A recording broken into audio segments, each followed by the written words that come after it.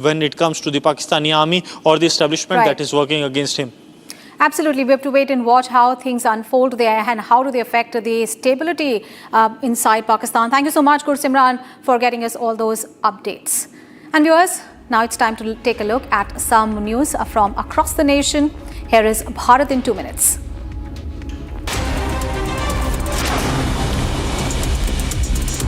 In the midst of numerous flight cancellations that caused chaos for passengers, senior officials of the Ministry of Civil Aviation conducted surprise and thorough inspections of some airports with heavy traffic on Tuesday.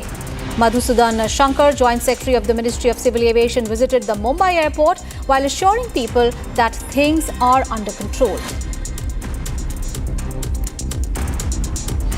The DGCA appointed panel investigating the flight disruptions at Indigo is likely to summon the airline's CEO, Peter Elbers, and Chief Operating Officer today. The 4-member panel has been tasked with identifying the root causes of widespread operational disruptions.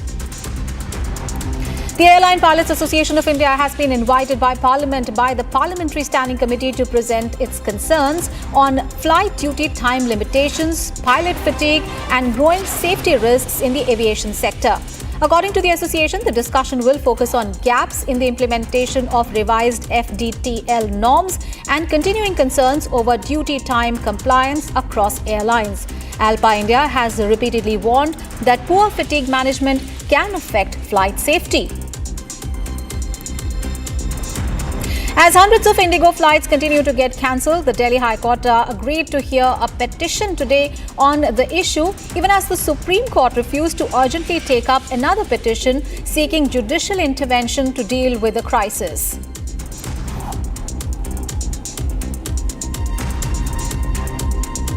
The inaugural meeting of the India-Brunei Joint Working Group on Defence Cooperation was held in New Delhi, marking a key step in advancing defence engagements between the two countries. The Ministry of Defence said that the talks are centred on expanding military-to-military exchanges and joint training, strengthening maritime security cooperation with a focus on sea lane safety and humanitarian assistance and disaster relief, enhancing capacity-building initiatives and identifying opportunities for industry partnerships and technology cooperation.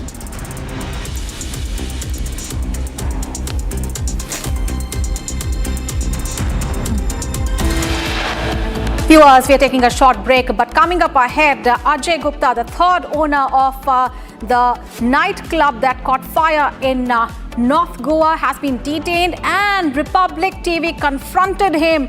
We'll get you all the updates on that big story and much more. Don't go anywhere, viewers.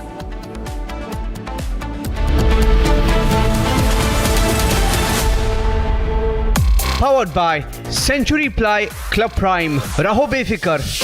MDH की हल्दी मिर्ची धनिया करे कमाल, ये रंग दे, ये खुशबू दे, ये तीखा, ये कम पड़े, क्या निराला MDH masala.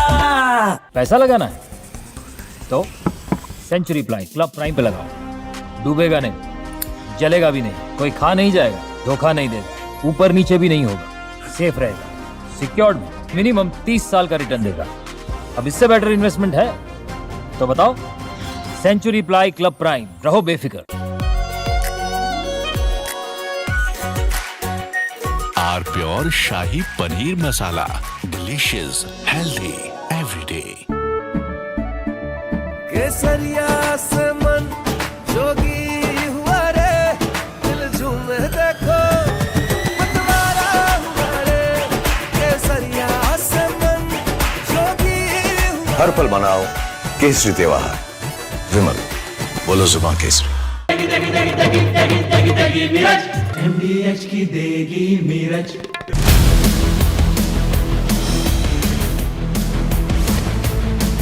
This is Republic Jack Oliver's studio. Stay tuned for all the breaking news and updates. I am Tanisha Awasthi.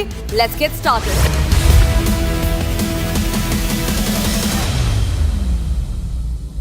आधे बाउल दही में 4 चम्मच MDH चटनी पुदीना मसाला डाला, स्टर करो, पुदीना चटनी तैयार। MDH चटनी पुदीना मसाला। QS&THE, the world's foremost university rankings organizations, have ranked Amity amongst the top 3% universities globally, making it among the very few Indian universities to be included in both rankings. Yet another top ranking for Amity University. थोड़े में ज्यादा स्वाद यही तो है इसकी खास बात। वाओ मामा क्या स्वाद है। अरे मेरे राजा भाई मेरा बेटी को प्यार चाहिए, मेरा बेटी का ब्लड आ रहा है, नीचे से ब्लड आ रहा, प्यार चाहिए, दे दो।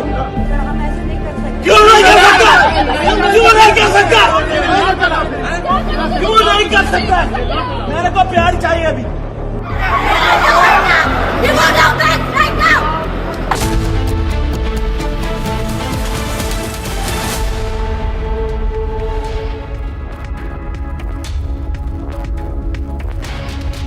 Hello and welcome viewers, you're watching Republic TV and I'm Riyanka Chaudhary. We continue to bring you the updates as the Luthra brothers are absconding and they have been found out to be in Thailand, and we'll get you the details as focus continues to remain because 25 people lost their lives in the Goa restaurant fire. We get you the updates, but first up the headlines.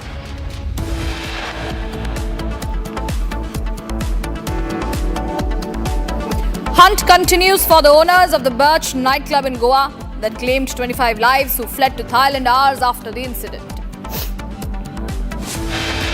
Massive setback for fugitive businesses Mehul Choksi. Belgium court rejects his appeal against extradition to India. Government orders Indigo to curtail its flight schedule by 10% after a meeting with CEO, double of what regulator DGCA had ordered. US Deputy Ambassador for Trade to visit India from December 10 to 11. MEA calls the expected India-US trade deal fair and balanced. India issues notification for two-day Air Force exercise over the Arabian Sea close to Pakistani airspace from December 10 and 11.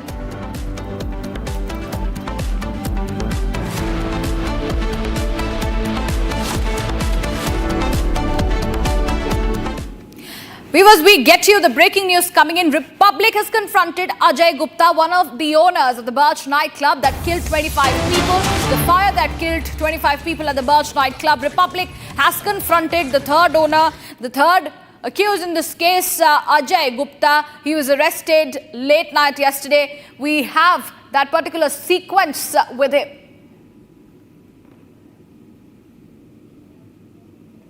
है वो की जाएगी, लेकिन अजय गुप्ता को लेकर उसके background को खंगाला जा रहा है तो पता लगा कि 2 साल पहले अमित गुप्ता जो कि अजय गुप्ता का भाई था उसकी बुराड़ी में हत्या करा दी गई थी। अमित गुप्ता वो शख्स था जो कि अलग अलग प्रोजेक्ट्स में इन्वेस्टमेंट करता था और काफी पैसा उसका मार्केट में फंसा हुआ था, लेकिन भाई की हत्या के बाद से अमित गुप्ता ने उस पैसे का इस्तेमाल करना शुरू किया और अलग अलग जो बिजनेस डील है उसमें की, और उसी कड़ी में वो लूथरा ब्रदर्स के संपर्क में आता है और अलग अलग प्रोजेक्ट्स में अमित गुप्ता ने भी पैसा जो है वो इन्वेस्ट किया। और यही कारण था कि जब रिपब्लिक ने उससे सवाल पूछा उसकी पार्टनरशिप को लेके तो उसने बोला कि वो स्लीपिंग पार्टनर है, और अगर आप इसको कॉर्पोरेट टर्म में समझेंगे तो एक्टिव पार्टनर नहीं है, ऐसा उसका कहने का मकसद था। लेकिन सवाल वही कि 25 लोगों की मौत हुई तो आखिरकार उसका जिम्मेदार कौन, ये हम लगातार उससे पूछते रहे, उसकी जिम्मेदारी है या नहीं, वो क्या कहता है इसके बारे में उसने कोई सवाल जवाब जो जवाब है वो नहीं दिया। ये भी उससे हम बार बार पूछते रहे कि आखिरकार कौन से एडमिनिस्ट्रेशन लोगों के आप लोग संपर्क में थे, बिना एनओसी के गोवा में नाइट क्लब चल रहा था उसमें भागीदारी और किन लोगों की थी, किसी भी सवाल का जवाब वो नहीं दे रहा था। बस एक लाइन उसने बोला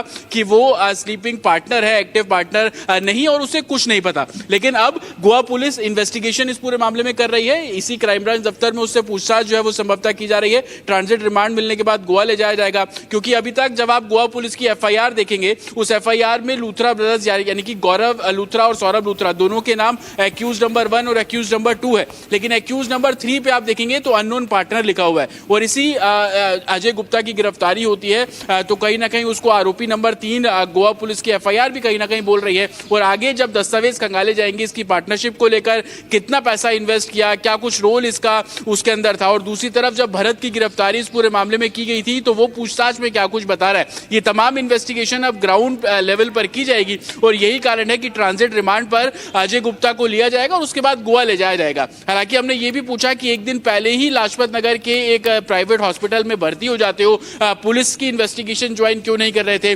किसी भी सवाल का जवाब जो है वो अजय गुप्ता की तरफ से नहीं दिया गया। हालांकि आपको बता दूं कि कल ही अजय गुप्ता लाजपत नगर का IBS प्राइवेट हॉस्पिटल है वहां पर भर्ती हुआ। उसने डॉक्टर्स को बताया कि उसकी स्पाइनल में पेन है, लेकिन जब पुलिस वहां पर पहुंची, फॉर्मली डिटेन किया और अरेस्टिंग करके आगे का जो प्रोसीजर है वो फॉलो किया जा रहा है। जी।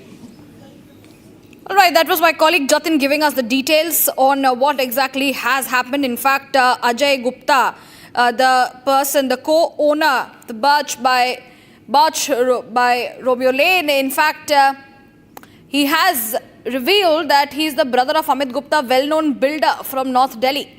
In fact, Amit Gupta was murdered by the Gogi gang in Burari 2 years ago, and after his death, it was revealed that he had invested money belonged to several prominent figures in the market. And his brother Ajay Gupta, and he met the Luthra brothers, and he was involved with several projects along with the Luthra brothers.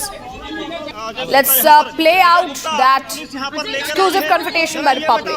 Ajay Gupta, ये बताओ कि आप यहाँ पर sunlight Colony थाने में इस वक्त मेरी क्राइम ब्रांच में मौजूद है और आप गाड़ियों में देखेंगे यही वो अजय गुप्ता है जिसको लेकर अब क्राइम ब्रांच की टीम यहाँ पर पहुंची और आप तस्वीरों में देखेंगे फेस उसने पूरे तरीके से कवर किया हुआ है और आप देखेंगे कि यही वो अजय गुप्ता है जिसको लेकर अब टीम जो है वो गोवा पुलिस यहाँ पर पहुंची है। और सनलाइट कॉलोनी क्राइम ब्रांच की ये तस्वीर आप यहाँ पर देख रहे हैं। पीछे इस सीट पर बैठा हुआ जो शख्स है वही अजय गुप्ता है, उसको लेकर अब यहाँ पर संभवतः पहुंची है। गिरफ्तारी जो है वो पुलिस ने क्या कह रहा है? अजय क्या कहोगे?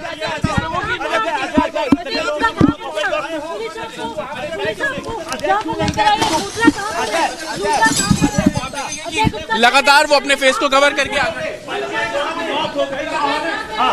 सौरभ जब भाग रहे थे, जब भाग रहे थे तुम्हें पता था और उसकी मौत का जिम्मेदार कौन है? अजय, जिम्मेदारी किसकी है? किस लोगों की मौत हुई उसकी जिम्मेदारी कौन लेगा? अजय कैसे? अजय क्या क्या नियम चला रहे थे? बिना NOC के क्लब कैसे चलाया? अजय फेस कवर करके क्या हुआ बताइए? एक दिन पहले क्यों अस्पताल में भर्ती थे? आप क्यों अस्पताल में क्यों भर्ती हुए? अजय ये बताओ जिम्मेदारी किसकी है? क्या नियम कहाँ पे रखा था? अजय क्या क्या नियम कहाँ पे रखा था? दूसरा ब्रदर्स का है तुम्हारी तबादुल की सौरभ और मैं स्लीपिंग पार्टनर हूँ, मुझे इसके बारे में कुछ नहीं पता।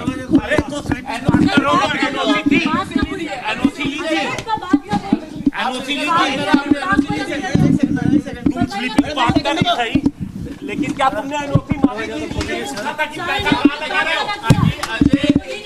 अजय गुप्ता वो अपने आप को पार्टनर तो बिल्कुल बता रहा है, लेकिन लगातार हम सवाल पूछते रहे कि आखिरकार जिम्मेदारी किसकी उसको लेकर कोई भी जवाब उसकी तरफ से नहीं दिया गया। हालांकि बार बार पूछने के बाद उसने इतना बिल्कुल बोला कि वो पार्टनर है।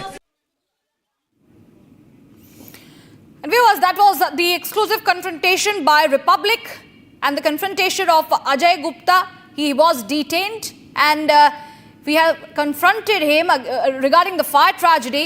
And Ajay Gupta is the co-owner of Birch by Romeo Lane, the nightclub in Goa. And this has happened after the fire claimed 25 lives. In fact, a blue corner notice against Saurav and Gaurav, the co-owners of Birch by Romeo Lane, the Luthra brothers. This has also been issued and they are believed to be hiding in Thailand. That was information that we had received. In fact, the Goa police detained Ajay Gupta, who is a partner of the Luthra brothers in Delhi. And that is Ajay Gupta, who has completely denied that he is aware of anything about the lapses. He has said that he was a silent partner and was not active in terms of the partnership about Birch by Romeo Lane. In fact, it was on Tuesday when the Goa police detained Ajay Gupta, and he, at this point in time, is the third accused in this manner, as he had co-owned the particular nightclub. The Delhi police had also issued a notice against the Luthra brothers, and a blue corner notice already typically issued to gather additional information about the identity of the person and the whereabouts or activities in connection with the criminal investigation. And the Goa police also said that it will help trace the accused and also prevent them from migrating to any other country from their present destination. And we are showing you that exclusive footage of Ajay Gupta there as he was being detained in Republic exclusively confronted him where he has said that he has nothing to do with this matter and that he was a silent partner in this particular regard of the club burst by Romeo Lane, and he has denied any accountability, any responsibility about this matter. The Goa police now arresting Ajay Gupta and investigate his transactions with the Luthra brothers. That is also something that is going to be revealed in the coming days as the investigation continues. Amit and Ajay Gupta had also invested a significant amount of money in the clubs owned by the Luthra brothers. So we have some more breaking news coming in, viewers. The Luthra brothers have filed for anticipatory bail in the Rohini court to avoid arrest. That is the breaking news coming in. They are not coming in front of the police, not taking accountability, rather fleeing to another country, and now they have filed for anticipatory bail in the Rohini court to avoid the arrest.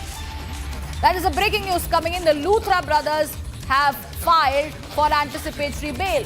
The brothers who owned the nightclub, not just in Goa but in 40 cities, the nightclub called as Birch by Romeo. The brothers have now filed an anticipatory bail application at the Rohini court to avoid the arrest. Third owner already arrested. We were showing you the visuals of the third owner. And my colleague Swarali is joining us live to give us more details. Swarali, at this point in time, when conversations are happening in terms of taking accountability and the third accused also being arrested by the police, the two brothers, the Luthra brothers, the owners of the Birch by Romeo Lane, have one, fleed to another country. Second, they have now filed an anticipatory bail plea with the Rohini court to avoid the arrest. What do we have more on this? Yes, that's true. They have applied for an anticipatory bail with the court, and now after all the action that was being taken, a lookout notice was sent for Luthra brothers, and then Interpol also issued a blue corner notice, which means all the police investigation team is going to check about the whereabouts. And then this update, major update in this case is coming, that Luthra brothers, who are the allegedly main perpetrators of the Goa fire tragedy, wherein 25 people have lost their lives, have filed for an anticipatory bail.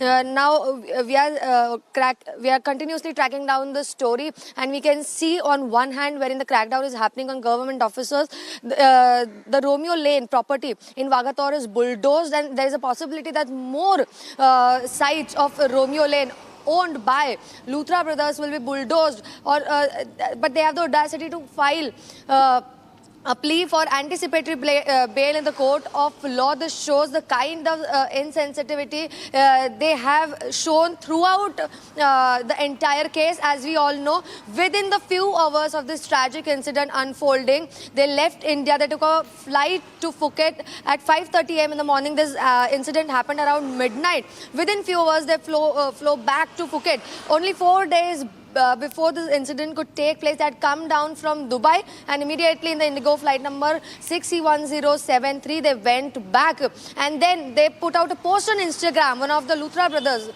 say that in such a difficult time to stand with the family. Now, where is the accountability? The question arises, if you are putting a post on Instagram, people from Goa, India, and all the family members are deceased are asking this question. We had also tried to talk with the people who are working in the restaurant, the nightclub Birch by Romeo Lane, wherein this incident had taken place. On the other hand, the relatives were furious. There was only demand by these relatives or family members of deceased or injured. They are saying that whatever incident has happened, Luthra brothers should come in front and take the responsibility. But here we can see they are trying to flee the entire scene. On the other hand, all the angles of investigations are also explored, as in there is this Dubai angle. They have a home in Dubai, and there is a possibility via Phuket they might now travel to Dubai, and that might be a new hideout place. On the other hand, their third partner Ajay Gupta is detained by police and now will be brought down to Goa for investigation. All the government officers who were previously sustained, the director of Pollution Control Board, then director and secretary of Panchayat, are also questioned. But the main perpetrators are on flee and strict action is demanded, and now they have filed for anticipatory bail. Back to you. That's right.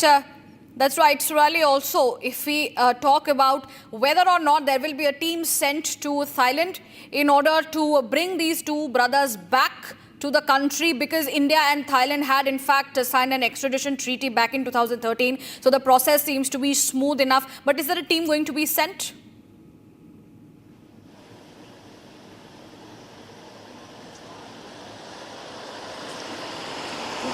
Yes, thoroughly there's a possibility of team to be sent to Thailand because this has become a very sensitive case and immediate action is demanded at all levels because there's a pressure on government also. Here we have to understand 25 lives lost. This is one of the most tragic fire incident in the recent years of history of Goa, and this is a tourism hotspot wherein such lapses were seen at all levels. Fire NOC was not present. There was only single exit which was very narrow. Hundreds of people come in to the nightclub every day, but all these lapses were seen. The kind of irregularities and all the permissions and legalities was absent, and that's the reason strict action is demanded. It is expected that a team is sent to Thailand, to Phuket, for the search of the Luthra brothers, and the strict course of action is taken.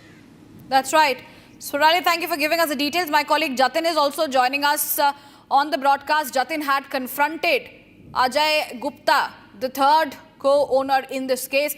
Jatin, आपने confront किया अजय गुप्ता को, और वो third accused के नाम से हम कह सकते हैं क्योंकि वो को-ओनर हैं बर्च बाय रोमियो लेन में. उन्होंने इन्वेस्ट किया था इन क्लब्स में और लूथरा ब्रदर्स के साथ उनका जो लिंक है, इस पे और जानकारी दीजिए.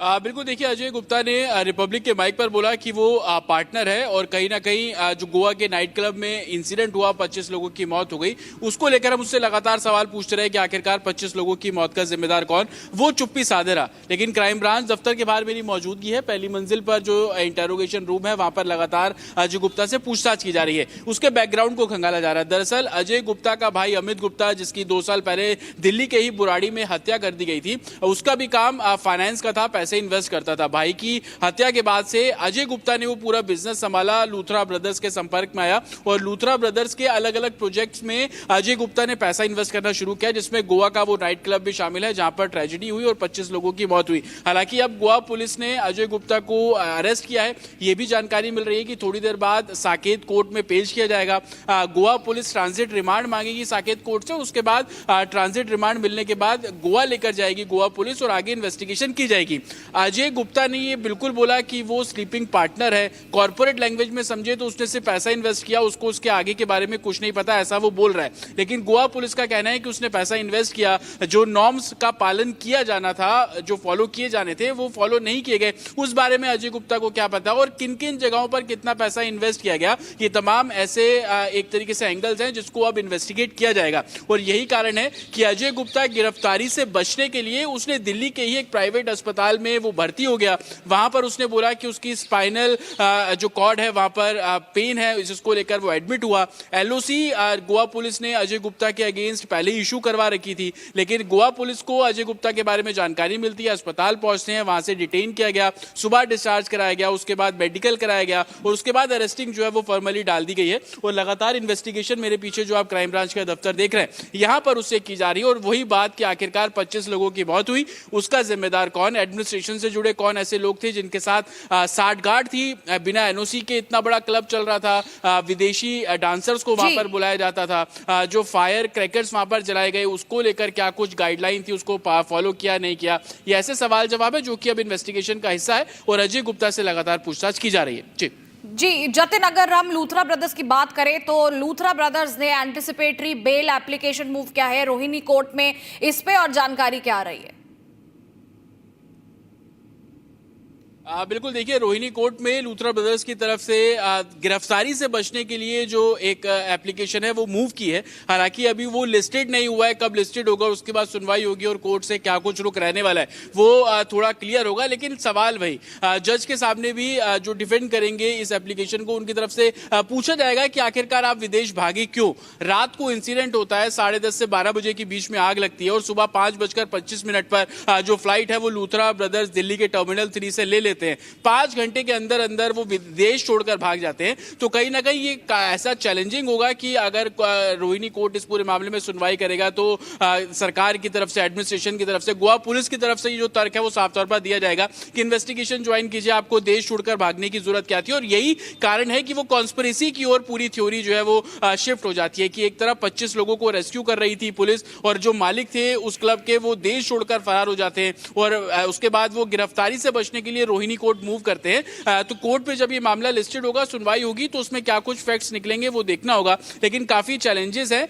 सवाल कोर्ट भी जो लूथरा ब्रदर्स के वकील है उनसे पूछेगा कि आखिरकार देश छोड़कर जाने के पीछे वजह क्या है, ऐसा क्यों किया। तो इनका जवाब देना कहीं ना कहीं लूथरा ब्रदर्स के लिए बेहद चैलेंजिंग होगा और देखना होगा कि जब कोर्ट में प्रोसीडिंग शुरू होगी तो क्या कुछ उसके अंदर सुनवाई रहने वाली है। लेकिन अपनी तरफ से एक मूव, क्योंकि आपके पास ये लीगल राइट है कि आप कोर्ट में मूव कर सकते हैं और उसी राइट का वो लोग एक तरीके से पालन कर रहे हैं, अपने फेवर में लेने की उनकी कोशिश। हालांकि जब रोहिणी कोर्ट में मैटर लिस्टेड होगा, सुनवाई होगी, तमाम दलीलें वहां पर दी जाएगी और उसमें कोर्ट का रुख क्या कुछ रहेगा वो देखने वाली बात होगी। लेकिन इतना बिल्कुल है कि उनके वकील की तरफ से गिरफ्तारी से बचने के लिए जो एप्लीकेशन मूव की गई है उस पर कोर्ट जब सुनवाई करेगा तो तमाम जो फैक्ट्स होंगे वो सामने निकल कर आएंगे। जी जतिन, जब जो पुलिस की टीम थी वो उनके रेजिडेंसेस में पहुंची दिल्ली में, तब उनको कुछ मिला नहीं क्योंकि तब तक लूथरा ब्रदर्स फ्ली कर गए थे थाईलैंड में। बट क्या ये जानकारी अभी आ रही है कि कोई टीम इंडिया से थाईलैंड भेजी जाएंगी उनको वापस लाने के लिए?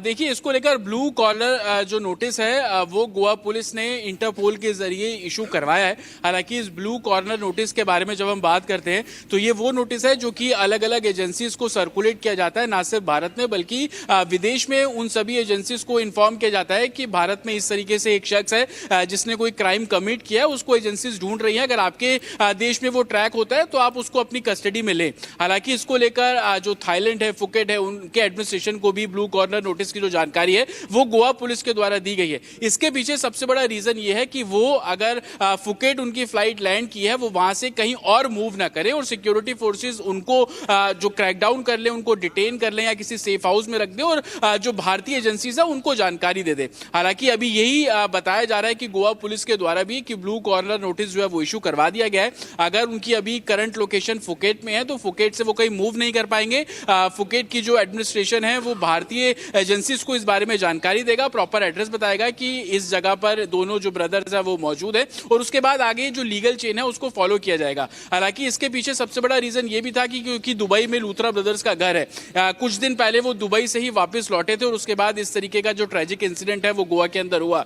आशंका एजेंसीज को इस बात की भी थी कि वो फुकेट से कहीं दुबई की तरफ मूव ना कर जाए। यही कारण था कि जल्दी से ब्लू कॉर्नर नोटिस इस पूरे मामले में इशू कराया गया और सिक्योरिटी फोर्सेज या गोवा पुलिस की अगर आप बात कर ले तो उनकी मंशा भी यही है कि फुकेट पे ही उनको रोककर जो एक चैनल है गवर्नमेंट टू गवर्नमेंट उसके जरिए जो एक्सट्रेडिशन कराना है उसको लेकर जो रास्ता है वो साफ हो और उसी को लेकर जो तमाम प्रोसीजर्स हैं उसको गोवा पुलिस भी फॉलो कर रही है। जी जतिन, धन्यवाद हमारे साथ जुड़ने के लिए और ये तमाम जानकारी हमें इस वक्त देने के लिए। Viewers, with that we continue to track in the updates, but for now shifting our focus, we're getting a roundup of news coming in from across the nation in Bharat in 2 minutes.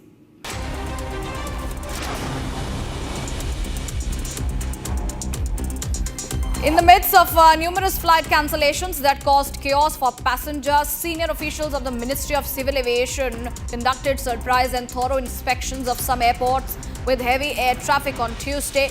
Madhusudan Shankar, Joint Secretary of the Ministry of Civil Aviation, visited the Mumbai airport while assuring people that things are in control.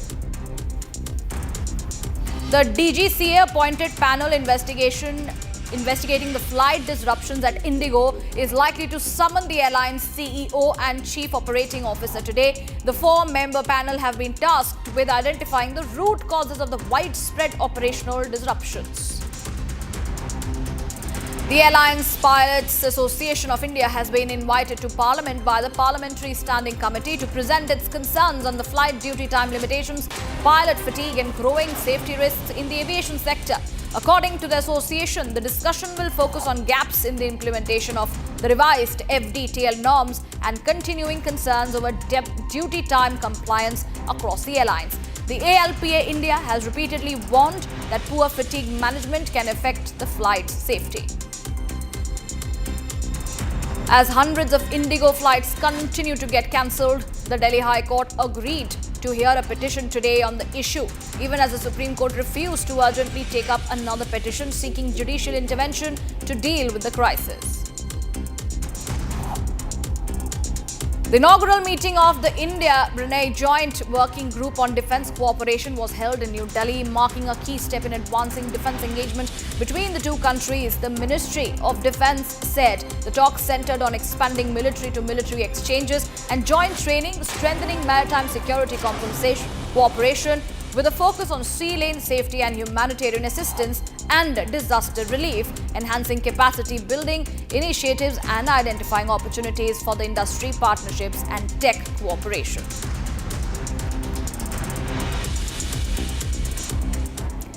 And viewers, that is all we have for this edition. More news and updates will continue on the other side. We take a short break. Let's see what's coming up next. After the break, we get you details as government orders Indigo to curtail its flight schedule by 10% after a meeting with CEO Peter Elbers, double of what regulated DGCA had ordered.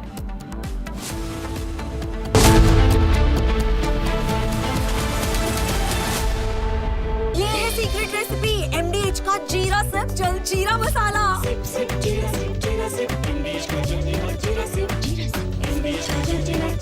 पैसा लगाना है तो century ply club prime पे लगाओ। डूबेगा नहीं, जलेगा भी नहीं, कोई खा नहीं जाएगा, धोखा नहीं देगा, ऊपर नीचे भी नहीं होगा, सेफ रहेगा, सिक्योर्ड मिनिमम 30 साल का रिटर्न देगा।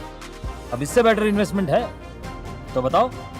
सेंचुरी प्लाई क्लब प्राइम, रहो बेफिक्र। आर प्योर सूजी पास्ता उबालो मिलाओ और खाओ 8 मिनट में तैयार। क्या टेस्ट है सबका राजा R pure masala.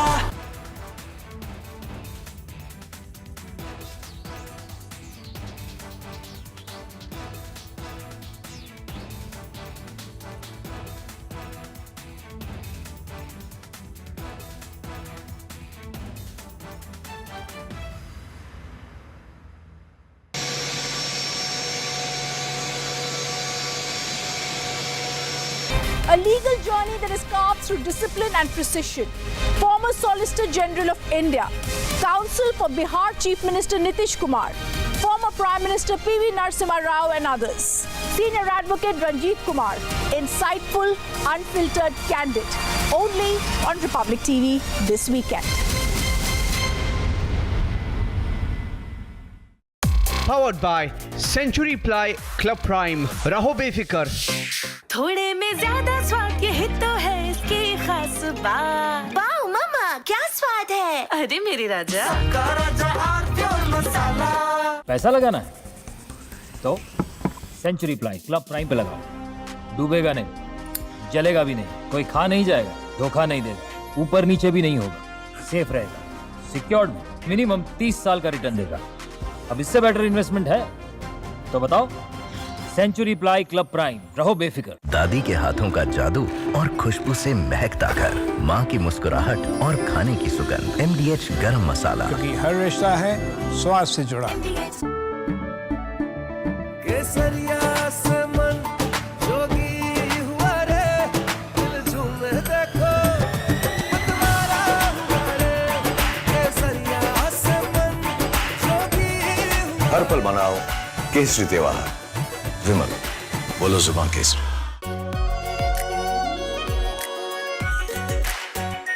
Our pure shahi paneer masala, delicious, healthy, everyday. भाई मेरा बेटी को प्यार चाहिए,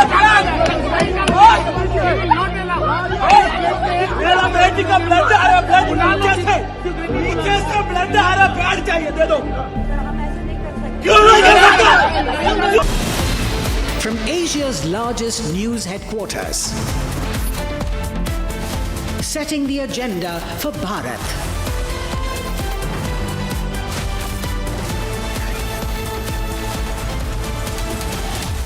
You're watching Republic.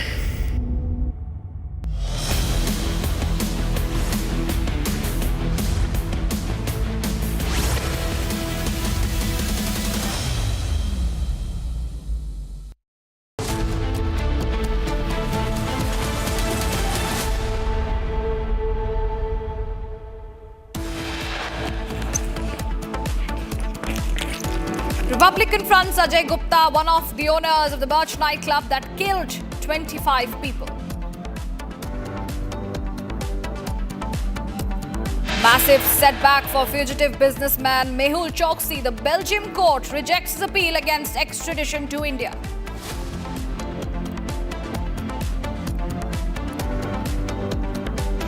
Government orders Indigo to curtail its flight schedule by 10% after meeting with CEO Peter Elbers, double of what the regulator DGCA had ordered.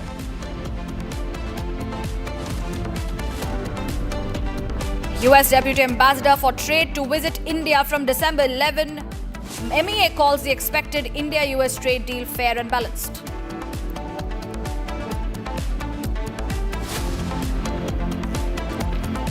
India issues notification for two-day Air Force exercise over the Arabian Sea close to Pakistani airspace from December 10 to 11.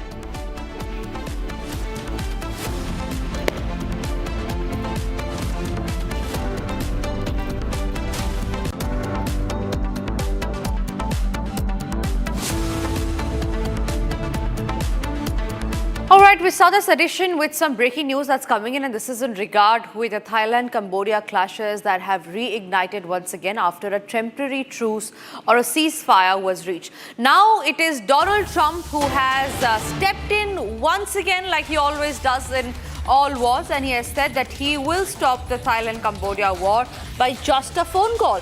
In fact, he says, and I quote, "In 10 months, I ended 8 wars, including Kosovo, Serbia, Pakistan and India. They were going at it, Israel and Iran, Egypt and Ethiopia, Armenia and Azerbaijan. And I hate to say this, that Cambodia and Thailand started up today. Tomorrow, I have a phone call to make. I'm going to make the phone call and stop the war of the two very powerful countries, Thailand and Cambodia. They are going at it again, but I'll do it. So we are making peace through strength."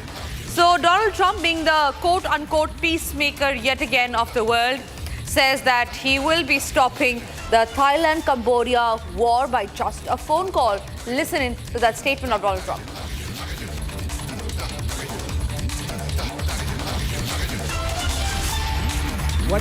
What bad people? In 10 months, I ended 8 wars, including Kosovo, Serbia, Pakistan and India. They were going at it. Israel and Iran, Egypt and Ethiopia. You didn't know about that. Armenia and Azerbaijan. And I hate to say this, one named Cambodia, Thailand, and it started up today. Tomorrow I'll have to make a phone call, and I think they'll get us. Who else could say, I'm going to make a phone call and stop a war of two very powerful countries, Thailand and Cambodia? They're going at it again.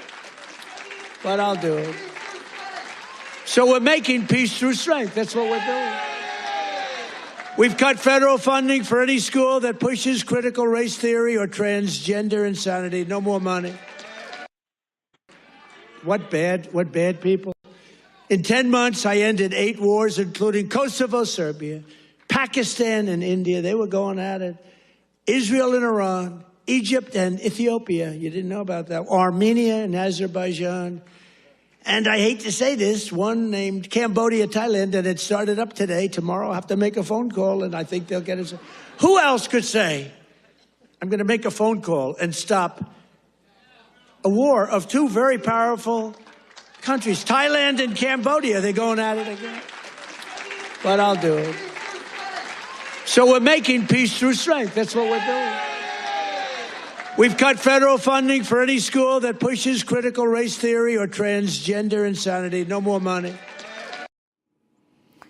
All right, Donald Trump there trying to become the peacemaker yet again. We move on to some other stories that we're tracking. The United States has now approved its biggest ever military budget. Now, the bill is called the National Defense Authorization Act for 2026 and was passed by the United States Congress after President Trump asked for a slight smaller amount.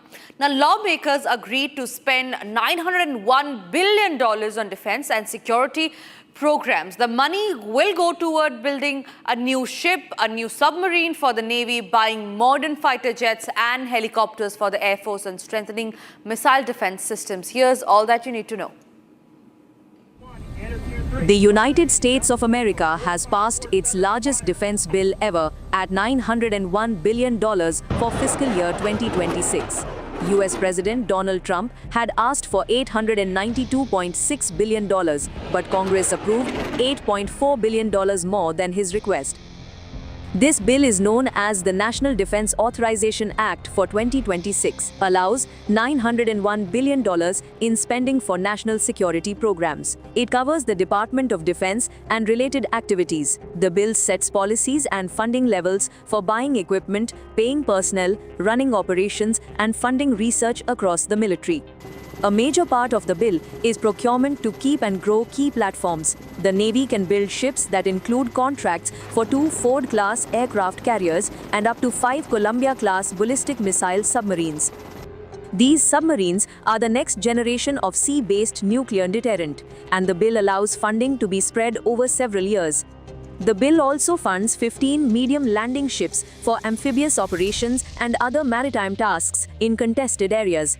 For surface combatants, it authorizes destroyers and continues production of the Ali Burke class, which use Aegis combat systems for integrated air and missile defense. These shipbuilding efforts total about $22 billion from the overall budget. Aircraft procurement gets $38 billion across the services. The Air Force is approved to buy 34 F-35A Lightning II fighters. These are multi-role stealth aircraft for air superiority and ground attack.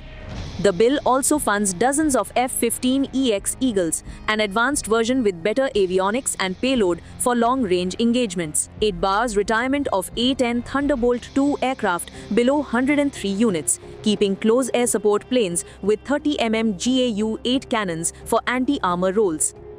Next-generation programs move forward, including the FA-AX, a 6th-generation carrier fighter, and the F-7, an Air Force fighter focused on penetrating contested airspace.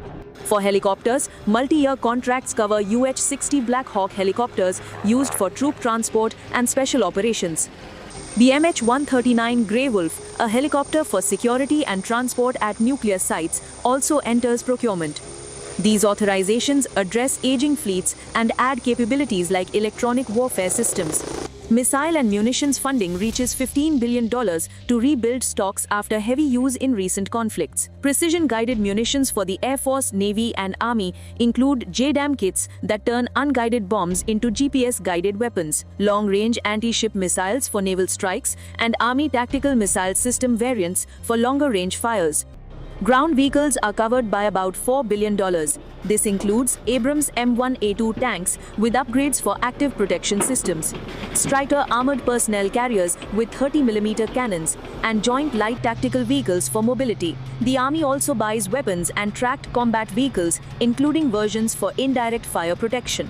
The Ukraine Security Assistance Initiative receives $400 million for fiscal year 2026 and another $400 million authorized for 2027, extending the program. Started in 2016, this initiative sends funds to U.S. defense contractors to produce equipment and provide training for Ukrainian forces. Specific items include Patriot air defense interceptors to counter aerial threats, GMLRS rockets for high-mobility artillery rocket systems that provide precision strikes up to 80 kilometers, and armored vehicles such as M11-3 tracked carriers for moving troops. Engineering support covers maintenance and logistics sustenance. Ammunition for 155mm howitzers and anti-tank weapons like Javelin missiles were part of earlier packages, and this funding continues similar priorities without new drawdowns from US stocks. The amount is smaller than some earlier supplements but keeps direct procurement to avoid depleting American reserves. Oversight rules require briefings on any pauses or changes to transfers. Personnel provisions include a 4% pay raise for troops, affecting more than 1.3 million active duty members and reserves. Authorized end strength is 1.287 million active personnel, with Army reductions balanced by Marine Corps increases.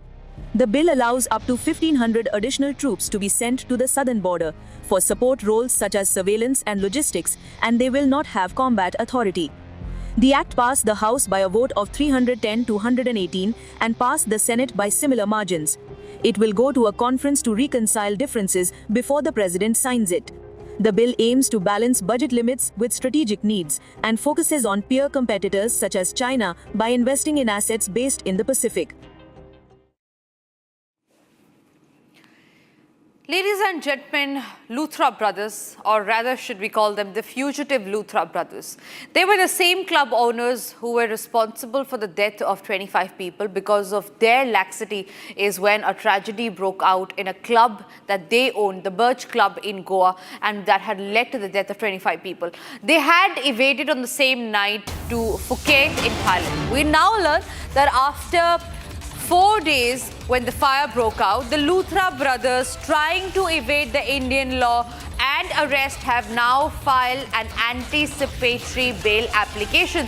We'll just play out the visual of the Luthra brothers on air, but the visuals on air right now is that of Ajay. He is one of the co-owners of the Luthra brothers. We'll tell you about the Luthra brothers who have been evading the arrest. They have now filed an application, an anticipatory bail plea in the case to avoid arrest. And remember, all of this is being done while they're still in Phuket, is what our sources say.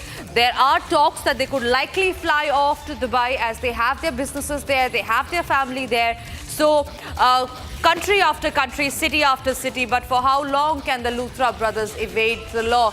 These two men responsible for the tragedy that broke out in Goa on Sunday, on the fatal night of Sunday.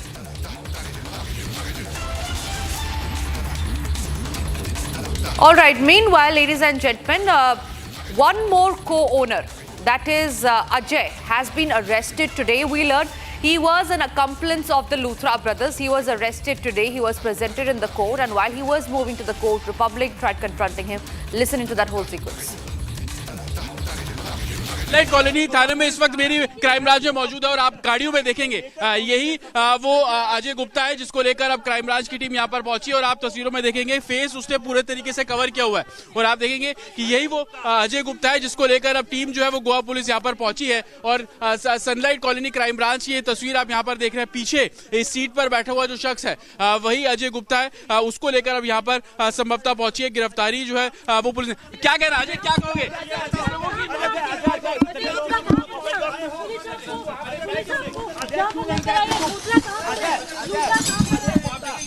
लगातार वो अपने face को cover करके आ रहे हैं। सौरभ जब भाग रहे थे जब भाग रहे थे तुम्हें पता था और उसकी मौत का जिम्मेदार कौन है? अजय, जिम्मेदारी किस तुम्हारी बात हुआ कि लोगों की मौत हुई उसकी जिम्मेदारी कौन लेगा? अजय कैसे? अजय क्या क्या नियम चला रहे थे? बिना एनओसी के क्लब कैसे चलाया? अजय फेस कवर करके क्या हुआ बताइए। एक तो पहले क्यों अस्पताल में भर्ती थे? आप क्यों अस्पताल में क्यों भर्ती हुए? अजय ये जिम्मेदारी किस क्या नियम तहत पे रखा गया? अजय क्या क्या नियम तहत पे रखा गया? लूथरा ब्रदर्स का तुम्हारी तकाजुर की सौरभ बाबू होते। मैं स्लीपिंग पार्टनर हूँ, मुझे इसके बारे में कुछ नहीं पता। अरे तो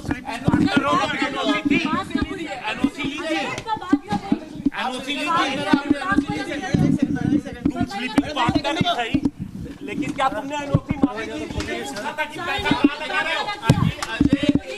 अजय गुप्ता वो अपने आप को पार्टनर तो बिल्कुल बता रहा है, लेकिन लगातार हम सवाल पूछते रहे कि आखिरकार जिम्मेदारी किसकी उसको लेकर कोई भी जवाब उसकी तरफ से नहीं दिया गया। हालांकि बार बार पूछने के बाद उसने इतना बिल्कुल बोला कि वो पार्टनर है। Swarali, my colleague, is joining me live from Panji in Goa. Swarali, we always knew about the Luthra brothers. They were the main owners of the Birch Club, the same club which caught fire. But today, a third name has emerged. His name is Ajay Gupta. He is told to be an accomplice of the owners, but when we confronted him, as you were seeing and listening to the screen, he said that I have no relation with the tragedy and that I have no clue on what's happening and why that I am being arrested. You have been tracking the story very closely, Swarali. Talk to us about what role did this man called Ajay Gupta, who is said to be an accomplice of the Luthra brothers, play in the tragedy that had killed 25 people? Yes, that's true. Let me tell you, according to the recent information we are gathering in, Ajay Gupta is a third partner of Luthra brothers who are on flee right now. They left India immediately after the incident. Now, this third person, Ajay Gupta, has been arrested in Delhi and now he'll be brought back to Goa for the investigation. Now, that is a part of investigation. How does he help in providing the leads to reach to Luthra brothers? Because if he's a partner, he must have strong information about the brothers who are main perpetrators, alleged perpetrators. On one hand, when there is a crackdown, if we talk about the entire case, we have been tracking it continuously. On one hand, there was a crackdown on Romeo Lane in Wagator, which is also property owned by Luthra brothers. That was bulldozed, and there's information that more such properties might be bulldozed in Goa. As we already know, that they own multiple locations, properties, nightclubs, restaurants or bars in 22 states of India, 4 countries outside the India. This is the basic number that's coming out. Now they have the audacity to file an anticipatory bail plea to avoid arrest. Now, we already know that the tragic incident unfolded on the Sunday night, and immediately in the morning, Luthra brothers fled to Phuket at 5:30 a.m. Within a few hours. The FIR was registered after that, wherein we have accessed the copy, and both the names are mentioned. After that, the police lookout notice was given out, and then Goa police understands that Luthra brothers are not present in the country, after which Interpol was involved in this entire case, and blue corner notice was also released. So here we can see the kind of investigation, the course of line. Right. In fact, Swarali, that brings me to my next question that I was exactly going to ask you. The Luthra brothers have now filed an anticipatory bail in the Rohini court here in Delhi. They are, of course, fearing arrest. They are trying to evade the Indian law. But as far as the investigation is concerned, what you told us and what we know according to our sources is that they flew on the fatal night of in fact, the early morning of Sunday, that's exactly when the fire broke out. It's been nearly 3 days. They have already flown, and they are now in Phuket. There are talks that they could fly to Dubai as well. As far as the investigation is concerned, in dragging these fugitive backs, how far has it reached? How far has the Interpol established contact with the Luthra brothers, who are supposedly are in Phuket right now?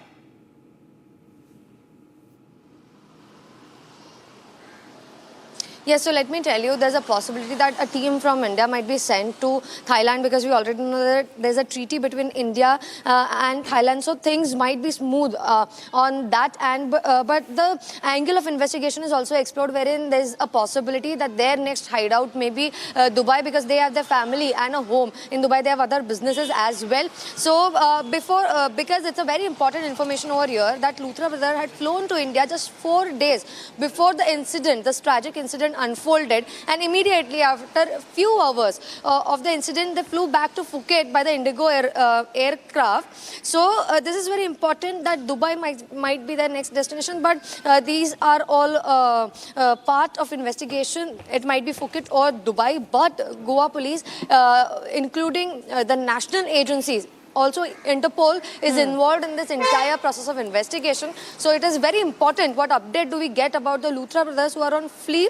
And before that, one of the brothers had posted out on Instagram saying that we stand with the families of bereaved in this tough times, but they have filed for an anticipatory bail to avoid the arrest. That's the situation right now. Right, Surali, request you to stay with me, because we have some more breaking news that's coming in, but this is in regard with Indigo. And this one is coming in from Ahmedabad, where we learned that there are continuous flight disruptions that have taken place as far as Indigo's crisis is concerned, as far as the aviation crisis in India is concerned. Now, there are many more flights that have been cancelled in Ahmedabad after Indigo had failed to present the crew roster, after Indigo had failed to comply with the FTTL norms. Now, it's the latest breaking news that's coming in from Ahmedabad, where we learned that Indigo crisis has continued to affect passengers and multiple flights have got cancelled. The Indigo flight fiasco has continuing as 10 departing flights have got cancelled from the Sardar Vallabhbhai Patel International Airport in Ahmedabad today. As per reports, and this was till 8 a.m. today, that passengers are left stranded amid flight disruptions, cancellations. Their facilitation is being taken care of by the airlines. Swarali continues to stay with me on the broadcast. Swarali, This has been a recurring issue as far as the aviation sector is concerned. Today, 10 more flights have been cancelled. What is the reason that Indigo has stated, and how are they looking forward to refund the passengers on the money that the passengers trusting Indigo have already invested in the airlines? Yes, that's true. After the multiple promises from the Civil Aviation Ministry, on the other hand, the authorities of Indigo to refund and reschedule and to remake the entire coaster for the flights incoming or outgoing from all the airports in India. Now we see that 10 departing flights from Sardar Vallabhbhai International Airport or Ahmedabad are cancelled and passengers stand stranded from hours. Now this is very important because the issue is happening since quite a lot of days, and we have been tracking this story continuously, but even after lot of days, because let me tell you, few days back Ahmedabad airport was very silent, as we only traveled from Ahmedabad to Goa for the coverage of the story. At that time it was all okay and most of the flights were scheduled in a proper way. The outgoing flights and the flights flying to Ahmedabad was scheduled properly, but now again there is an issue for the Ahmedabad airport. We are getting this current information, and this data is till 8 AM and there's a possibility that more flights get cancelled and refunds are in a question totally. Right, Swarali, also, has there been any latest statement that the Indigo management has issued regarding the matter?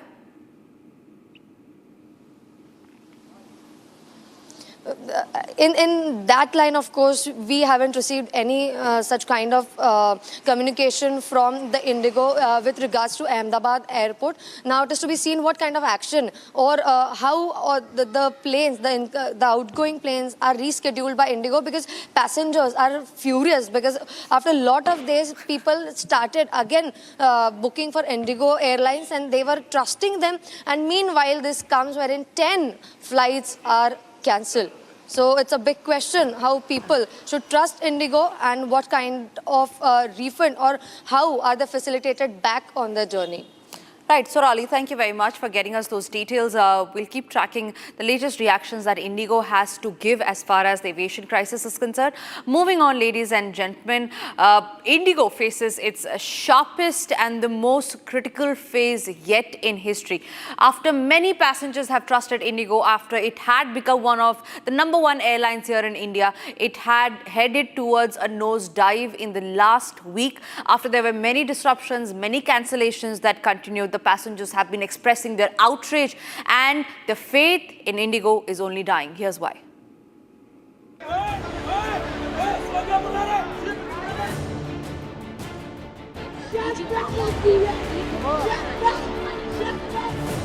India's largest airline, Indigo, is in deep turbulence. From Parliament to the NDA meeting, from the DGCA's notice to pilots blowing their whistle, Indigo is facing unprecedented heat. Passengers' cry for help finally reached the highest levels of government. DGCA has issued a notice curtailing overall Indigo routes by 10%. They've also called for reduction in Indigo's winter schedule due to operational disruptions. Meanwhile, Prime Minister Narendra Modi in an NDA meeting sent a blunt warning. The government will not allow this chaos to repeat, not with Indigo, not with any airline. While in Parliament on Tuesday, Civil Aviation Minister Ram Mohan Naidu made a massive revelation about airline duopoly dominating Indian skies. In the last 1 decade, Indian aviation has evolved to become more inclusive. India has emerged as the world's fastest growing aviation market with year-on-year passenger growth of around 12%. India is already third biggest domestic aviation market with a huge potential for future growth. It will take time. Right now we are in investigations. We have to understand the exact problem where it has happened. Then after that we'll fix the issue. Passengers' comfort is the first priority. That's the reason I told 6 hours before we are cancelling it. Passengers, we are not allowing them to come to airport. So that itself a big relief for them. India's skies are largely Indigo's domain. Operating on 63% of the 1,200 domestic routes with a starking monopoly on 600 routes and a duopoly on 200 more. Meanwhile, Air India Group trails with a 26.5% market share. Civil Aviation Minister Naidu also exposed what Indigo tried to hide. Amidst this, Indigo CEO has released a fresh statement saying that all their operations have been stabilized. Ladies and gentlemen, dear customers, I'm Peter Albers, the CEO of Indigo. Following our earlier communications, today I'm here to share that your airline, Indigo, is back on its feet and our operations are stable. The government has stepped in. The regulator has tightened the screws. 10% routes curtailed. And the era of unchecked duopoly is over. Indigo wanted to dominate the sector, but now it must first regain public trust.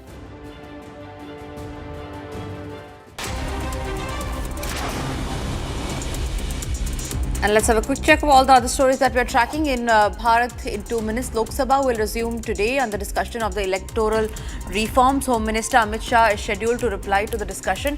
Law and Justice Minister Arjun Ram Meghwal said during the discussion that special intensive revision of the electoral rolls were conducted several times during the Congress's regime, but now the opposition is raising questions over the exercise. Leader of opposition in the Lok Sabha and Congress leader Rahul Gandhi raised the issue of duplicate voters in the electoral rolls yesterday. In Rajya Sabha, the House will resume further discussion on 150th anniversary of song Vande Mataram. Yesterday, initiating the discussion was Home Minister Amit Shah, who stressed that the song will remain relevant in nation's journey towards Viksit Bharat. Participating in the discussion, Leader of Opposition in Rajya Sabha, Mallikarjun Kharge, said that Congress made Vande Mataram the slogan during the freedom struggle. Global software powerhouse Microsoft has pledged an investment of $17.5 billion United States dollars in India to help build infrastructure skills and sovereignty capabilities for AI future in the country. Microsoft CEO Satya Nadella informed that this is a social media post after meeting Prime Minister Narendra Modi. He said commitment is to help build the infrastructure skills and sovereign capabilities needed for India's AI first future.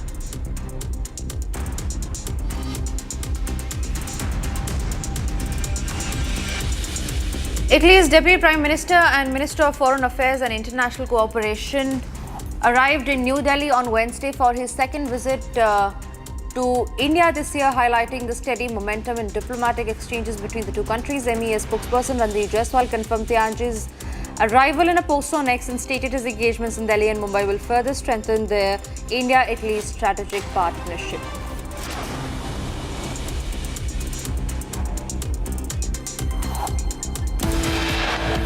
And with that, it's time for us to slip into a short break, getting you the details after the break straight from Islamabad, where the PTI have resumed its protest in support of Imran Khan. We'll tell you why is that actually so. Getting you the details shortly after the break.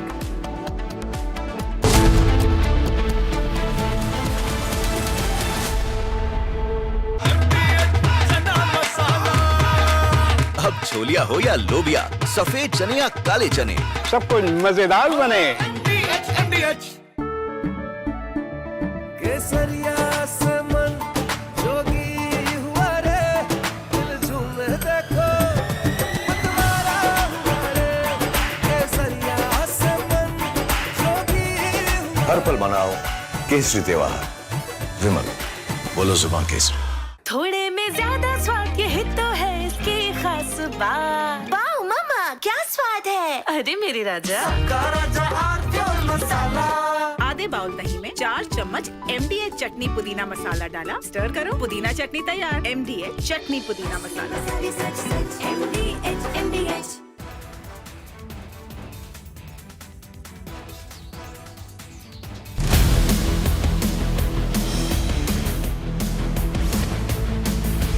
Republic Jack Olival studio. Stay tuned for all the breaking news and updates.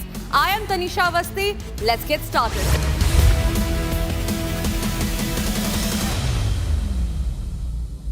MDH की हल्दी मिर्ची धनिया करे कमाल, ये रंग दे, ये खुशबू दे, ये तीखा, ये कम पड़े, क्या निराला MDH मसाला।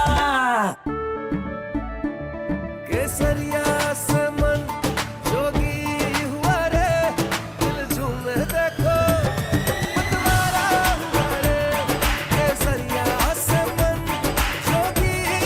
हर पल मनाओ केसरी त्योहार। विमल, बोलो जुबान केसरी। आर प्योर सूजी पास्ता उबालो मिलाओ और खाओ 8 मिनट में तैयार। क्या टेस्ट है सबका राजा आर प्योर मसाला। भाई मेरा बेटी को प्यार चाहिए, मेरा बेटी का ब्लड आ रहा है, नीचे से ब्लड आ रहा है, प्यार चाहिए, दे दो। क्यों नहीं कर सकता? क्यों नहीं कर सकता? क्यों नहीं कर सकता? मेरे को प्यार चाहिए अभी।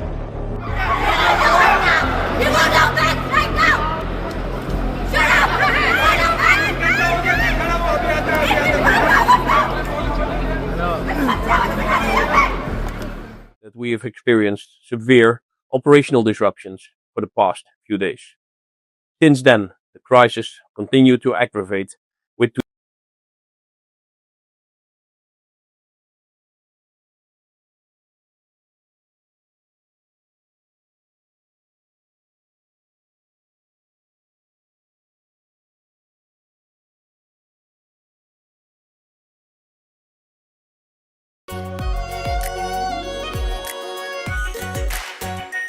Are pure shahi paneer masala, delicious, healthy everyday.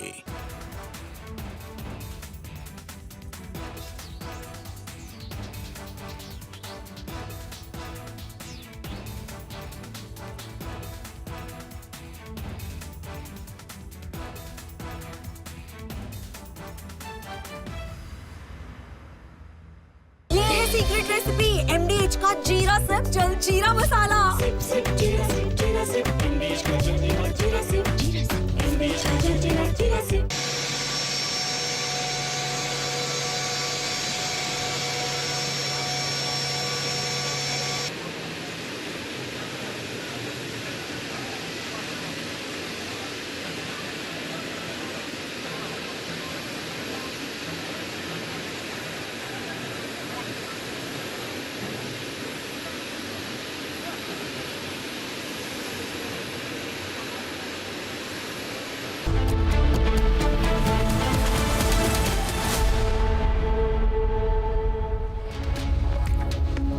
Good morning, viewers, and you're watching live and breaking. I'm Aishwarya Kapoor. The top story that we are tracking for you is BJP accusing Rahul Gandhi of holidaying in Germany, even as a parliamentary winter session is on.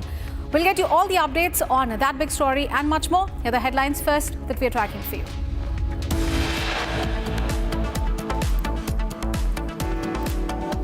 Republic confronts Ajay Gupta, one of the owners of Birch nightclub that killed 25 people.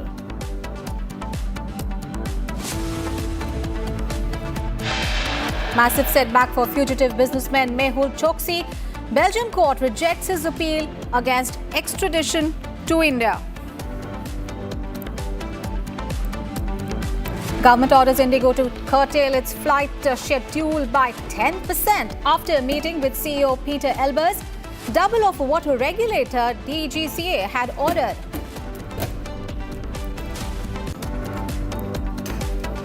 US Deputy Ambassador for Trade to visit India from 10th to 11th of December.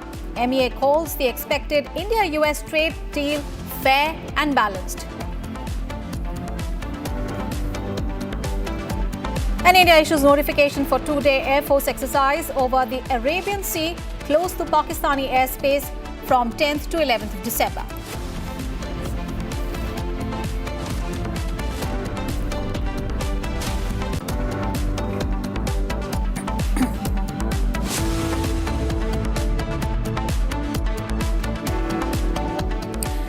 Here's the top story. The BJP has accused Lok Sabha leader of opposition Rahul Gandhi of holidaying in Germany. The BJP's criticism follows reports that Rahul Gandhi will be travelling to Germany from December 15th to 20th for meetings with the German ministers and outrage with the Indian diaspora. And according to the BJP, his planned foreign visit during ongoing parliamentary business is putting vacation mode ahead of parliamentary responsibility. LOP Rahul Gandhi is visiting Germany from 15th to 20th of December, And during his time in Germany, he will engage with the Indian diaspora and meet with the government ministers there. All right, we are right now joined in by Mr. Manjinder Singh Sirsa, Delhi Minister. Thank you so much for joining us here on Republic TV. Sir, your views on Rahul Gandhi travelling to Germany even while the winter session of Parliament is on, and the number of key discussions, of course, that are going to be held during this time.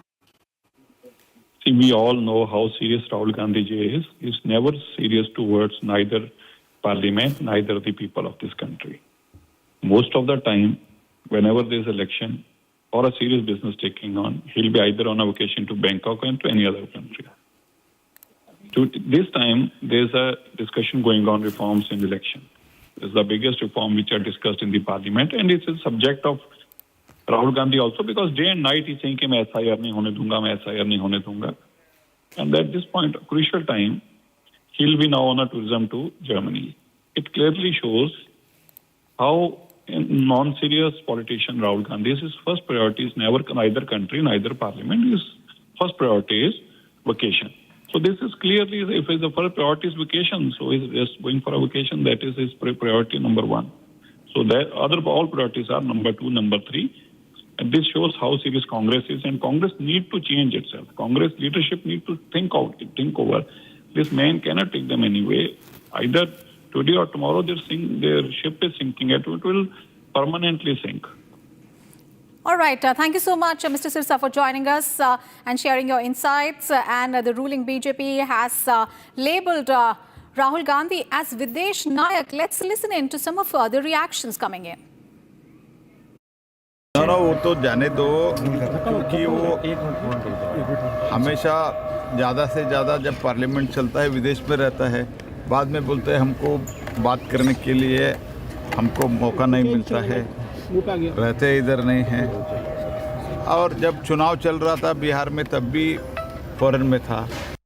Rahul Gandhi has again proven that LOP means leader of Paryatan and leader of parting. Rahul Gandhi is a non-serious politician.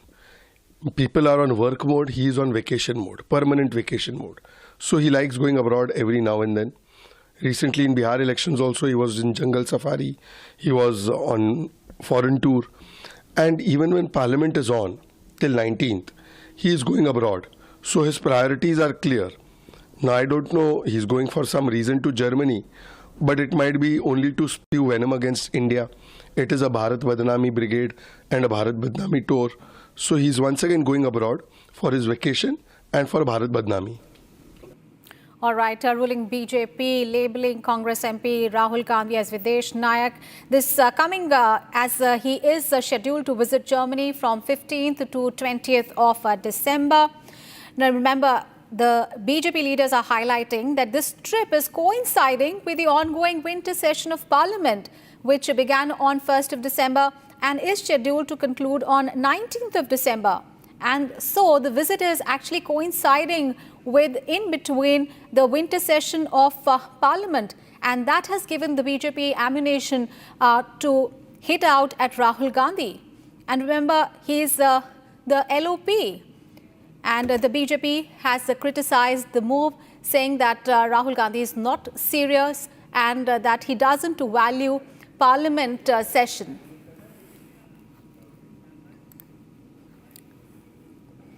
All right, viewers, big story coming in from Pakistan. Imran Khan's three sisters staged a sit-in outside Adiala Jail in Rawalpindi after police at the factory checkpoint barred them from meeting the former Prime Minister.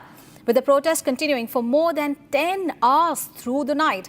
Well, as tensions escalated, Rawalpindi police launched a late-night operation using water cannons on the sisters and accompanying PTI workers, leaving all participants completely drenched and further intensifying the standoff outside the jail.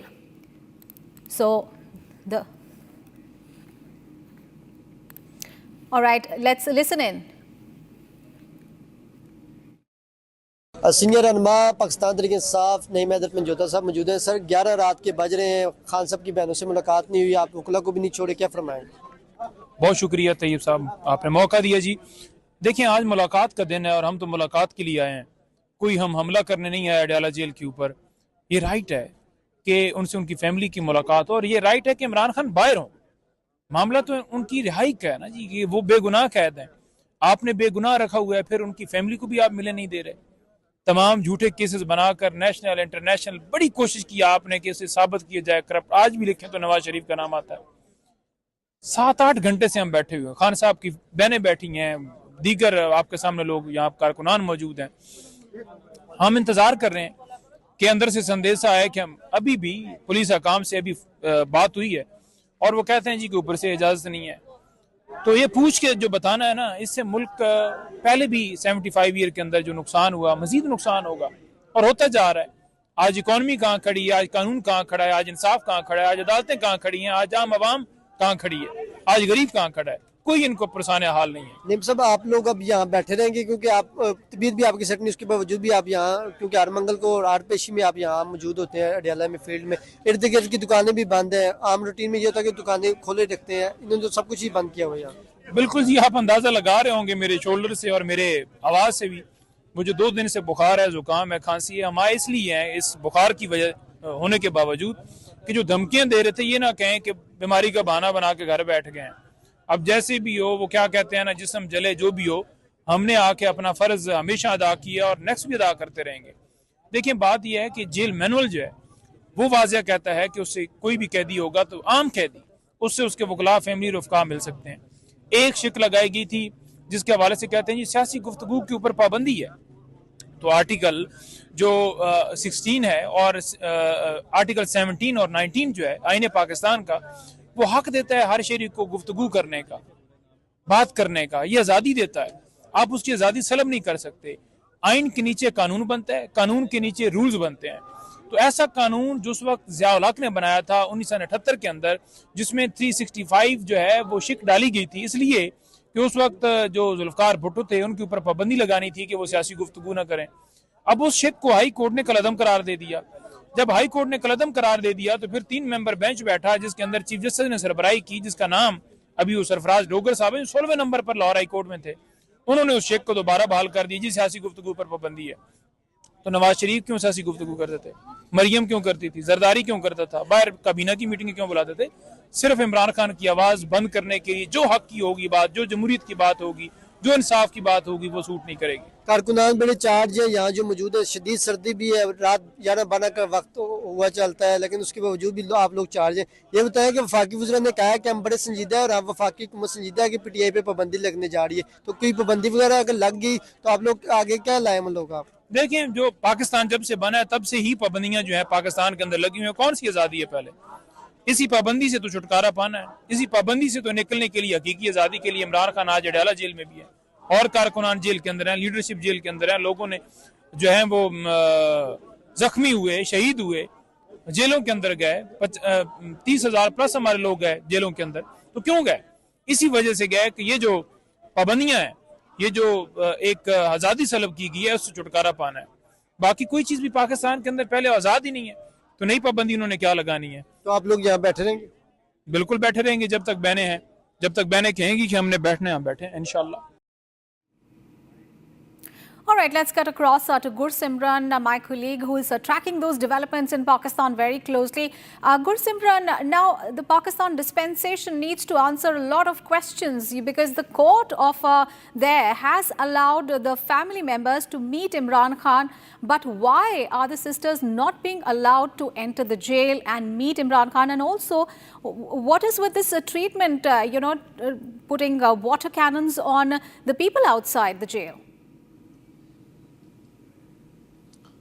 See, it is very clear that the Pakistani army is having an upper hand, and the contempt of court has become a new normal in Pakistan. Reason being that we have seen that last week only there was a press conference by the DGI SPR in which it was clearly seen that it is the army versus the PTI that has taken place in Pakistan now, and there lies no room for any order from the court, and that has been seen in the past also.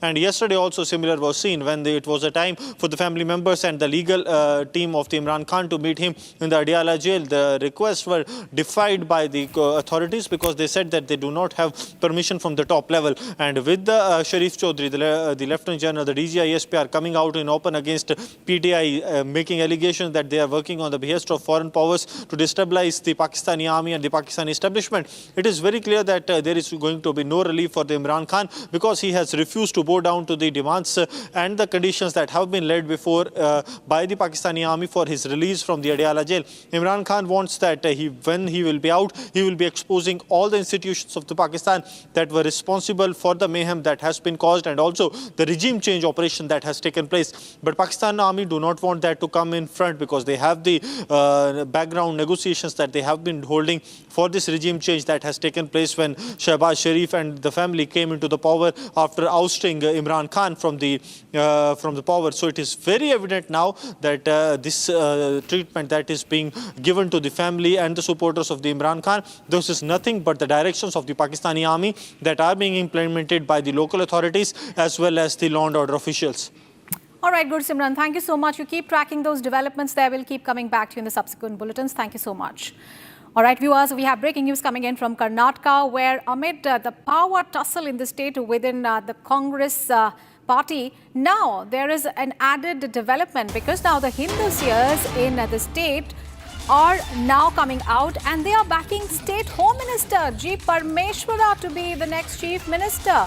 Now, seers have said that if he is given a chance to become the Chief Minister, then there will be a lot of development in Tumkur district. Remember, there has been power tussle that is going on between the Chief Minister and the Deputy Chief Minister. And now there is an added element because now the Hindu seers are backing Home Minister G. Parmeshwara to be the next Chief Minister. All right, let's listen in. ಈ ಜಿಲ್ಲೆಯವರೆಲ್ಲರೂ ಕೂಡ ಅವರಿಗೆ ಹೆಚ್ಚಿನ ಅವಕಾಶ ಕೊಟ್ಟರೆ ಮುಖ್ಯಮಂತ್ರಿ ಆದರೆ ತುಮಕೂರು ಜಿಲ್ಲೆಯ development ಆಗಲಿಕ್ಕೆ ಒಳ್ಳೆ ಅವಕಾಶ ಸಿಗ್ತದೆ. ಮುಖ್ಯಮಂತ್ರಿ ಅವರದೇ ಆದ ಒಂದು ನಿಧಿ ಇರ್ತದೆ. ಈಗ ಬಂದು ಒಂದು ಗೃಹ ಮಂತ್ರಿ ಕೊಟ್ಟಾರ, ಅವ್ರು ಕೆಲವೇ ನಿಧಿ ಕೊಡ್ತದ, ಆ ನಿಧಿ ಒಳಗೆ ಅಷ್ಟೇ ಕೆಲಸ ಮಾಡ್ತಾರೆ, ಹೆಚ್ಚು ಕೆಲಸ ಮಾಡ್ಲಿಕ್ಕೆ ಅವಕಾಶ ಇಲ್ಲ. ಮುಖ್ಯಮಂತ್ರಿ ಆದಂದ್ರೆ ಎಲ್ಲಾ ದೃಷ್ಟಿಯಿಂದ ಮುಖ್ಯಮಂತ್ರಿದಾದ ಒಂದು ನಿಧಿ ಫಂಡ್ ಇರೋದ್ರಿಂದ ಬೇರೆ ಬೇರೆ ದೃಷ್ಟಿಯಿಂದ ಒಂದು ಬೆಳವಣಿಗೆ ಆಗಲಿಕ್ಕೆ ಅನುಕೂಲ ಇರ್ತದೆ. ಅದಕ್ಕೆ ನಾವೆಲ್ಲ ಈ ಜಿಲ್ಲಾ ಅಭಿಮಾನ ಹಿಡ್ಕೊಂಡು ಕೊರಟಗೆರೆ ತಾಲೂಕಿನ ಆದಿಯಾಗಿ ಇಲ್ಲಿ ಈ ಜಿಲ್ಲೆಯವರೆಲ್ಲರೂ ಕೂಡ ಅವರಿಗೆ ಹೆಚ್ಚಿನ ಅವಕಾಶ ಕೊಟ್ಟರೆ ಮುಖ್ಯಮಂತ್ರಿ ಆದರೆ ತುಮಕೂರು ಜಿಲ್ಲೆಯ ಡೆವಲಪ್ಮೆಂಟ್ ಆಗಲಿಕ್ಕೆ ಒಳ್ಳೆ ಅವಕಾಶ ಸಿಗ್ತದೆ. ಮುಖ್ಯಮಂತ್ರಿ ಅವರದೇ ಆದ ಒಂದು ನಿಧಿ ಇರ್ತದೆ. ಈಗ ಬಂದು ಒಂದು ಗೃಹ ಮಂತ್ರಿ ಕೊಟ್ಟಾರ, ಅವ್ರು ಕೆಲವೇ ನಿಧಿ ಕೊಡ್ತದ, ಆ ನಿಧಿ ಒಳಗೆ ಅಷ್ಟೇ ಕೆಲಸ ಮಾಡ್ತಾರೆ, ಹೆಚ್ಚು ಕೆಲಸ ಮಾಡ್ಲಿಕ್ಕೆ ಅವಕಾಶ ಇಲ್ಲ. ಮುಖ್ಯಮಂತ್ರಿ ಆದಂದ್ರೆ ಎಲ್ಲಾ ದೃಷ್ಟಿಯಿಂದ ಮುಖ್ಯಮಂತ್ರಿದಾದ ಒಂದು ನಿಧಿ ಫಂಡ್ ಇರೋದ್ರಿಂದ ಬೇರೆ ಬೇರೆ ದೃಷ್ಟಿಯಿಂದ ಒಂದು ಬೆಳವಣಿಗೆ ಆಗಲಿಕ್ಕೆ ಅನುಕೂಲ ಇರ್ತದೆ. ಅದಕ್ಕೆ ನಾವೆಲ್ಲ ಈ ಜಿಲ್ಲಾ ಅಭಿಮಾನ ಹಿಡ್ಕೊಂಡು ಕೊರಟಗೆರೆ ತಾಲೂಕಿನ ಆದಿಯಾಗಿ ಇಲ್ಲಿ Our colleague Abhishek is now joining us from Belgavi in Karnataka. Thank you so much, Abhishek, for joining us. Abhishek, now there is already a power tussle that is seen within the Congress in Karnataka, and now there is an added element of G. Parmeshwara also, the Hindu seers backing him and saying that he should become the Chief Minister, and he himself has said that he is in fact in the race to become the Chief Minister. How does this really affect the power dynamics within the government?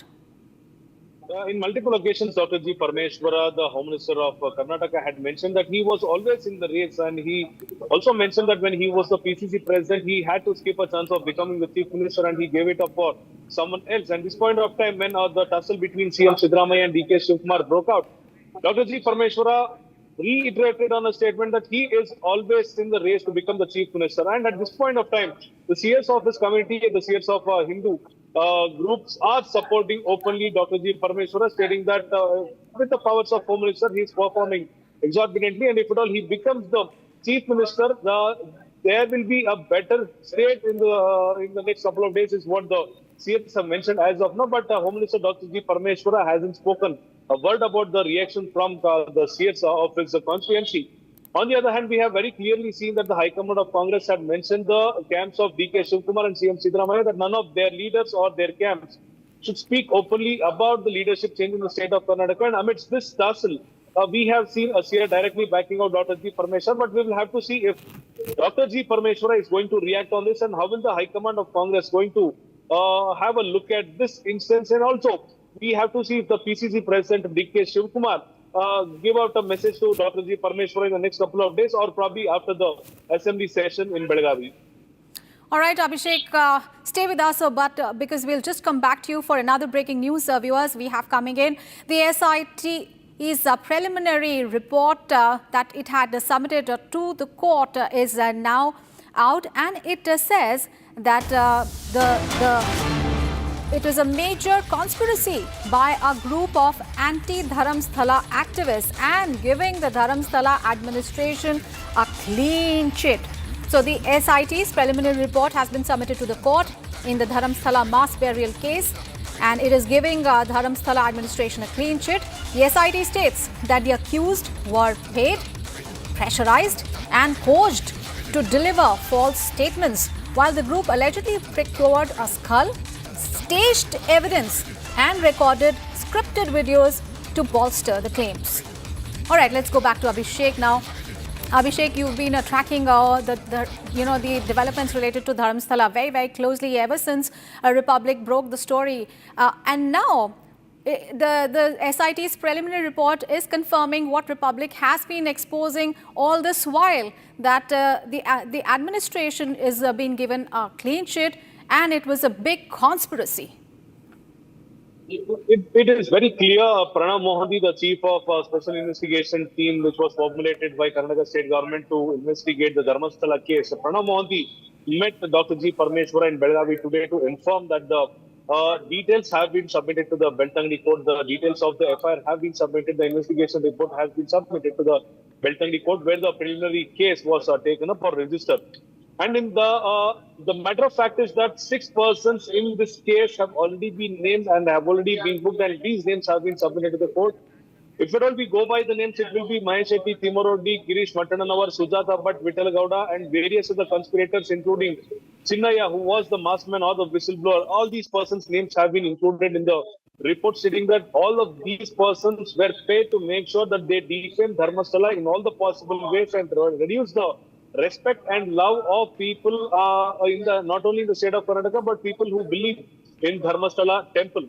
And also at this point of time, the investigation report has mentioned that various other people were involved in the fixing of the frames or the charges against Dharmasthala, and this was a very manipulated, planned event is what the report as of now has claimed. So we have to see how Home Minister reacts on this, because he hasn't reacted neither on CS supporting him nor on the Dharmasthala report. So we will have to see if there is going to be any revelation in the assembly, because it was mentioned by Dr. G. Parmeshwara that he will obviously open up in the assembly hall, or he would intimate all the members of the house when the report has been submitted. And now that the court has already received the copy of the investigation report, we are expecting that Dr. G. Parmeshwara might open up with the assembly, and he might explain to the assembly if he has received any report and what might be the contents of the report from within.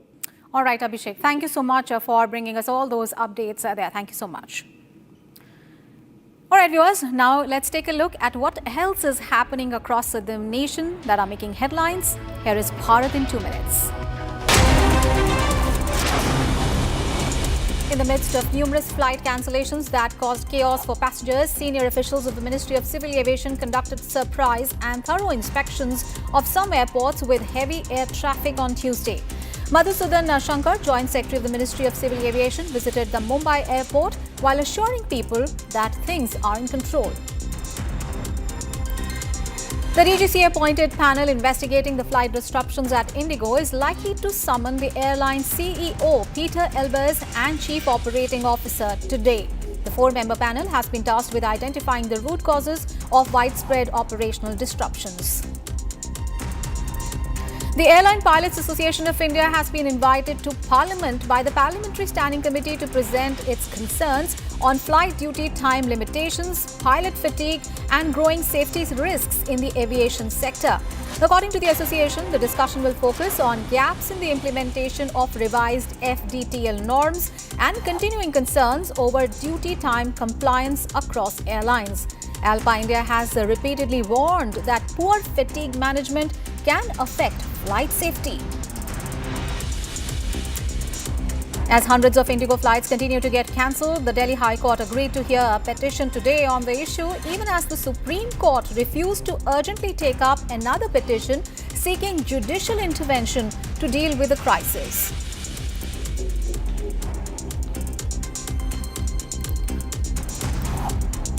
The inaugural meeting of the India-Brunei Joint Working Group on Defence Cooperation was held in New Delhi, marking a key step in advancing defence engagement between the two countries. The Ministry of Defence said that the talks centred on expanding military-to-military exchanges and joint training, strengthening maritime security cooperation with a focus on sea lane safety and humanitarian assistance and disaster relief, enhancing capacity-building initiatives and identifying opportunities for industry partnerships and technology cooperation.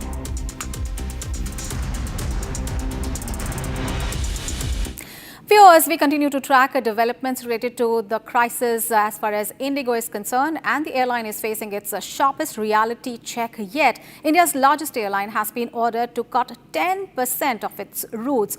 A decisive crackdown after days of chaos, cancellations and whistleblower alarms. Now, with Parliament questioning Indigo's dominance and also Prime Minister himself sending a blunt warning, the airline now faces the toughest test of its credibility and control.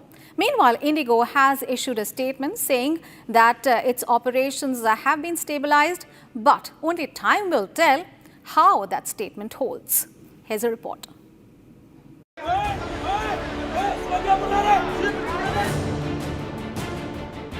India's largest airline, Indigo, is in deep turbulence.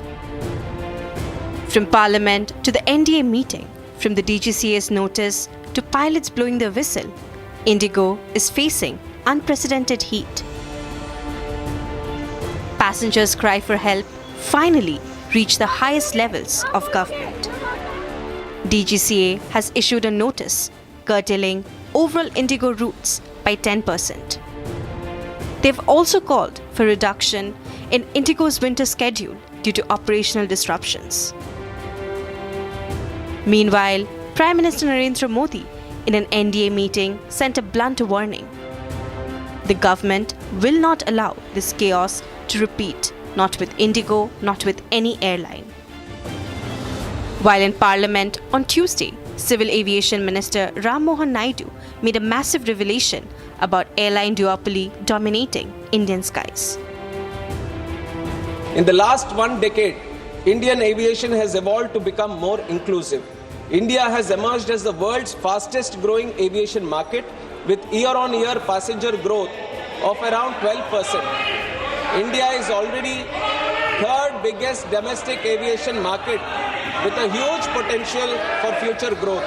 It will take time. Right now we are in investigations. We have to understand the exact problem where it has happened. Then after that we'll fix the issue. Passengers' comfort is the first priority. That's the reason I told 6 hours before we are cancelling it. Passengers, we are not allowing them to come to airport. So that itself a big relief for them. India's skies are largely Indigo's domain, operating on 63% of the 1,200 domestic routes, with a starking monopoly on 600 routes and a duopoly on 200 more. Meanwhile, Air India Group trails with a 26.5% market share. Civil Aviation Minister Naidu also exposed what Indigo tried to hide. Amidst this, Indigo CEO has released a fresh statement saying that all their operations have been stabilized. Ladies and gentlemen, dear customers, I'm Peter Albers, the CEO of Indigo. Following our earlier communications, today I'm here to share that your airline, Indigo, is back on its feet and our operations are stable. The government has stepped in. The regulator has tightened the screws. 10% routes curtailed. and the era of unchecked duopoly is over. Indigo wanted to dominate the sector, but now it must first regain public trust.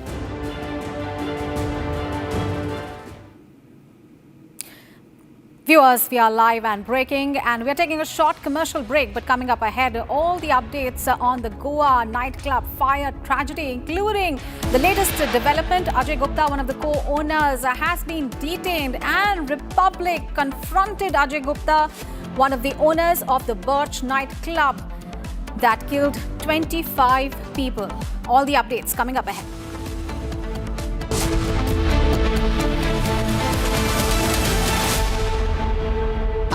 Pure सूजी pasta उबालो मिलाओ और खाओ 8 minute में तैयार क्या taste है सबका राजा आर प्योर मसाला इसको घर पे लगाओगे तो शादी का तो पता नहीं पर घर पक्का नहीं टूटेगा रुंगटा नहीं तो घर स्ट्रॉन्ग नहीं रुंगटा स्टील TMT बार एकदम सॉलिड पहाड़ों में एक हाइकिंग स्टिक भी बन सकती है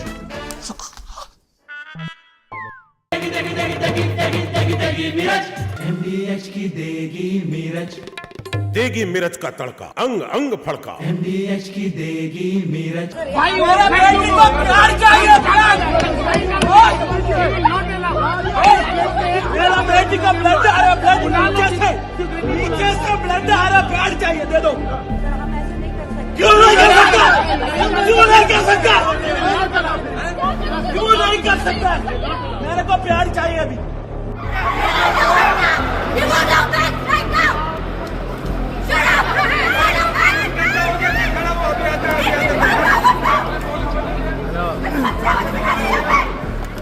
that we have experienced severe operational disruptions for the past few days. From Asia's largest news headquarters, setting the agenda for Bharat.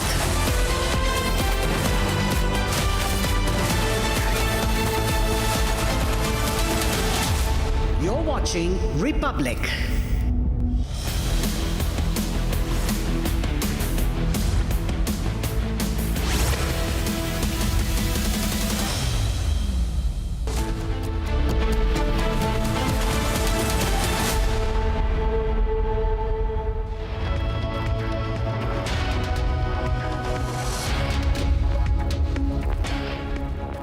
Good morning, ladies and gentlemen. Thank you for staying with us this Wednesday. You're watching Live and Breaking at 11 a.m. with me, Oyana Mitra. Ladies and gentlemen, as the aviation crisis hits about a week, the DGCA has cracked the whip, summoned top Indigo officials today. In just a short while from now, we will be tracking the developments of that key meeting that is supposed to take place between the aviation watchdog authorities and top Indigo officials. We'll get you that and a lot more, but first, the headlines.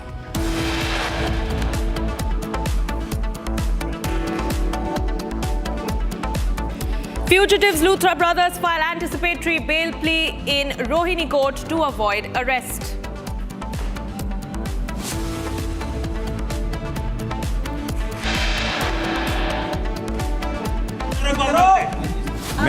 मैं sleeping partner हूं मुझे इसके बारे में कुछ नहीं पता Co-partner in Birch, Goa, Ajay Gupta being questioned by police to be presented in court. Again proven that LOP means leader of Paryatan and leader of parting. Rahul Gandhi is a non-serious politician. People are on work mode, he is on vacation mode, permanent vacation mode. BJP mocks Rahul Gandhi over upcoming Germany trip during Parliament's winter session. US Deputy Ambassador for Trade to visit India between the 10th and 11th of December. Ministry of External Affairs calls the expected India-US trade deal fair and balanced. In 10 months, I ended 8 wars. Who else could say, I'm going to make a phone call and stop a war of 2 very powerful countries, Thailand and Cambodia? They're going at it again. But I'll do it. So we're making peace through strength. That's what we're doing. Trump says he'll make a phone call to stop the Thai-Cambodia fighting, repeats claims of stopping 8 wars over the last many months.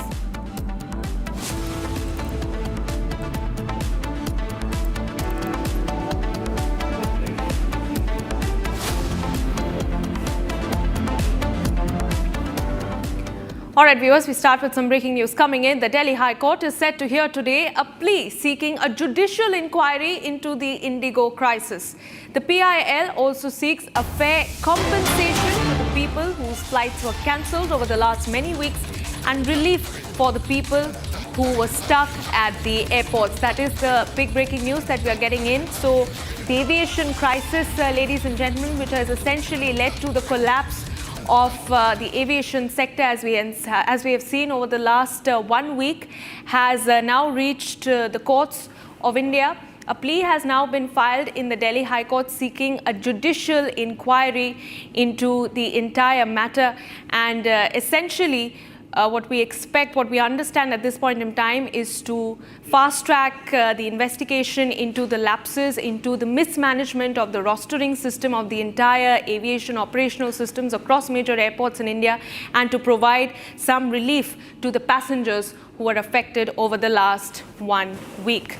Let's go across to Shambhavi, who joins us live from the national capital with more details. Shambhavi, give us more details about what is it that this plea exactly seeks and what is it that we can expect from the hearing. So this is a plea which was filed in Delhi High Court and it is basically claiming proper refund for all the people, for all the passengers whose flight was either cancelled or delayed and they missed their flight, or something significant was missed because of this entire Indigo crisis. And this was mentioned just a few days ago, but Delhi High Court has very clearly stated that this is not an appropriate time for judicial intervention. And although they will hear the case, they are assured that the government is already intervening in this matter and is taking care of it. A similar petition was also filed in the Supreme Court, which was actually a petition to take suo moto action on this crisis and to make sure that a court-monitored proceeding, a court-monitored panel and investigating team would be formed so that it can be looked in detail what actually caused this Indigo crisis. But even the Supreme Court said that they do not think that it's fair for judiciary to intervene at this point of time, and it will be, and they are assured that the government is taking care of this problem at the moment. If at all it is needed, then it can be considered later. That petition is not filed, is not listed yet, but this petition in the Delhi High Court is set to be heard today. We will see what actually happens in the hearing. Back to you. Right, Shambhavi, thank you very much for giving us those details. We'll keep a close watch on what unfolds in court, ladies and gentlemen. Meanwhile, we move on to more news that is coming in. This is in connection with the whereabouts of the Luthra brothers and the entire investigation into the Birch nightclub fire. We're now learning that a new committee has been formed by the Goa government, has swung into action, and it is conducting multiple surprise visits and raids on bars, pubs and restaurants across the state to conduct fire audits and inspections on fire safety equipment. On your screens now are the visuals that Republic TV has accessed. These are exclusive visuals of raids that have been conducted on multiple nightclubs across the state of Goa, and this is a part of the government's intensified efforts into ensuring that none of these clubs are operating illegally. They have their fire safety measures in place, they have their NOC permissions in place, and of course this comes after there was massive uproar and glaring lapses that came to the fore over essentially the management of the Birch nightclub, which was owned by the Luthra brothers and which essentially erupted in flames on the night of the 7th of December, claiming the lives of 25 people. So there's a crackdown that is now underway on the orders of Chief Minister Pramod Sawant on nightclubs across Goa, in Romeo Lane in the area called Vagator, where officials have now reached. They are conducting multiple raids and carrying out checks on the safety measures that have been imposed and implemented by these nightclubs in Goa. Let's go across to Swarali, who joins us live with more details about these raids. Swarali, you've been tracking the story very, very closely from Goa. Tell us what are the measures that have currently been imposed in place by the Chief Minister in the aftermath of the crackdown that we saw yesterday on illegal nightclubs?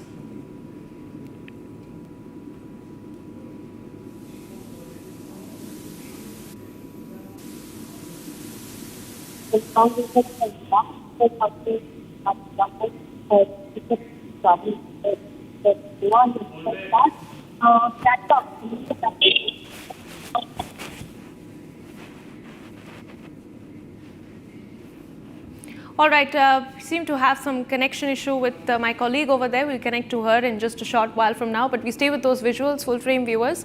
These are visuals of raids that have now been conducted on multiple nightclubs across Goa. The Chief Minister, as we understand at this point of time, has formed a committee to keep a check, to carry out inspections on these nightclubs and bars in Goa in the aftermath of the fire incident at Birch.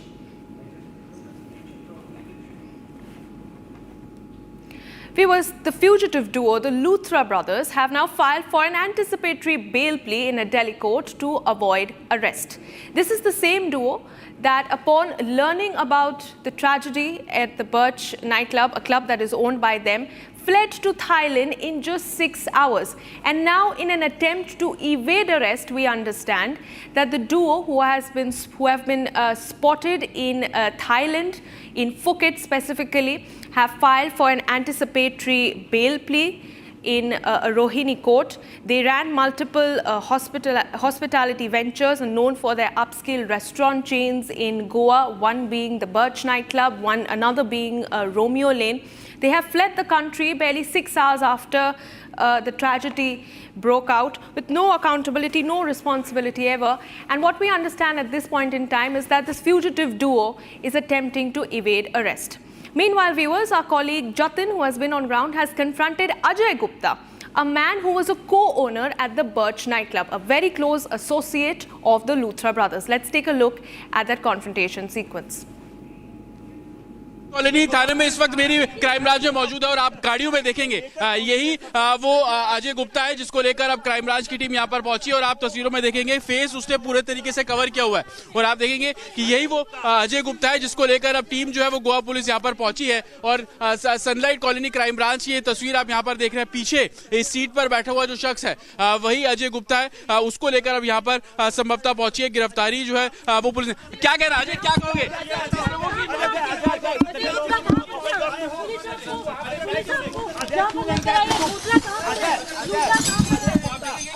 लगातार वो अपने face को cover करके आ रहे हैं। सौरभ गौतम जब भाग रहे थे कैसे चला, जब भाग रहे थे तुम्हें पता था और उस मौत का जिम्मेदार कौन है? अजय, जिम्मेदारी किसकी है? इस लोगों की मौत हुई उसकी जिम्मेदारी कौन लेगा? अजय कैसे, अजय क्या क्या नियम चला रहे थे? बिना एनओसी के क्लब कैसे चलाया? अजय फेस कवर करके क्या हुआ बताइए? एक तो पहले क्यों अस्पताल में भर्ती हुए? आप क्यों अस्पताल में क्यों भर्ती हुए? अजय ये जिम्मेदारी किसकी है? क्या नियम ताक पे रखा था? अजय क्या क्या नियम ताक पे रखा था? लूथरा ब्रदर्स का है, तुम्हारी तबादुल की सौरभ गौरव थे। मैं स्लीपिंग पार्टनर हूँ, मुझे इसके बारे में कुछ नहीं पता। अरे तो स्लीपिंग पार्टनर हो, एनओसी ली तुम स्लीपिंग पार्टनर नहीं सही, लेकिन क्या तुमने एनओसी मांगी थी? अजय गुप्ता वो अपने आप को पार्टनर तो बिल्कुल बता रहा है, लेकिन लगातार हम सवाल पूछते रहे कि आखिरकार जिम्मेदारी किसकी, उसको लेकर कोई भी जवाब उसकी तरफ से नहीं दिया गया। हालांकि बार बार पूछने के बाद उसने इतना बिल्कुल बोला कि वो पार्टनर है। All right, viewers, we have some breaking news coming in. The focus now completely shifting to top IPS officers who allegedly tried to shield the authorities from demolishing the nightclub. We are now learning that the Goa police are set to re-question 3 suspended officials in connection with this fatal nightclub fire. These officials were suspended for allowing the club to operate despite a demolition notice that was issued earlier. They had previously recorded their statements, but police are seeking further clarification now. The officials are essentially accused of granting permissions to the nightclub, which violated safety norms, leading to the tragic accident, leading to the loss of 25 lives, viewers. That is the breaking news that we are coming in. Let's go across to Swarali joining us for more details about about this development. Swarali, give us more details about when is it that this demolition order was first issued, and how is it that these IPS officers completely passed on the buck? They didn't pay any heed to this demolition order, and now they are being questioned again.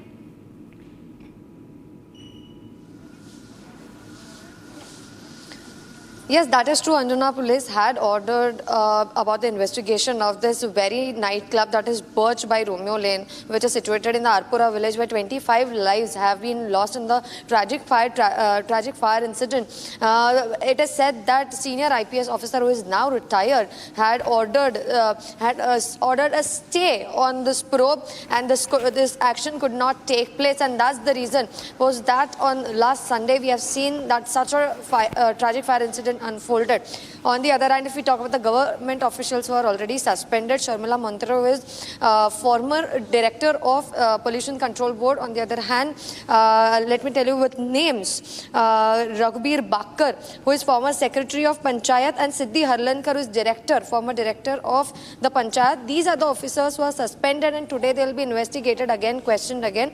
They have already recorded their statement. But in a fresh information that we are gathering, that they will be summoned for questioning today as well, to gather more leads on where were the lapses observed, because several departments have to give permissions and legalities or approvals for any such business to operate, may it be trade, excise, fire, NOC, pollution control board, town and planning. All these departments are included for giving permissions at various levels for any such nightclub, restaurant or bar to operate. That's the reason why there is a major crackdown on government officers, and there's a possibility that more officers' names could come out. On one hand, where we are gathering an information that anticipatory bail has been filed in the Rohini court by Luthra brothers who are on flee. We had known that according to the sequence of case, they flew out at 5:30 a.m. within the few hours of this tragic incident. After that, an FIR was been registered. Lookout notice was sent out by Goa police. After that, information came in that they have already fled India, and that's the reason Interpol came in the entire picture, and blue corner notice was given out to gather the information of whereabouts of Luthra brothers, of whom third partner Ajay Gupta is now with police. He was presented in the court of law. According to him, is a sleeping partner and he doesn't know anything. But he might be proven as a major lead towards any information about the Luthra brothers. Right. Swarali, this is of course a big revelation that is coming to the fore. Senior IPS officers essentially stopping the police from taking action, legitimate action on these nightclubs. I want to understand from you, is there any indication that you have picked up so far of these top IPS officers being coerced into, taking this sort of action? What are the documents that the police have gathered so far that corroborate the fact that these top IPS officers essentially colluded with the corrupt, which essentially led to the loss of 25 lives?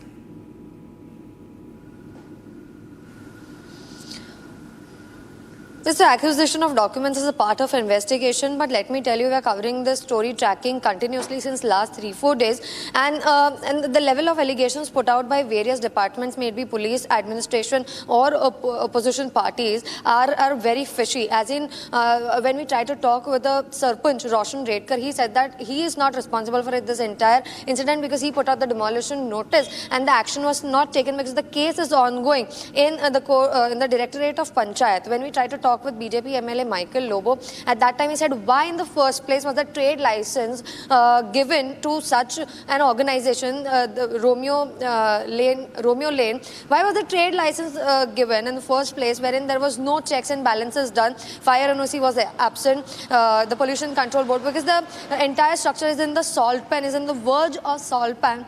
So how were these permissions given? Sarpanch himself had an authority to cancel the trade license, which was not done. Just a demolition notice was put out. Was it a chance for Luthra brothers to appear in front of Directorate of Panchayat and bring the stay orders? And now we are gathering the information that Anjuna police had also ordered a strict action. On the other hand, crime branch of Goa police had also given out a notice for the further investigation, which was stopped by same senior IPS officers. years. And these are the kind of allegations put on. There are various angles to entire story, but the blame game is on, and it's very important to ascertain why was the action stopped, or if it was stopped.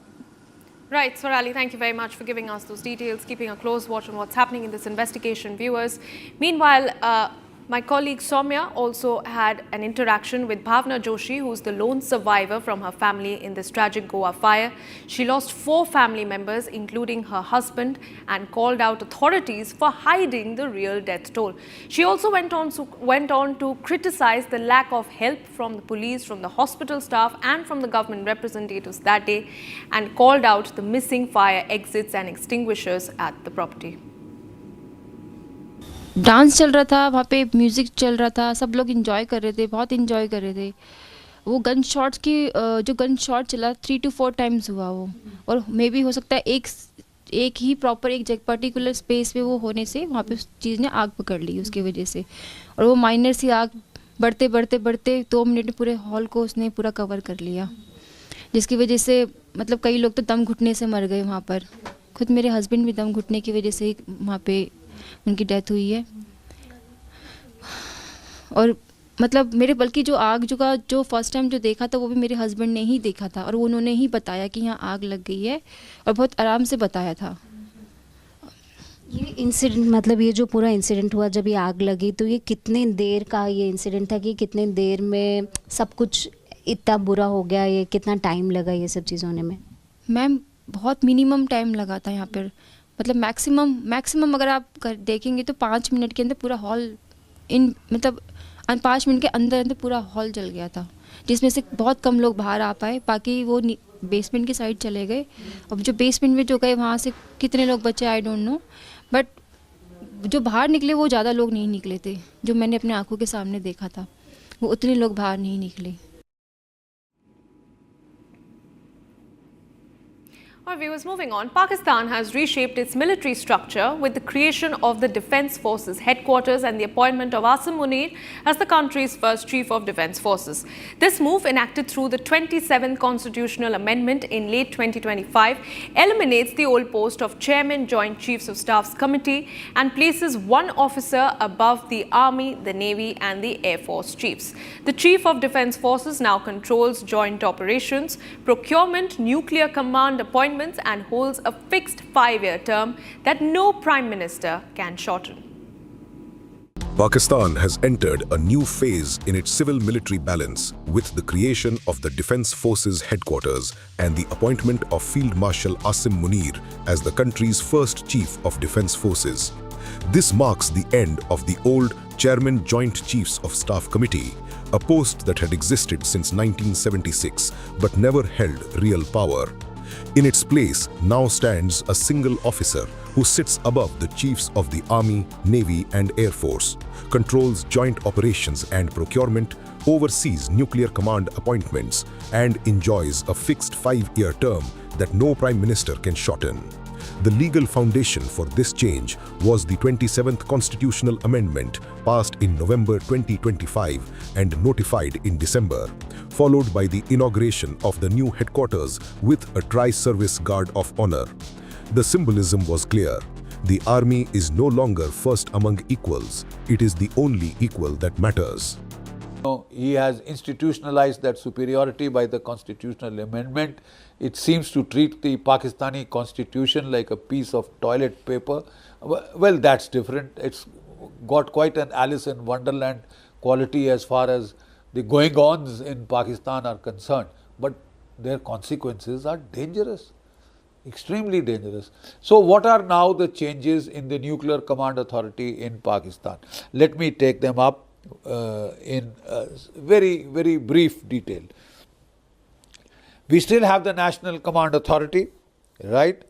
And under that, now there is a National Strategic Command, right? This is to be led by an army officer, not Air Force, not Navy, not rotational. It is to be led by an army officer, right? Who will be nominated by the Chief of Defence Forces and to the Prime Minister, and the Prime Minister will have no bloody option but to appoint him as the National Strategic Command commander, right? All the operational and strategic control of the nuclear weapons will be with this. This will control the nuclear force and the posture and employment of nuclear weapons will all be decided. They will issue the directives to the various services, whatever they are handling in terms of nuclear weapons. As of now, Pakistan has only 2 delivery vectors. The Pakistani jet fighters, F-16, JF-17, Mirages. These have been modified for glide toss bombing. They can deliver nuclear weapons. And the Pakistani missiles, for which they are raising a rocket force, which will be under the command of the National Strategic Command. And the rocket force and the National Strategic Command is going to be under an army officer who will be very loyal to Field Marshal Asim Munir of the Pakistan Army.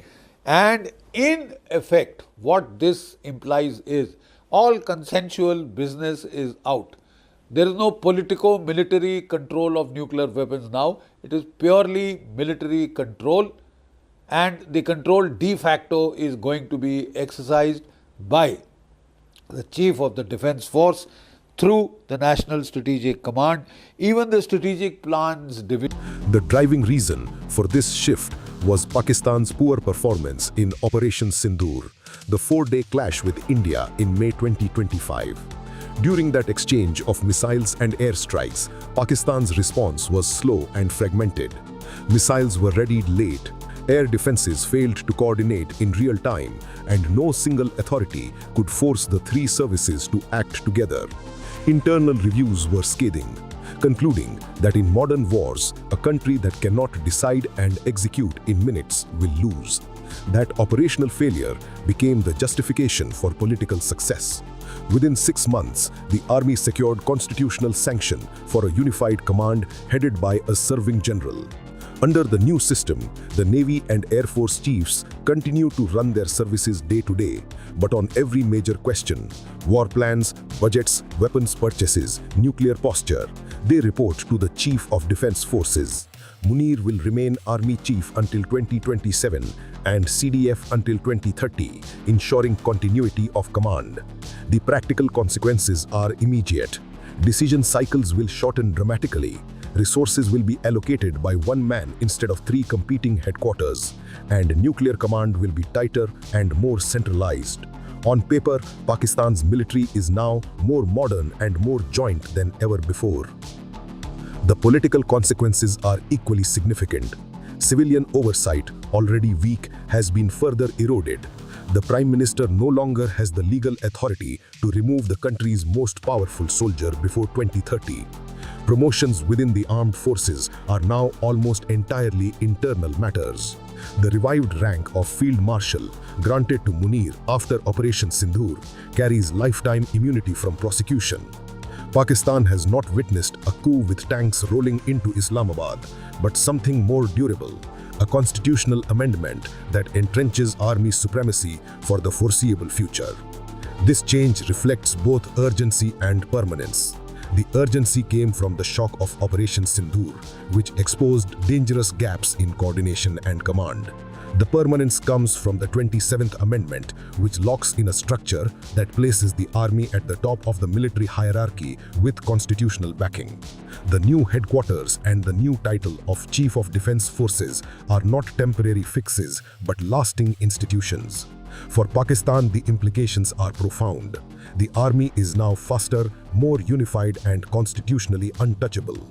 Whether this makes the country safer or simply more militarized is a question that future generations will have to answer. What is clear today is that the defeat in Operation Sindoor gave the army the argument it needed, and the 27th Amendment gave it the authority it had long sought.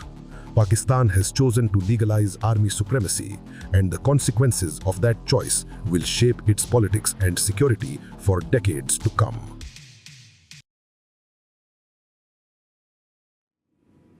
All right, viewers, that's all that we had for you in this edition of Live and Breaking. But do stay on with us, because on the other side of a very quick break, we'll get you the latest responses that are coming in from the BJP over Rahul Gandhi allegedly taking off on a trip to Germany during the ongoing winter session of Parliament, and also tracking the latest details of the US Trade Ambassador's very crucial visit to India and what's essentially next on the cards for the India-US trade deal. Stay with us.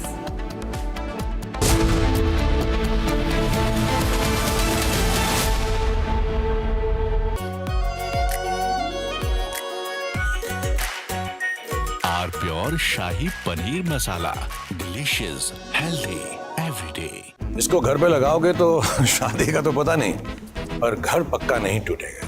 Rungta नहीं तो घर strong नहीं। Rungta steel TMT बार एकदम solid. पहाड़ों में एक hiking stick भी बन सकती है। दादी के हाथों का जादू और खुशबू से महकता घर, माँ की मुस्कुराहट और खाने की सुगंध। MDH गरम मसाला, क्योंकि हर रिश्ता है स्वाद से जुड़ा।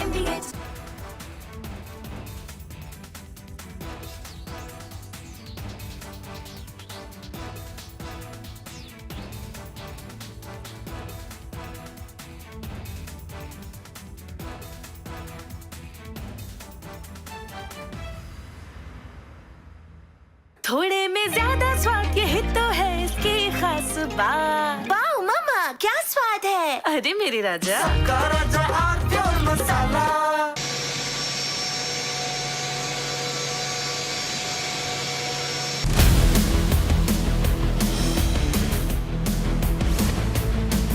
This is Republic Jack Oliver's studio. Stay tuned for all the breaking news and updates. I am Tanisha Awasthi. Let's get started.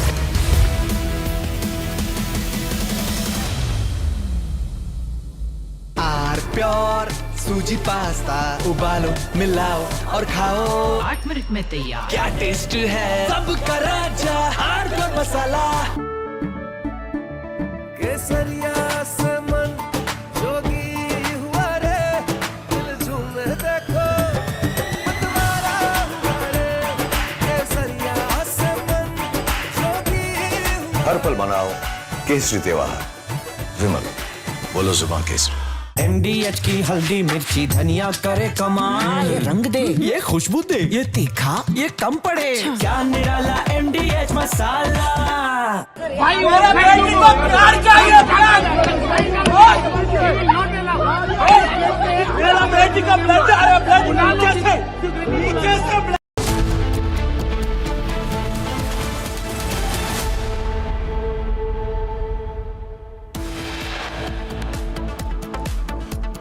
Fugitive Luthra brothers file anticipatory bail plea in Delhi court to evade arrest.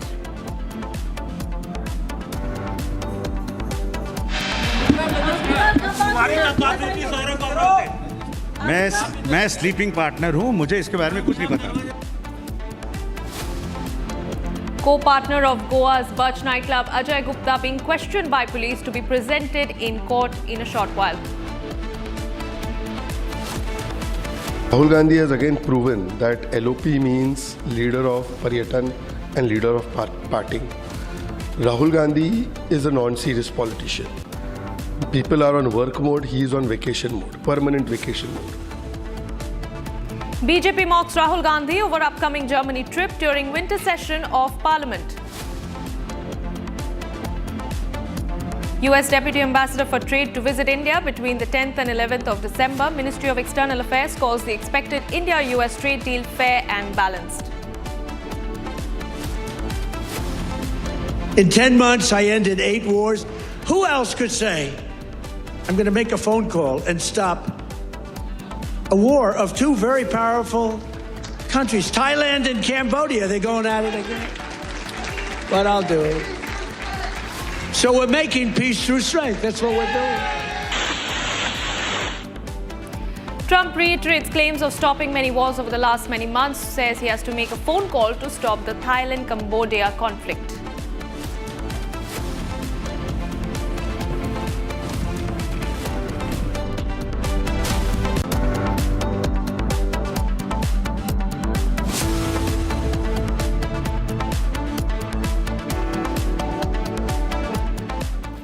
Ladies and gentlemen, the mess that Indigo is in is unending. It is the 9th straight day when disruptions in various airports is still continuing, starting from Bengaluru, where nearly 66 flights of Indigo have been cancelled today. Ahmedabad as well saw similar kind of disruptions with nearly 10 to 11 flights being cancelled. Now we learn that the Directorate General of Civil Aviation has appointed a panel investigation the flight disruptions at Indigo and is likely to summon the airline's CEO Peter Elvis and Chief Operating Officer on Wednesday, that is today, as a part of the ongoing probe. Now, the 4-member panel has been tasked with identifying the root causes of the widespread operational disruptions, and this meeting is going to be held today. The summoning is likely to be done today.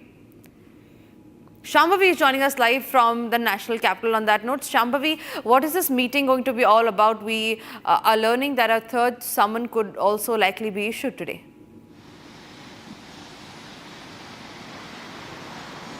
Right, and DGCA has been at it. There, an investigating panel of 4 people has been formed to make sure that the root cause which caused the entire Indigo fiasco, the entire Indigo crisis that led to so many people, thousands and thousands of people struggling because of delayed flight and cancelled flight. We are right outside DGCA right now, Ministry of Civil Aviation, and we are continuously tracking the update which is coming from the ongoing probe, and the CEO and the COO is likely to be summoned just to aid in the ongoing probe. We are yet to know what actually comes out of the investigating panel. Although Indigo has maintained that the root cause of this entire crisis was the mistake in the rostering system, was their inability to properly adapt to phase 2 of the FDTL rules. But the DGCA, be it the government, Ministry of Civil Aviation, has been, it's been an all hands on deck situation where they're all trying to figure out the root cause. That several actions have been taken against Indigo as well, with around 6 and now 10% of their total operations all across the sectors have also been retracted for them, and they'll be given to other airlines. And that even Naidu in the parliament yesterday spoke about how he will push for more airlines so that this monopoly or duopoly situation does not appear again and cause the passengers or the citizens of this country any problem. Back to studio. Right, Shambhavi, in fact, stay with me because we're getting in one more update in regard with the same story. Now, the Indigo cancellation crisis is echoing in every corner of the country, including the high courts as well. Now, we learned that the top court had termed the chaos a serious matter. The high court today has agreed to hear one of the pleas against the airline today, where they will be hearing the plea on the refund that will be initiated to all the passengers who have suffered due to the crisis. Shambhavi continues to stay with us on the broadcast. Shambhavi, what is this plea seeking, and what is this? When is this plea going to be taken up by the Delhi High Court today? So trouble continues for Indigo in the form of 2 petitions which were filed. One was filed in the top court, the Supreme Court, asking for a suo motu action and make sure that a court-monitored investigation is carried out to understand or to actually identify the root cause of this Indigo crisis. And the other petition in question, which we are talking about right now, is the petition which was filed in the Delhi High Court. And that petition is basically seeking refunds for all the passengers whose flight was cancelled or was delayed, and they suffered monetary loss, because we've been constantly reporting, Republic especially has been constantly reporting on the fact that how when this entire crisis was going on, it's still going on, several other airlines were taking undue advantage of the passengers by charging unfairly high prices. Even the hotels which were around the area, around the airport area, were charging insanely high prices, 6 times, 10 times their usual prices. So this monetary problem for the common man, for the middle class man, has been a problem. So this petition is basically raising the refund point, and the hearing is likely to happen today. Right. Thank you, Shambhavi, for getting us those details. Quickly moving across to more news that we're tracking, and this is making headlines in the political arena. Now, A big claim has been made by BJP, wherein they allege that Rahul Gandhi, the leader of opposition, has once again flown off to a foreign country. This time it's Germany, and they claim that all of this being done when the winter session is still underway. Yesterday, it was Rahul Gandhi who had opened the debate on SIR. He had made allegations yet again on the Election Commission of India, on the government, saying that both of them are working in tandem with each other. Today, the BJP claims that Rahul is off on a holiday, and all of this while the winter session is still underway in the parliament. The BJP, in fact, has gone ahead to question the responsibility of Rahul Gandhi as the leader of opposition on the floor of the House, where one day he delivers a speech on SIR, the next day he's off to Germany. Listen in to these claims that have been made by the BJP. No, वो तो जाने दो, क्योंकि वो हमेशा ज़्यादा से ज़्यादा जब पार्लियामेंट चलता है विदेश में रहता है, बाद में बोलते हैं हमको बात करने के लिए हमको मौका नहीं मिलता है, रहते इधर नहीं हैं। और जब चुनाव चल रहा था बिहार में तब भी फॉरेन में था। Rahul Gandhi has again proven that LOP means leader of Paryatan and leader of parting. Rahul Gandhi is a non-serious politician. People are on work mode, he is on vacation mode, permanent vacation mode. So he likes going abroad every now and then. Recently in Bihar elections also, he was in jungle safari, he was on foreign tour. And even when parliament is on till 19th, he is going abroad. So his priorities are clear. Now I don't know, he's going for some reason to Germany, but it might be only to spew venom against India. It is a Bharat Badnami brigade and a Bharat Badnami tour. So he's once again going abroad for his vacation and for Bharat Badnami. मैं समझता हूँ कि आदरणीय राहुल जी हर छोटे बड़े काम के बाद, जैसे लोग होता ना कि कोई काम संपन्न होता है तो लोग तीर्थ यात्रा पे जाते हैं हमारे वहाँ भारतवर्ष में। आदरणीय राहुल जी निश्चित रूप में एक कोई भी काम होता है उसके बाद में विदेश की यात्रा जाकर अपनी थकान को कम करते हैं, अपने मन की विषाद को कम करते हैं, ये उनका अधिकार है। इतना जरूर है वो सब कुछ करेंगे, लेकिन राष्ट्र के बंधन वंदे मातरम के बारे में अपने विचार नहीं रखेंगे। And with that, ladies and gentlemen, let's also have a quick check of all the other stories that are making headlines. This is Bharat in 2 minutes. Lok Sabha has resumed again today for the discussion on the electoral reforms. Home Minister Amit Shah has been scheduled to reply to that discussion at 5 p.m. today. Meanwhile, Law and Justice Minister Arjun Ram Meghwal said during the discussion that special intensive revision of the electoral rules were conducted several times during the Congress's regime, but now the opposition has been raising questions over the exercise. Leader of opposition in the Lok Sabha, Congress and Congress leader Rahul Gandhi had also raised the issue of duplicate voters in the electoral rules yesterday in the parliament. In Rajya Sabha, the House will has resumed further, in fact, on the discussion of the 150th anniversary of the Vande Mataram song. Yesterday, initiating the discussion, it was Home Minister Amit Shah who stressed that the song would remain relevant in nation's journey towards Viksit Bharat. Participating in the discussion, Leader of Opposition in the Rajya Sabha, Mallikarjun Kharge, had said that Congress made Vande Mataram the slogan during the freedom struggle.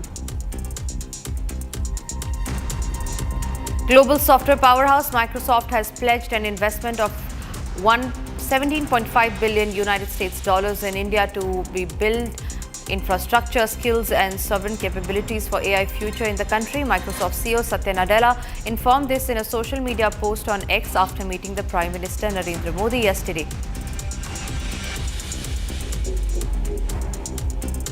Italy's Deputy Prime Minister and Minister of Foreign Affairs and Cooperation arrived in New Delhi on Wednesday, that is today, for his second visit to India this year, highlighting the steady momentum in diplomatic exchanges between the two countries. MES spokesperson Randeep Jaiswal confirmed the Ajani's arrival in a post on X and stated that his engagement in Delhi's and Mumbai will further strengthen the India-Italy strategic partnership.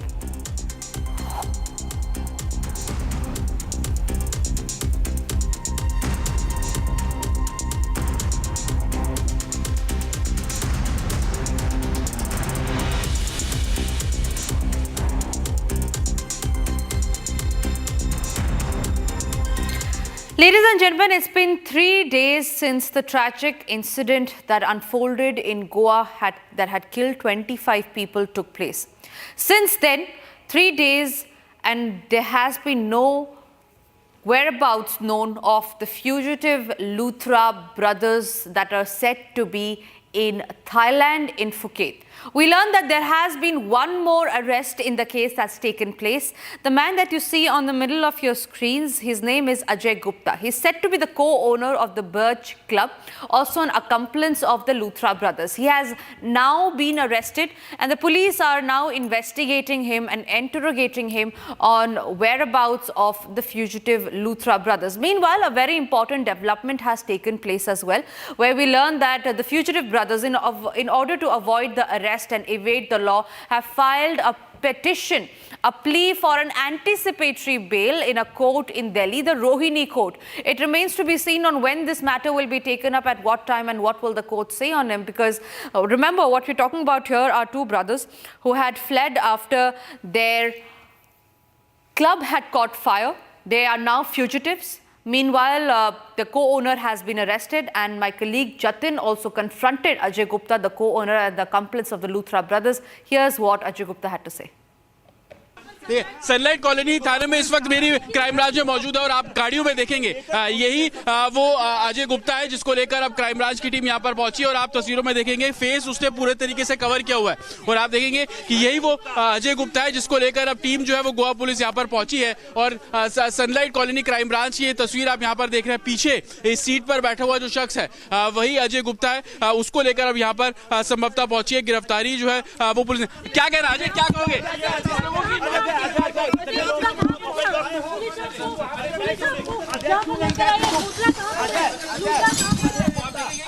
लगातार वो अपने face को cover करके आ रहे हैं।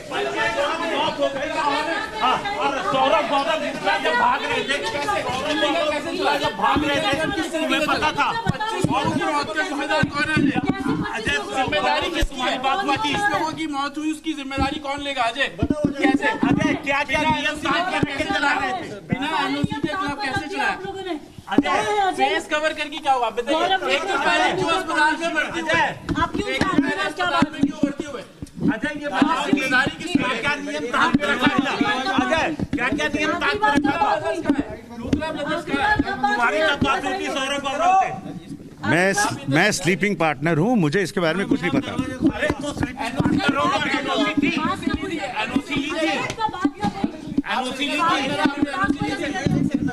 तुम sleeping partner ही सही, लेकिन क्या तुमने एनओसी मांगी थी?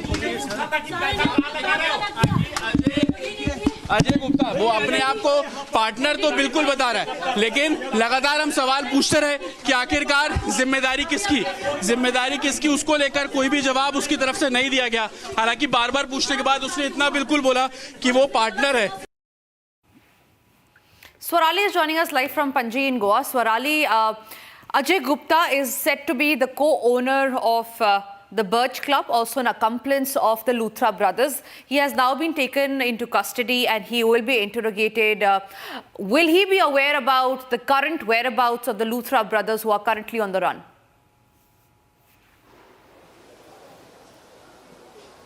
Yes, that's totally true. Ajay Gupta is right now in the custody and he will be brought to Goa for the further investigation, and he can be proven to be a very important lead in terms of whereabouts of Luthra brothers, because if he was a partner with Luthra brothers, there might be a possibility that a major lead can come through him. On one hand, wherein the government is doing a crackdown on government officers that are also being questioned for further investigation. We already know that 3 government officers are suspended already. Shamina Montero is former director of Pollution Control Board. On the other hand, Siddhi Harlankar and Raghubir Bakar, who are former director and secretary respectively of Panchayat, will be questioned today, will be investigated, because at several level lapses were seen.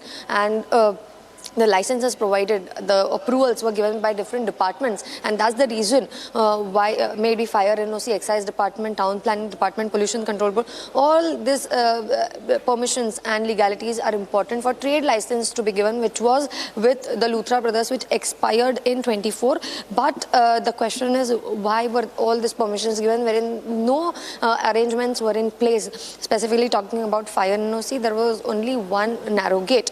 So these are the kind of updates we are getting in. On the other hand, Luthra brothers have filed an anticipatory bail plea in Rohini court in Delhi to avoid the arrest. So it becomes very important what inputs does police get from Ajay Gupta as well as Bharat Kohli, because these are two people who are related to Luthra brothers, and at this point of time they can become a major lead towards their arrest. All right, Swarali, thank you very much for getting us those details. Quickly moving across to more breaking news that's coming in, ladies and gentlemen. This is in regard with the Dharmasthala case. The SIT has filed its preliminary report and submitted it to the court in the Dharmasthala hoax case, a mass burial case that had created a storm in Karnataka. Now, what's important to note here, ladies and gentlemen, is that the SIT report has exposed what it calls a major conspiracy by a group of anti-Dharmasthala activists, giving the Dharmasthala administrator on a clean chit. Now, the SIT states that the accused were paid, pressured and coached to deliver false statements, while the group allegedly procured a skull-staged evidence and recorded scripted videos to bolster the claims. That's a big revelation that has come out in the Dharmasthala case. Niranjan, my colleague, is joining me live from the newsroom on that. Niranjan, scathing revelations that have come out of the SIT report now.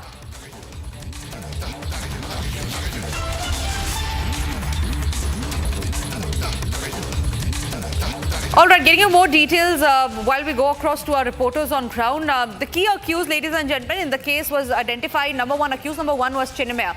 The masked man who you see on your screens right now, he was accused number one. He was the one who had made the claim that he had found the skull. Today, an SIT report has revealed how these accused number one, the masked man, was prayed, pressured and coached to... Moving on, the United States has approved its biggest ever military budget. The bill is called the National Defense Authorization Act for 2026, and it was passed by the United States Congress after President Trump asked for a slightly smaller amount. Here are all the details in the report. The United States of America has passed its largest defense bill ever at $901 billion for fiscal year 2026. US President Donald Trump had asked for $892.6 billion, but Congress approved $8.4 billion more than his request. This bill is known as the National Defense Authorization Act for 2026, allows $901 billion in spending for national security programs. It covers the Department of Defense and related activities. The bill sets policies and funding levels for buying equipment, paying personnel, running operations, and funding research across the military. A major part of the bill is procurement to keep and grow key platforms. The Navy can build ships that include contracts for 2 Ford-class aircraft carriers and up to 5 Columbia-class ballistic missile submarines. These submarines are the next generation of sea-based nuclear deterrent, and the bill allows funding to be spread over several years. The bill also funds 15 medium landing ships for amphibious operations and other maritime tasks in contested areas.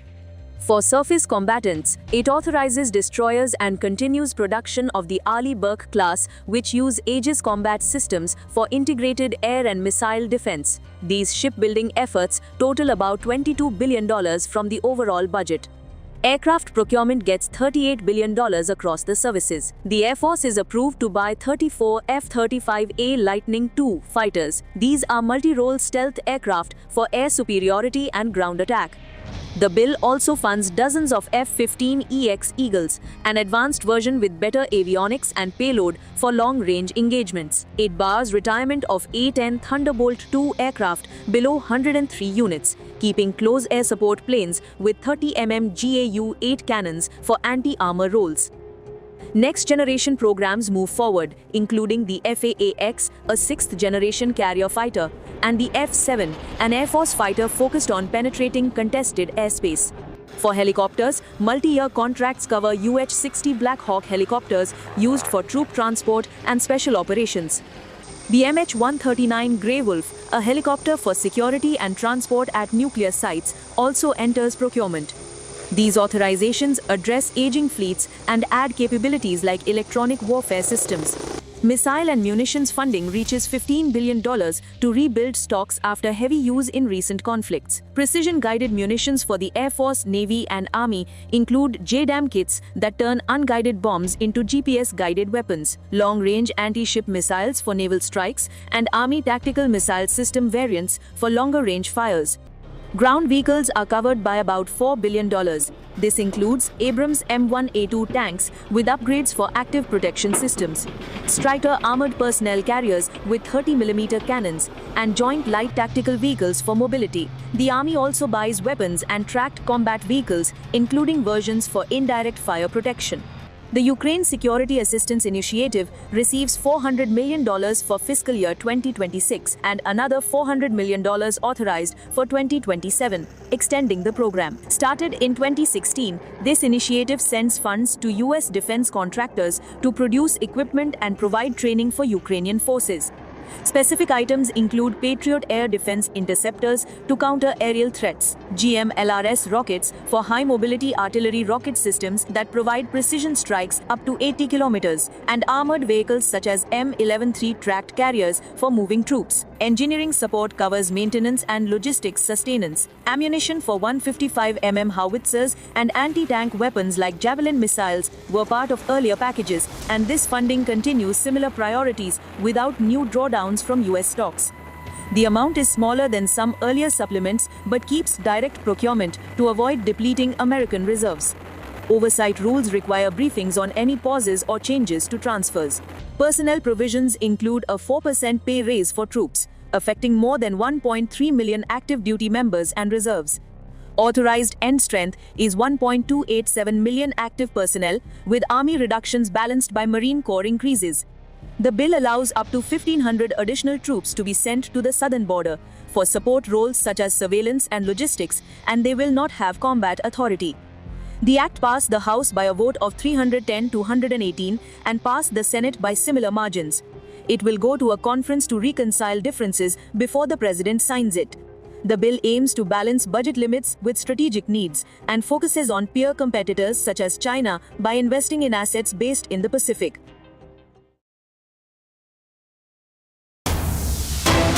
Bomb threat call has been received at a Delhi school. The bomb threat call was received at a Delhi school in Lakshmi Nagar, Mayur Vihar and Rohini. All three of the areas received the bomb threat call. According to the fire department, the information was received in the morning and an investigation is currently underway. Nothing suspicious has been found so far.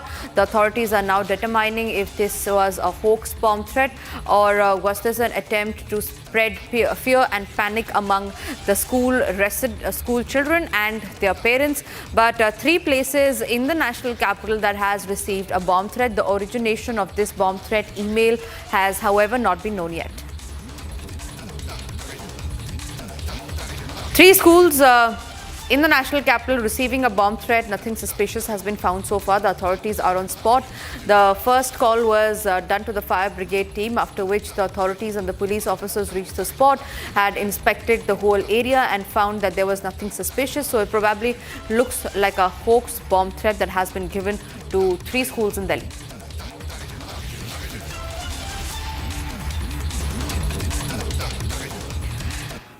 And for now, it's time for us to slip into a short break. But after the break, we'll tell you about was there a senior IPS officer and a politician nexus that had killed 25 people in Goa.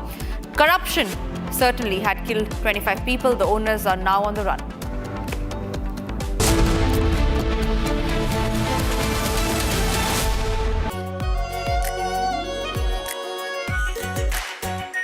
Our pure Shahi Paneer Masala. Delicious, healthy, every day.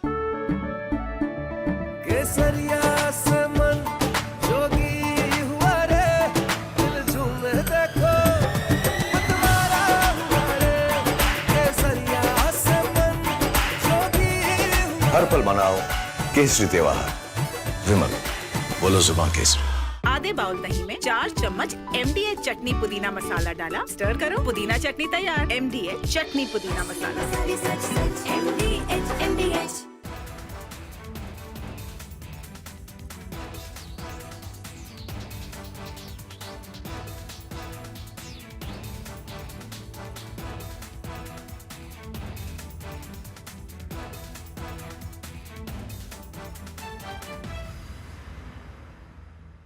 थोड़े में ज्यादा स्वाद, यही तो है इसकी खास बात। वाओ मामा, क्या स्वाद है। अरे मेरे राजा, मसाला।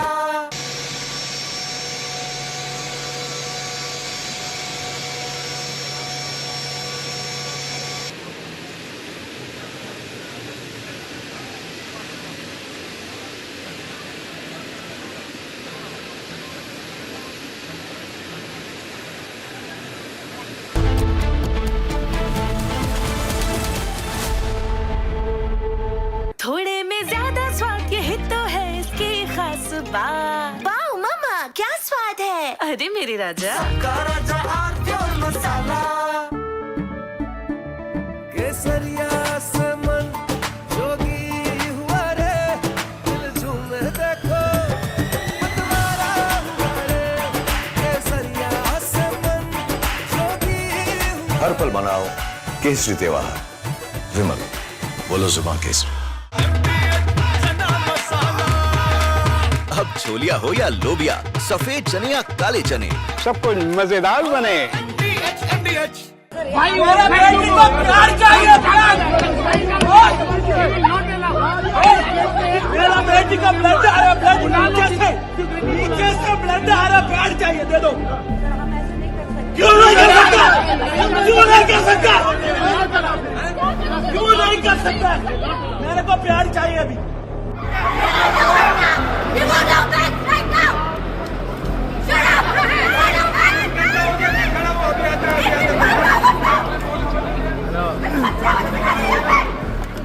That we have experienced severe operational disruptions for the past few days. Since then, the crisis continued to aggravate, with today, December 5th, being the most severely impacted day, with the number of cancellations well over 1,000, or more than half of our number of daily flights.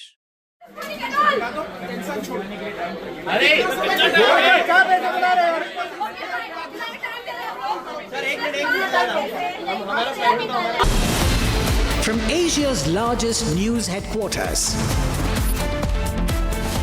setting the agenda for Bharat.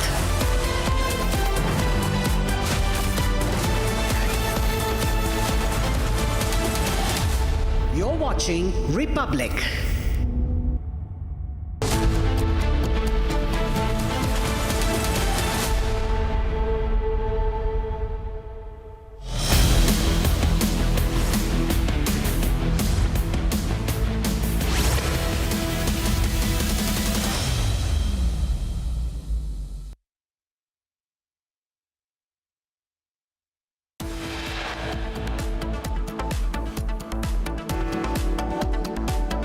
Luthra brothers on the run, currently in Phuket, file bail plea in a Delhi court.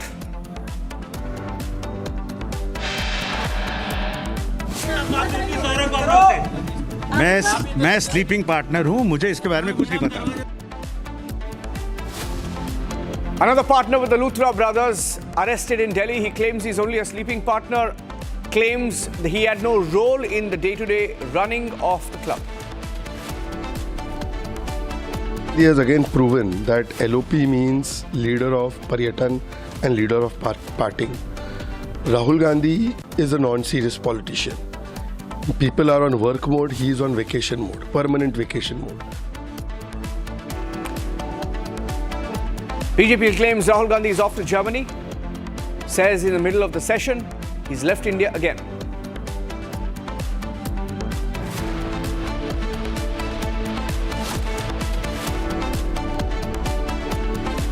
US trade team is in India as trade talks proceed.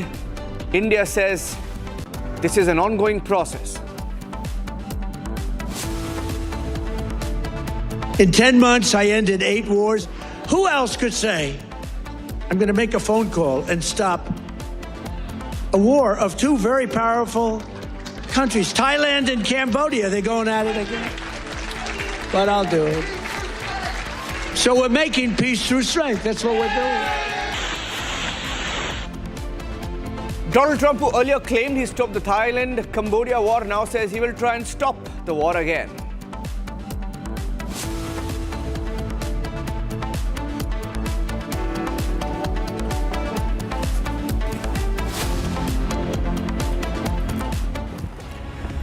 And ladies and gentlemen, on top of 12 p.m., we're getting you a 3-part breaking update on the story of the Luthra brothers. Saurabh Luthra, Gaurav Luthra on the run. Last seen in Phuket when we brought you a photograph yesterday of them when they landed in Phuket hours after the Goa nightclub fire. As of this minute, the corruption that allowed them to operate in Goa is being exposed part by part. Now, we're getting in breaking news now that there was an IPS officer who batted for the Luthra brothers. The name of the IPS officer has not been revealed, but there is information that an IPS officer tried to stop any action on the Luthra brothers. In fact, the police claim that they were pursuing the Luthra brothers and notices were given to the owners on the different violations, and they were asked to submit documents, asked to show permissions that they had or didn't have to run the nightclub, the Birch by Romeo Lane nightclub, in which 25 lives were lost. And a senior IPS officer reportedly stopped the police from pursuing these notices, and there was a complete go slow. The focus is on the IPS officer who allegedly blocked the action on the Birch nightclub. Now, this is a breaking news update. The name of the officer has not been mentioned, but the state government is also silent. There was supposed to be a news conference of the Chief Minister. That news conference has not started. I'll go across to Swarali joining us with the details. Okay, Savio is joining us live. Savio, we don't know the name of this IPS officer, but this is being widely reported. And it's not possible for a club to run for so long, right? And I want to show the series of documents that we have first before I go across to Savio Rodriguez, a journalist joining us live from Goa. We have with us a series of documents that show how there were lapses that were being investigated against the club owners. Not 1 or 2, but at least 5 or 6 documents that are in our possession right now, showing how there was a major cover-up, corruption and then cover-up. The club itself was built in a restricted CRZ zone, in a coastal zone, and was not supposed to operate. Records show the club was built on agricultural wetland. And yet, it was allowed to operate without any punishment. Yesterday, for the cameras, all the bulldozers rolled out. But documents accessed by Republic TV show a major cover-up. I'd like to show the details of that. I'll go across to Savio, who's joining us live. Savio, some of the details that we have with us, and I'm going to read out some of the details of how starting 2024, from almost January 2024, we are told. First violation, it was built on CRZ zone. Second, record showing the club was built on agricultural wetland. Third, illegal construction was confirmed in January 2024. Fourth, we are told that show cause notice was issued in February 2024. And another document shows that a demolition proposal was given in March 2024. Now, all of this is just before the elections, the general elections, and nothing happened after that. The parties went on, and eventually 25 people died. Niranjan, let me answer this very startling revelation, which you have brought out to the people of Goa and people of India as well. The first and foremost aspect is there's not one IPS officer.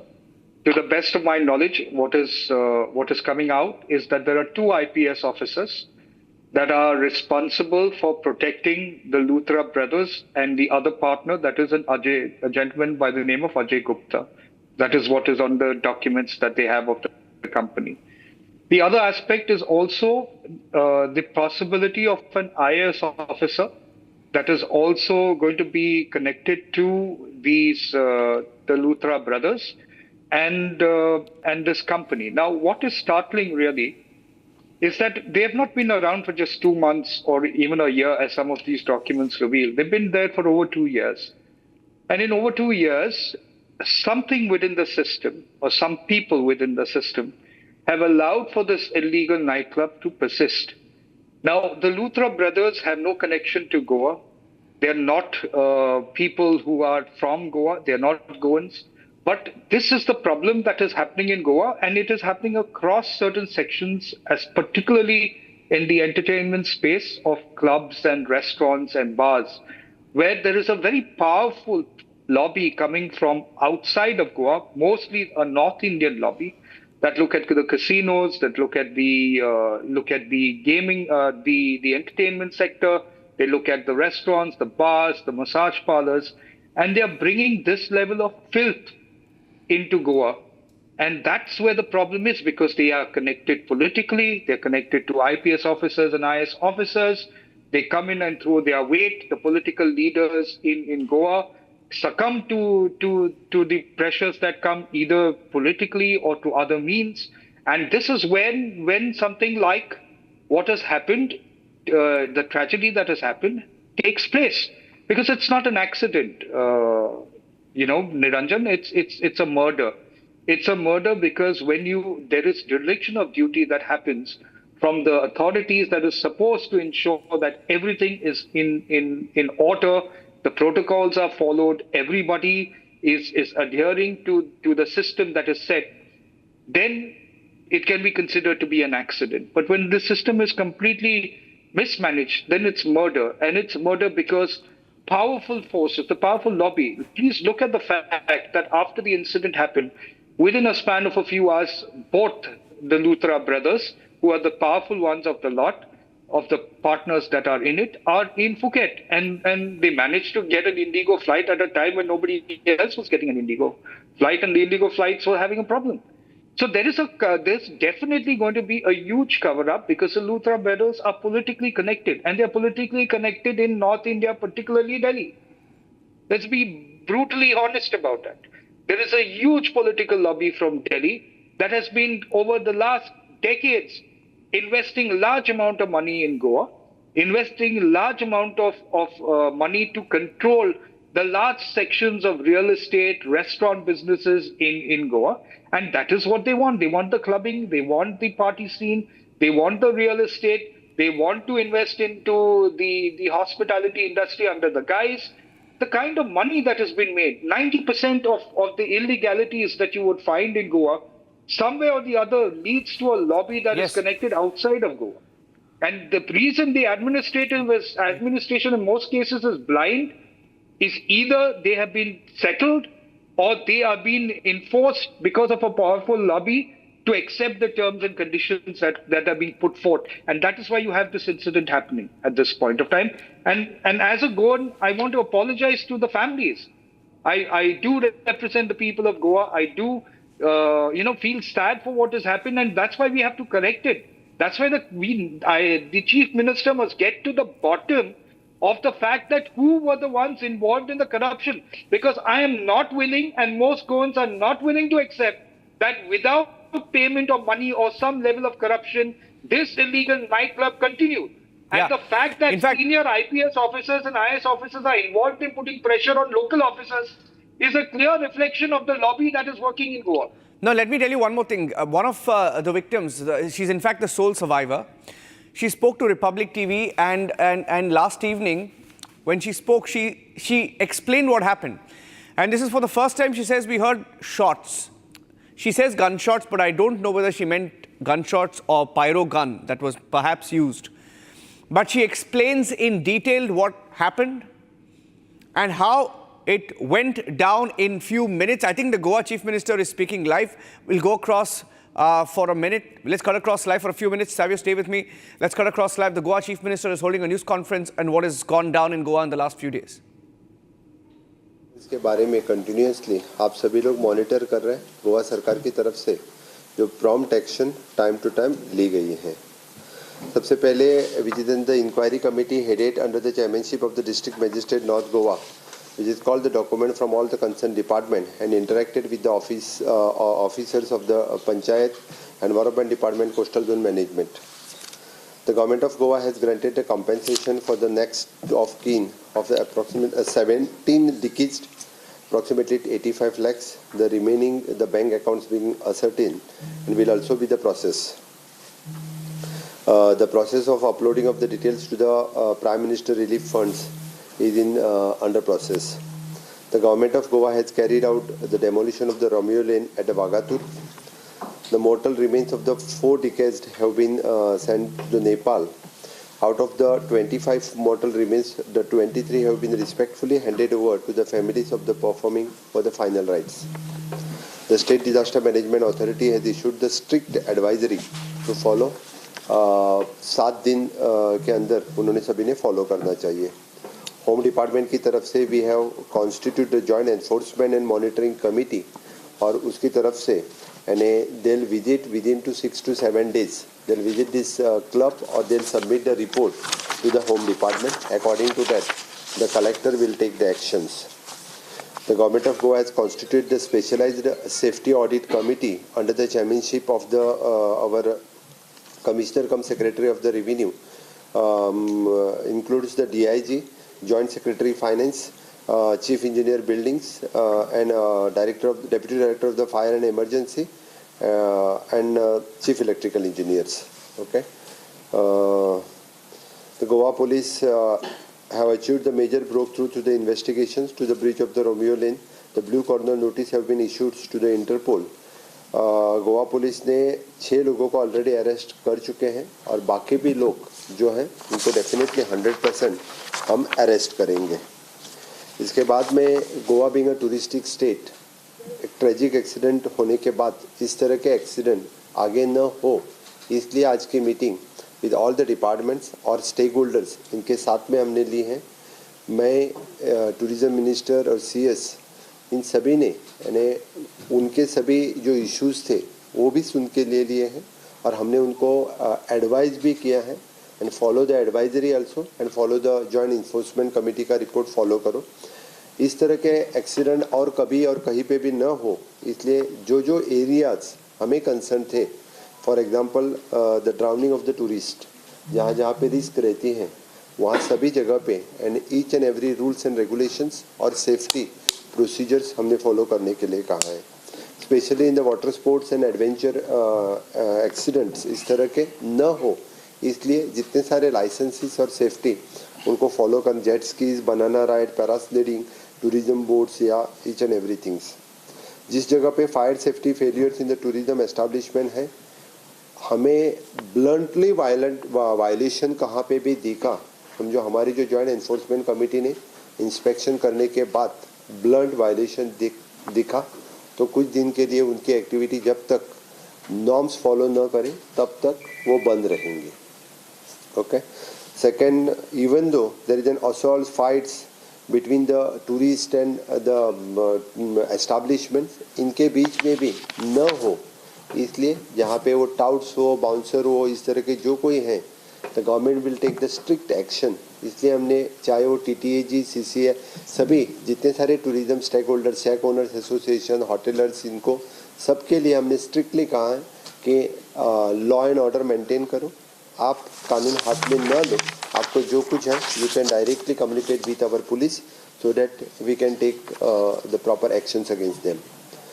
Road accidents involving the tourist, ढेर सारे tourist जो rent a car, rent a bike, ये लेके ढेर सारे accidents जो गोवा में होते हैं, मेनली द पेडेस्ट्रियन, कभी कभी उनकी डेथ हो जाती है.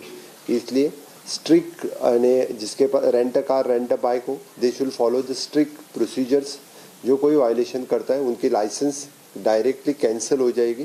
प्राइवेट कार, प्राइवेट बाइक देने वाले या ड्यूअल नंबर्स रहने वाले, उनकी license directly which will be the permanently cancels की जाएंगी. होटल्स एंड अदर रिलेटेड्स, बाकी सारे मैंने जो वहाँ पे उनके विद इन द कैंपस ढेर सारे इंसिडेंट कभी कभी होते हैं, because there is an labour police verification is an compulsory for them. Most of the times जितने सारे लेबर्स बाहर के स्टेट से आते हैं और without police verification most of the time they do this type of मिसचिफ and ये यहाँ से भाग जाते हैं। इसके लिए उनके ऊपर विजिल रखने के लिए there should be the compulsory police verification before employing any employers in the tourism related activity. Even though अपने lifeguard they are 100% 24/7 जहाँ पे है, मैं टूरिस्ट को भी रिक्वेस्ट करता हूँ whenever there is a lifeguard is requesting not to go for the swimming, they should avoid the swimming into the danger zone. जहाँ पे हमने बहुत जगह पे देखा है जब हमारे Goa is only the state which is having the lifeguard on the beaches. No other state having any lifeguard on the beaches. We are continuously monitoring through our lifeguard. Drishti is our agency at present. और बार बार tourist को और बाकी लोगों को रोकते भी हैं, लेकिन कभी कभी टूरिस्ट यानी उनसे ज़्यादा प्रॉब्लम क्रिएट करके कभी कभी पानी में जाते हैं। इसलिए यानी मेरी टूरिस्ट को भी रिक्वेस्ट है कि स्टेट के रूल फॉलो करें। स्टेट में अच्छी तरह से मैंने टूरिज्म बढ़ावा देने के लिए उन्होंने भी अच्छी तरह से बिहेव करना ज़रूरी है। लीकर ट्रेड लाइसेंस टाइमिंग के बाहर जो लीकर सेल करता है, जिसके पास जितने बजे तक की टाइमिंग है तब तक ही वो लीकर सेल करे। मोस्ट ऑफ द टाइम 11 बजे के टाइमिंग के बाद यानी उनके पास without having the proper licence they are selling the liquors and government will the excise department will take the strict action on them so that in future 2 बार के बाद उनके लाइसेंसेस डायरेक्टली कैंसिल हो जाएंगे।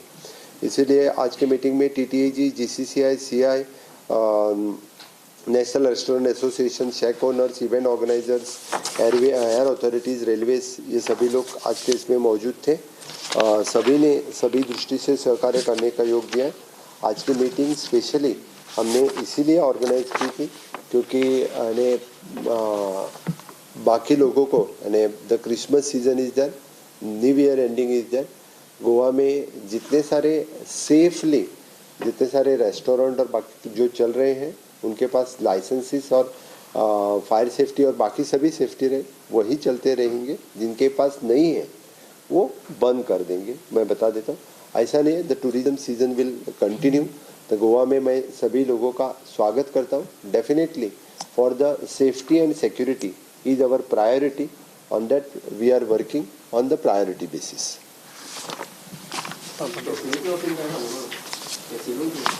कॅसिनोच्या बाबतीत 100% सेफ्टी आणि security त्यांना घेवपाक लायल्या आणि ताज्याकडे परतूय आमचे फायर डिपार्टमेंट वचून इन्स्पेक्शन करतले। परतूय बी ऑलरेडी त्यांच्याकडे फायर लायसन्सीस आसा। ते कन्सर्न फायर डिपार्टमेंटाचे काम आसा, फायर डिपार्टमेंट पळयता। आत्ताचो एक्झॅक्टली ह्या केसीच्या संदर्भातले हांव पर्टिक्युलरली एखाद्या केस ही आत्ता घेवन बसून my investigating authority is doing the investigation on that. त्या खातीर तो एक गजाल हांव नक्की सांगू शकता की ताका कन्स्ट्रक्शन लायसन्स नाशिल्लें, ताका ट्रेड लायसन्स जे दिल्ले त्या ट्रेड लायसन्साचेरूच बाकीच्यो ज्यो आसा पळय न्ही सगळी लायसन्सां दिल्ली आसा। आता पर्यंत 6 जाणांक अरेस्ट केल्या, 3 जाणां ऑफिसरांक सस्पेंड केल्या, 2 जाणांनी येवन आपलो स्टेटमेंट काल दिला, त्यांची इन्क्वायरी सुरू जाल्या। एकटा अजून येवंक ना, तो जर येवंक ना आसत जाल्यार ताका पुलीस अरेस्ट करतले।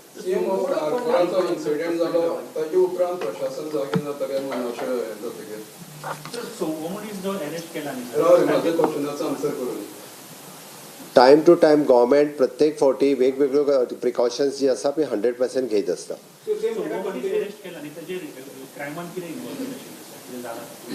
It is an part of investigation, police करीत आसा।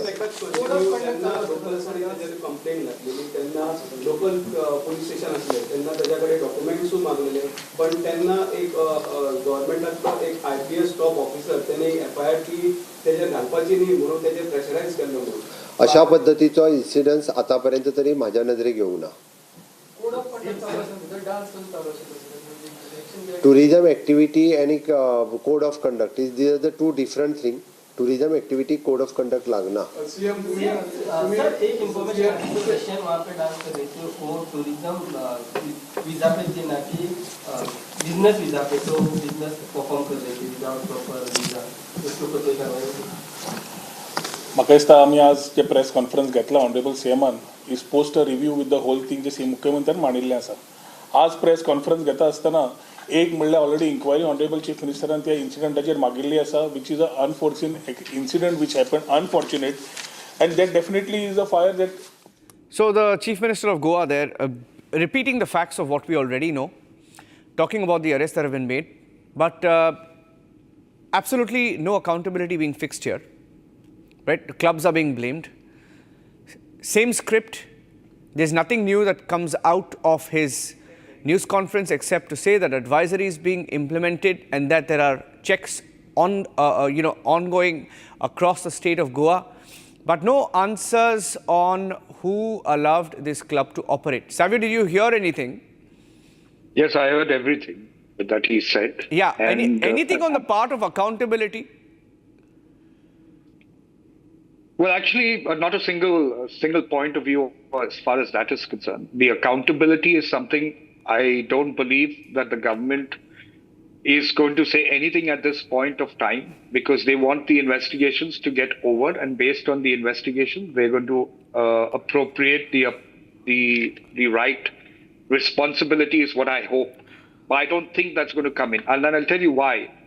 See, the problem with what's happening in Goa as far as the illegalities are concerned, whether it is in the real estate space, whether it's in the restaurant and the nightclub space, is that there is a lobby, there is a powerful lobby that comes into Goa. They have the money, they have the political clout, and they have the ability to bend the system that exists in the state to their demands and their needs.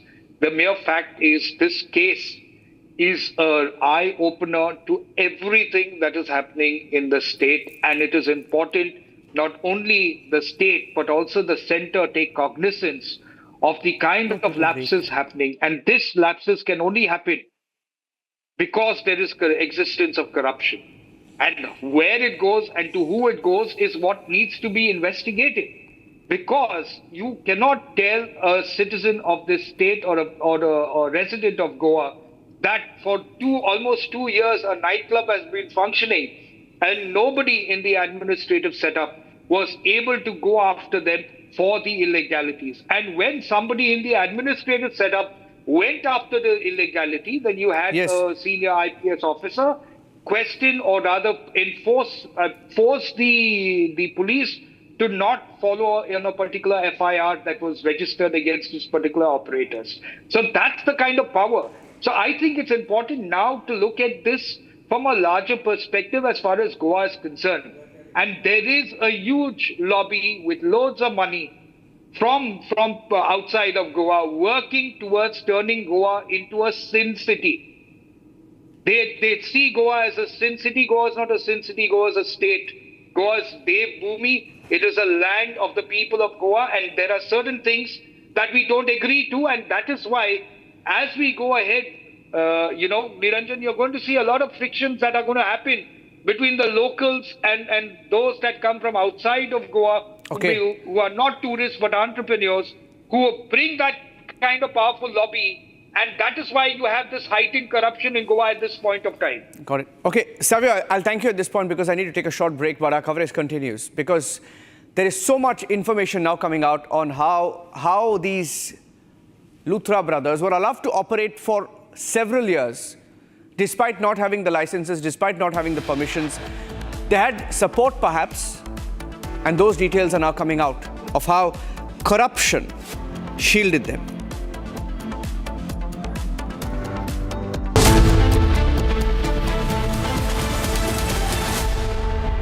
दादी के हाथों का जादू और खुशबू से महकता घर, माँ की मुस्कुराहट और खाने की सुगंध, MDH गरम मसाला, क्योंकि हर रिश्ता है स्वाद से जुड़ा। QS and THE, the world's foremost university rankings organizations, have ranked Amity amongst the top 3% universities globally, making it among the very few Indian universities to be included in both rankings. Yet another top ranking for Amity University. थोड़े में ज्यादा स्वाद, यही तो है इसकी खास बात। वाओ मामा, क्या स्वाद है? अरे मेरे राजा, राजा और pure masala.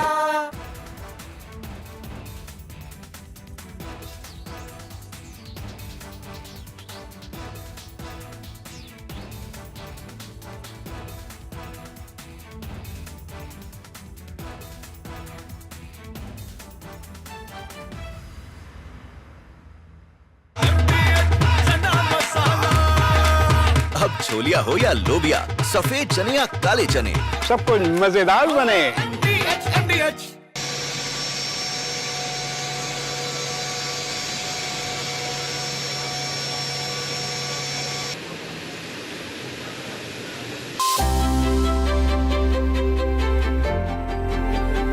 Is it true, Rahul, that your concept drone was the one that featured in Three Idiots? That was very, very long back. That was one of the early prototypes that we were playing around with. Yes. But did it make you a celebrity? Are you in the film, by the way? For small snippets, yes, in the background. You are? But interesting aspects of Three Idiots that subsequently people will tell us that, oh, you've started a drone company, you must have copied the idea from Three Idiots movie.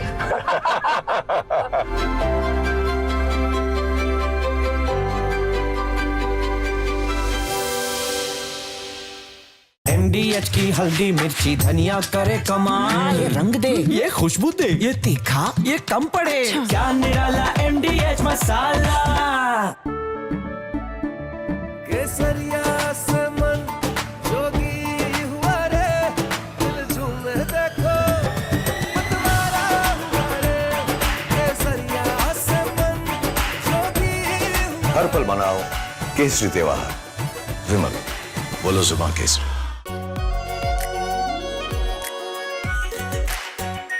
Are pure shahi paneer masala, delicious, healthy every day. भाई मेरा बेटी को प्यार चाहिए, प्यार।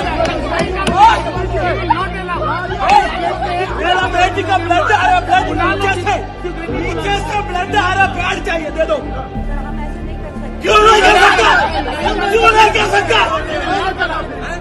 क्यों नहीं कर सकता? मेरे को प्यार चाहिए अभी।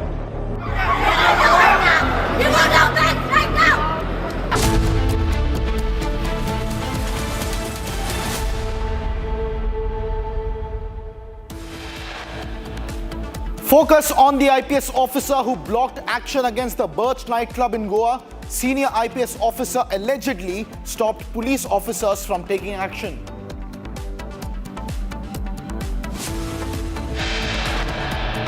Trail of documents expose corruption and cover-up in the Birch nightclub case. Records show how club was built in restricted zone.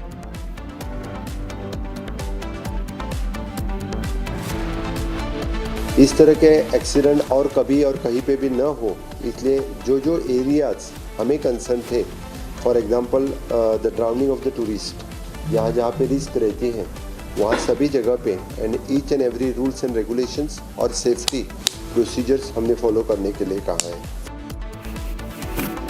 Goa's Chief Minister Pramod Sawant briefs the media on the action taken against the Birch nightclub after the tragedy, announces belated measures to crack down on the violations.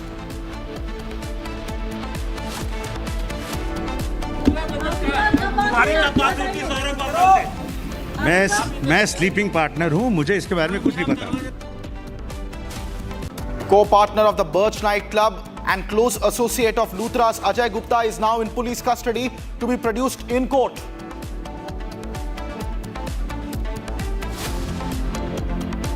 SIT report confirms what Republic reported 5 months ago. Masked man was coached by anti-temple gang to orchestrate the Dharmasthala hoax.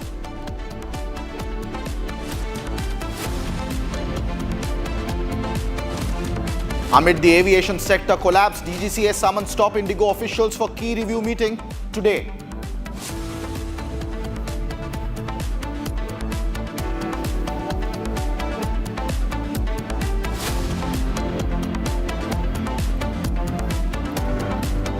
Ladies and gentlemen, we start this bulletin with our fresh breaking news update coming in from the Delhi High Court, which has now pulled up the centre and the aviation authorities over the widespread chaos caused by Indigo flight disruptions, questioning why the situation was allowed to precipitate to this extent and what immediate measures were taken to assist the stranded passengers, seeking a detailed explanation of the arrangements made at the airports to manage the crowds and prevent harassment.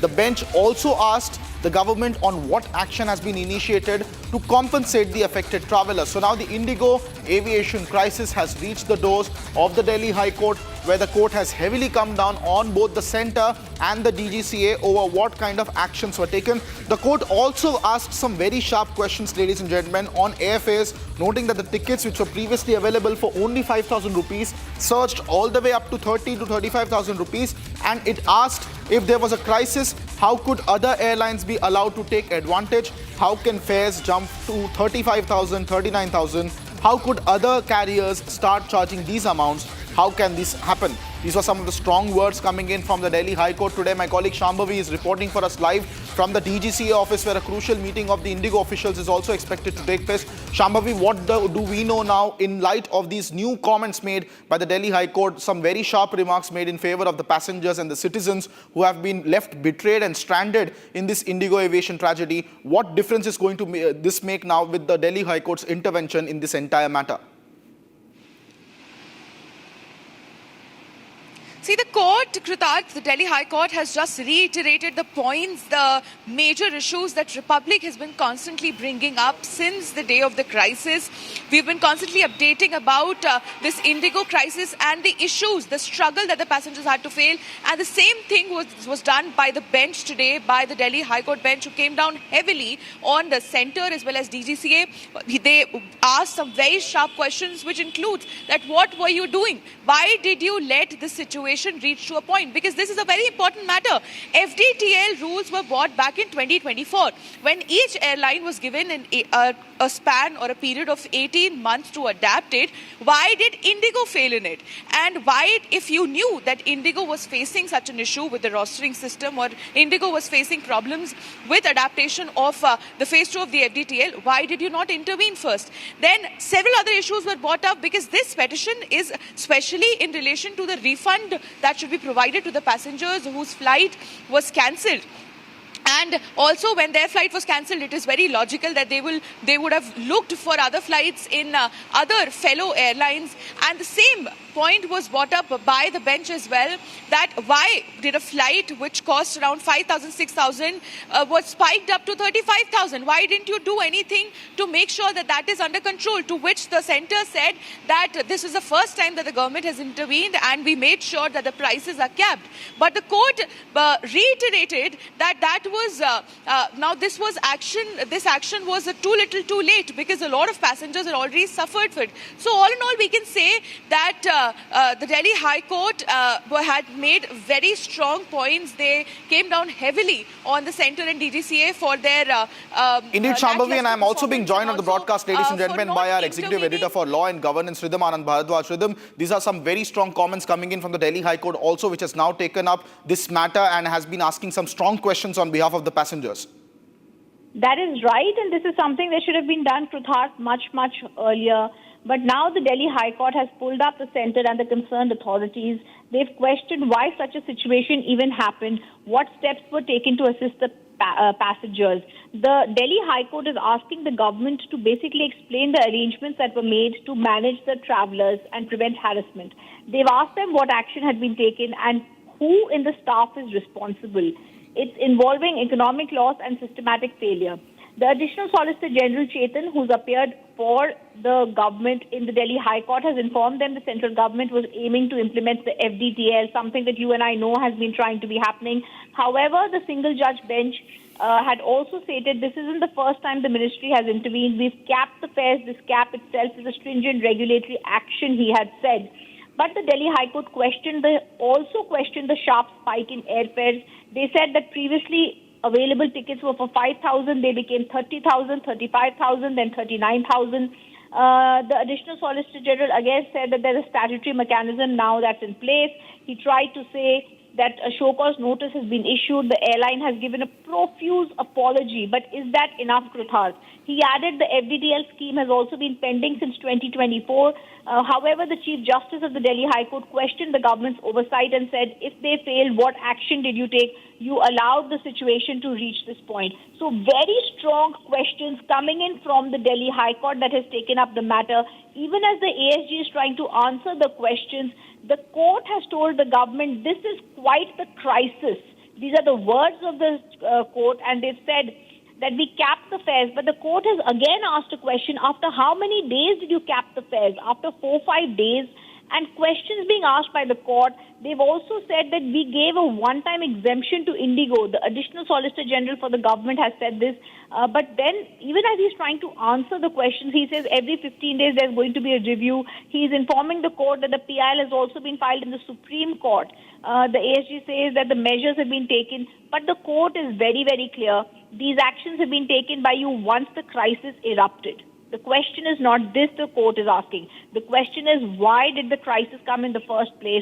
And the court is saying you allowed the situation to precipitate, and only then did you take action. You had in 2024 made certain provisions about duty period. However, after that, in case of these airlines, we want to know under which provisions and policy would you take action against them. So the court is asking them, what action are you going to take against Indigo, and what action did you take against them? They've also said under the certain sections of the DGCA, what directions were operational and used by the airlines, and if there's any violation by them and of these airlines. The court also said, we understand after the decision of the High Court, the guidelines were to be implemented in a phased manner, but that did not happen. They also asked, tell us the ground reality. If a pilot is supposed to do landings in a night and he's doing 6, he's compromising on people's safety. The Chief Justice of the Delhi High Court, very, very stern today, in clear categorical terms, asking questions, says, if they are not recruiting appropriate number of pilots, what action are you taking? What are your powers? How can an airline run like this? And I think it's unprecedented, the comments of the Delhi High Court, where they say, when did the committee's proceedings start? Court is told the hearing of the committee is scheduled for today. The Additional Solicitor General says Indigo has this crisis of its own, where there's unprecedented surge.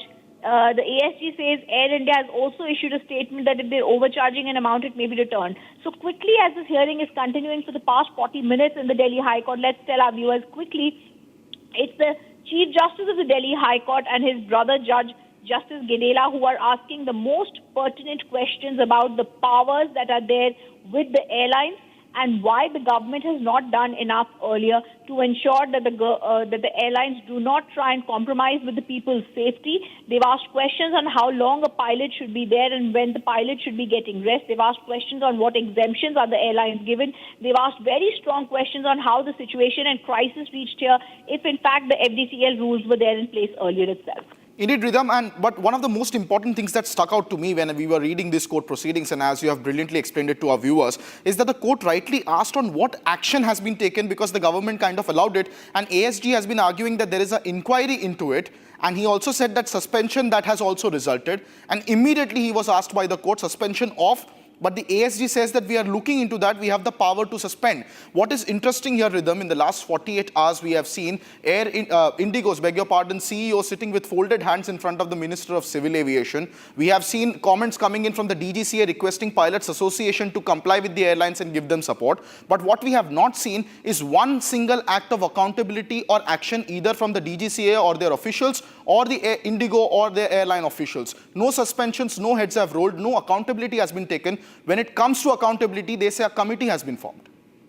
Which is precisely, Kruthard, what the court is asking when they say very, very clearly what action has the government started taking. The government is not doing anything. These are very strong words coming in from the Chief Justice of the Delhi High Court. I have not heard him speak in this tone and tenor. It's clear that the Delhi High Court means business. It's clear the Delhi High Court is asking clear questions, categorical questions where accountability and the buck is also with the government.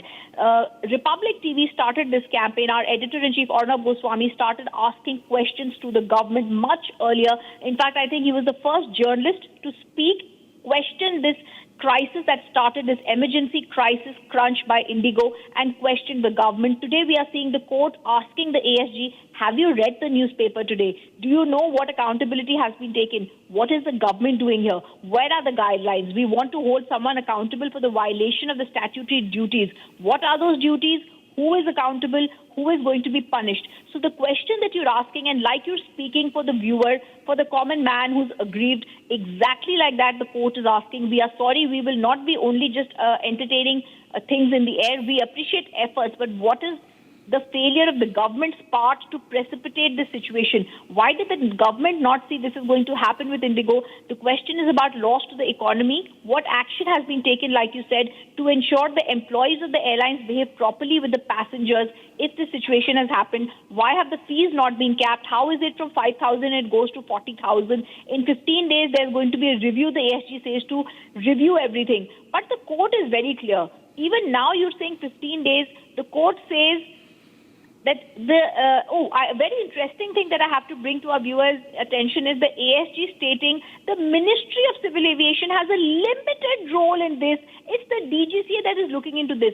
So even here, politics playing out, where the shocking words coming in from the Additional Solicitor General, who's trying to distance the Ministry of Civil Aviation from this and saying it's the DGCA that is looking into this. So shocking. As it is, responsibility and accountability not being taken even now by the government, who passes the buck to DGCA as if these are two different bodies who are completely alienated. The court says we understand everything you're trying to do, but the guidelines had been there to ensure there was rest to pilots. That was in 2024 last year. That did not happen. Exemptions were given, but if you are not recruiting the appropriate number of pilots, what actions are you taking? As we are speaking, 10 minutes ago, the Additional Solicitor General is trying to make arguments in the courtroom where he's trying to say there's a complete machinery in place. I don't think the ASG has an easy job, but to actually say that there is an easy, complete mechanism in place, the government is concerned, the government has acted with great alacrity. It's not going to go down well with either the passengers, citizens of India, or the court that's hearing his arguments. When the court is asking today, when did the committee's proceedings start, which he says have started today, the court is now being told that the hearing of this is scheduled for today. Then Justice Gandela says, we expect proper prayers in this PIL. The ASG says there's a lot of anguish. The court is now, as I'm speaking, dictating the order, and I think let's break that, viewers. The order says the PIL petitioner filed 2 practicing lawyers have raised concerns over the recent disruptions which occurred in the services which were provided by Indigo on account of cancellation of flights. Because of the disruptions, which is continuing even till date, the passengers have been denied boarding and have been stranded at various airports in the country. So the PIL that has been filed here, the order is being passed in this court, and I'm just going to write it down for our viewers so that we can break it down. Yeah, all right. So we already have that. Let's break this. Order is being dictated, and Indeed, Ridham. And ladies and gentlemen, as we speak, the Delhi High Court is now dictating an order in this case, and the hearing is ongoing. Ridham, our colleague, continues to remain with us, who is dissecting this order as it comes. And the first observation of the court that is coming in, which is scathing, is on the PIL petition filed by the 2 lawyers in the Delhi High Court, which led to this entire hearing today. And the court notes that it is a matter of great concern over the recent disruptions which occurred in the services being provided by respondent number 3, which is Indigo, perhaps in this case, over the cancellation of a large number of flights and delays in the flights. The court is further now saying that because of the said disruptions, which is continuing as on date, the passengers have been denied a boarding right and have been stranded at various airports in the country. So right before dictating the complete order, the court is acknowledging the sequence of events and how Indigo has now placed in jeopardy a lot of passengers who continue to remain stranded at various airports. The High Court also noting that this is a continuing cause of concern and the crisis is ongoing.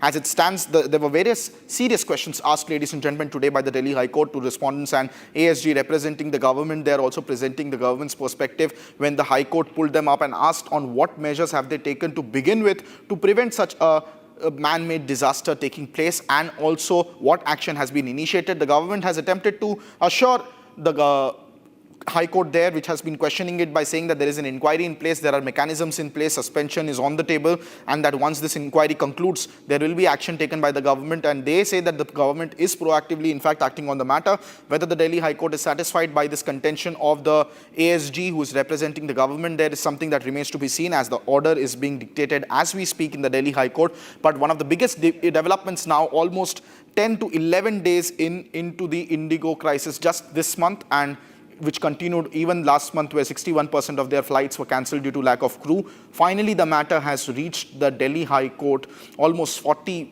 days into the implementation of the phase 2 of the FDTL norms. Rhythm, my colleague, continues to remain with us. Rhythm, do tell us what kind of measures that the court have in their hand. Can they set a timeline for the government to act in accordance? Can they set in stringent measures for the DGCA or Indigo to comply within tight deadlines? What are the options that the court has at this juncture, or will this go to another date with more clarifications and explanations coming in?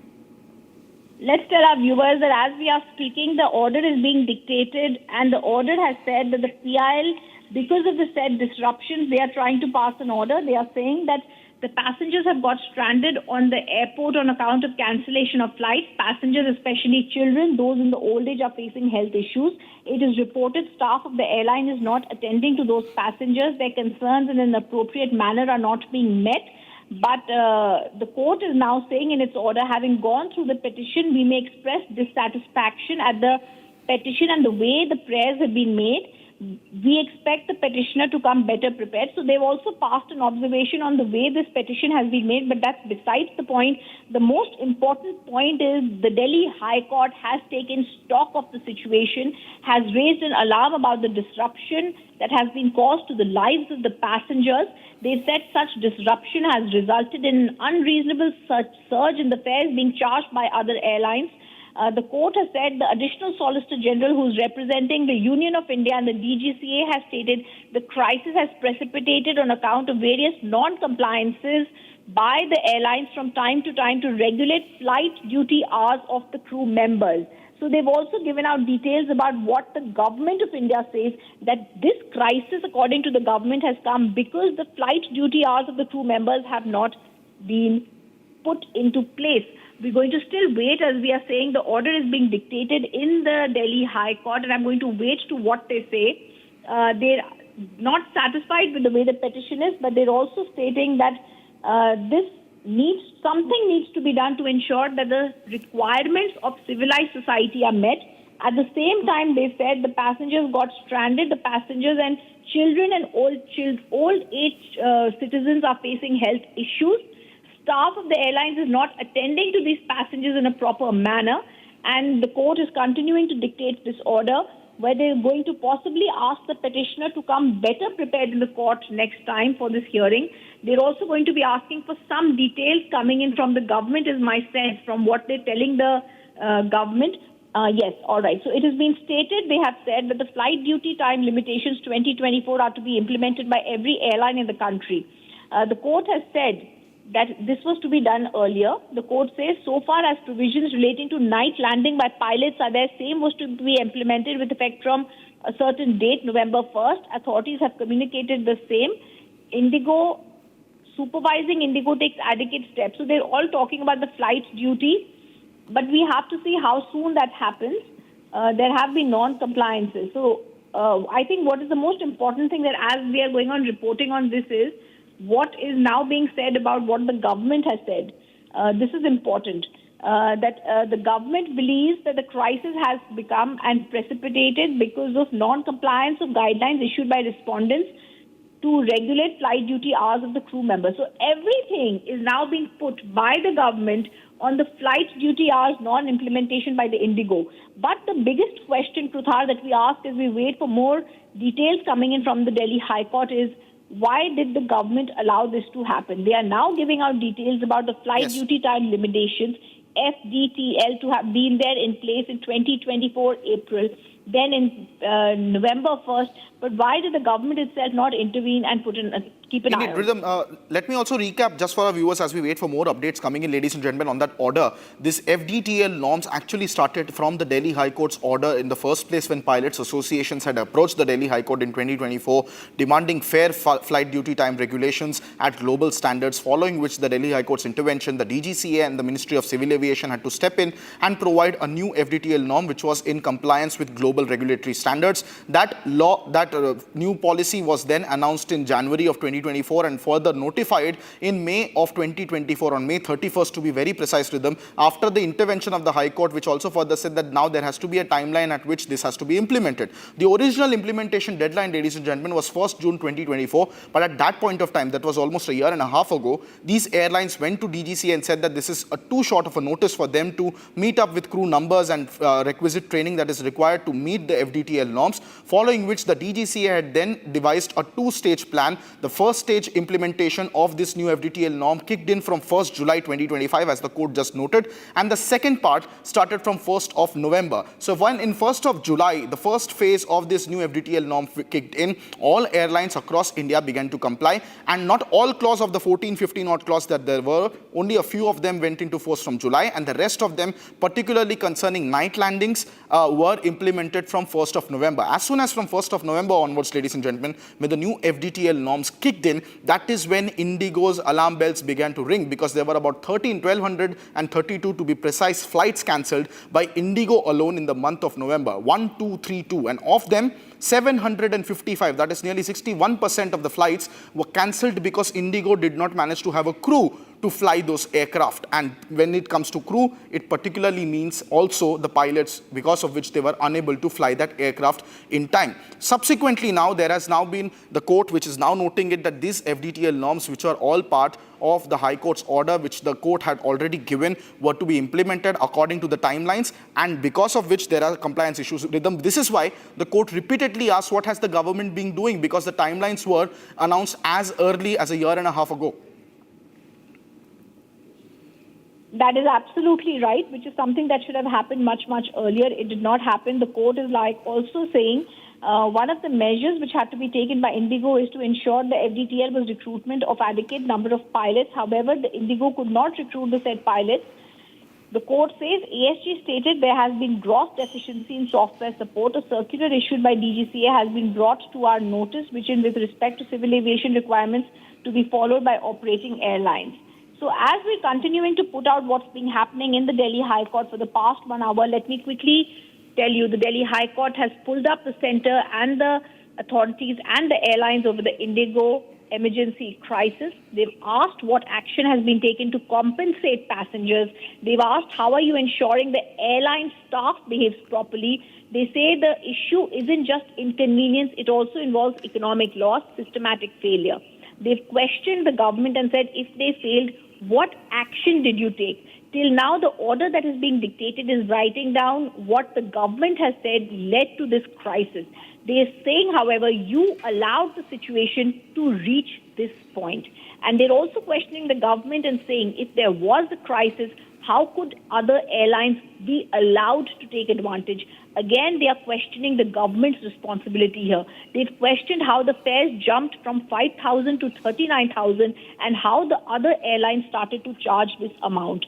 The shocking words that have come in, which I think is very important, which we'll be also looking at later in the day today, is the words of the Additional Solicitor General appearing for the Union of India and the government here, who says the Civil Aviation Ministry has limited role in this. This is the biggest aviation crisis, the biggest emergency crunch crisis that India has seen. And the Civil Aviation Ministry has been very conveniently distanced by the ASG here, who says it's the DGCA that is looking into this, and there is a very limited role of the Ministry of Civil Aviation. These are shocking words, and the Civil Aviation Ministry also needs to wake up like the Delhi High Court is asking them to. The Delhi High Court has secondly pointed out very stringently that the ASG who's representing them has said this entire crisis happened because of FDTL limitations. The court has said it's been stated in circulars that airlines had been told they have to circular to be mandatorily followed by airlines, and they immediately after the crisis was reported on account of the disruptions, the DGCA and ministry took certain measures. One of these measures is a letter dated 5th December where certain relaxations have been granted with respect to leave of pilots. I think the court is basically first putting into account, because it's a question of a very urgent matter, Krutharth, everything into perspective. We'll have to wait for a few more seconds, a few more minutes before we get to the core of what the court is stating here. All right, Rhythm, thank you very much for being with us. Ladies and gentlemen, it's time for a very short break because the Delhi High Court any moment now is about to deliver its final comments in that order in the Indigo crisis. A PIL has now reached the doors of the Delhi High Court. The people are demanding answers, and now the Delhi High Court is asking the questions on why did Indigo fail to implement these FDTL norms. Do not go anywhere. We'll bring you all those details on that exclusive judgment that now the Delhi High Court is delivering as we speak. Republic is live and breaking, ladies and gentlemen. Indigo mess in Delhi High Court.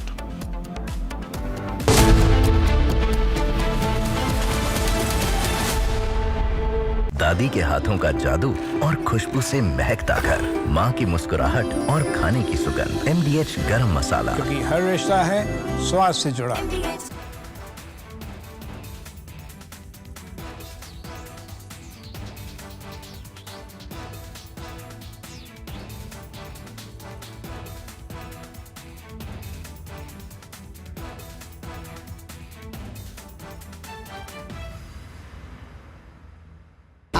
Pure सूजी pasta उबालो मिलाओ और खाओ 8 minute में तैयार। क्या taste है सबका राजा आर प्योर मसाला।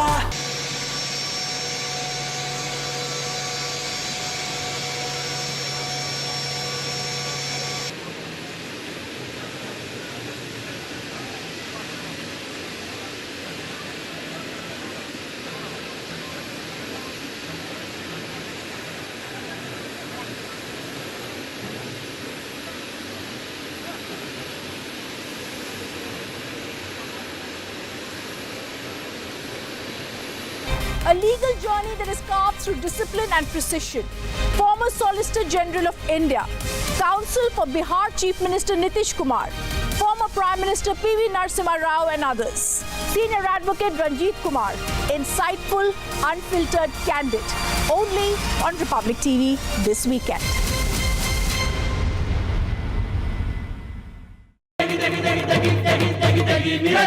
MDH की देगी मीरज, देगी मिर्च का तड़का, अंग अंग फड़का। MDH की देगी Miraj. QS and THE, the world's foremost university rankings organizations, have ranked Amity amongst the top 3% universities globally, making it among the very few Indian universities to be included in both rankings. Yet another top ranking for Amity University.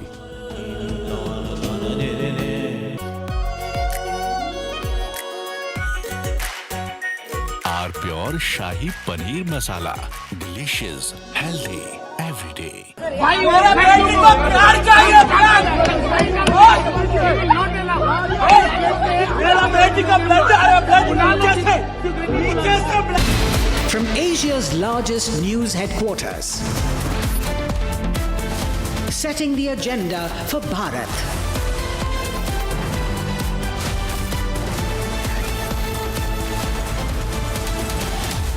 You're watching Republic.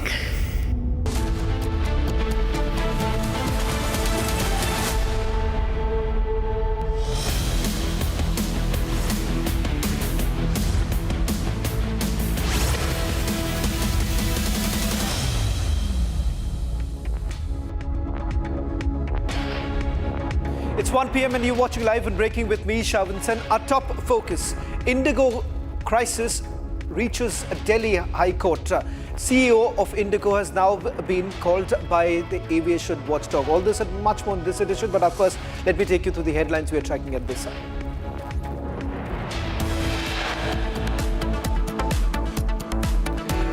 Focus on IPS officers who blocked action.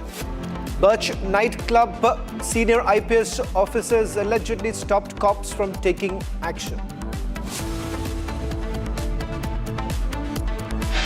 Third owner, Ajay Gupta, arrested, but Luthra brothers still absconding.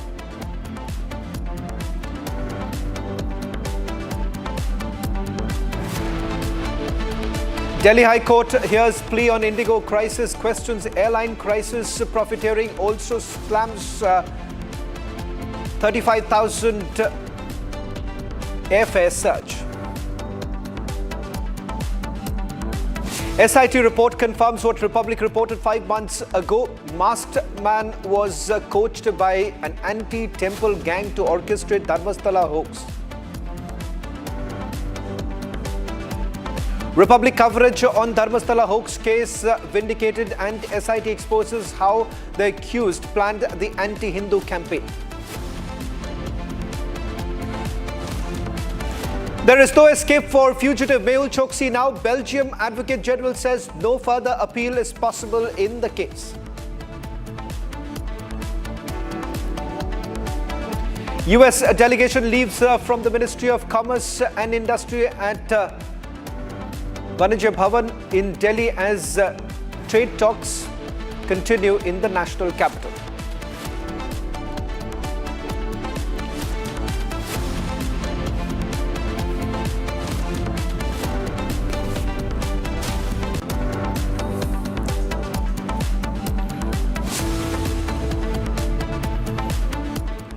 Well, starting this edition with some breaking news now coming in. It's an exclusive with Republic TV speaking to the Advocate General of Belgium. Mehul Choksi's extradition to India has just got a significant boost.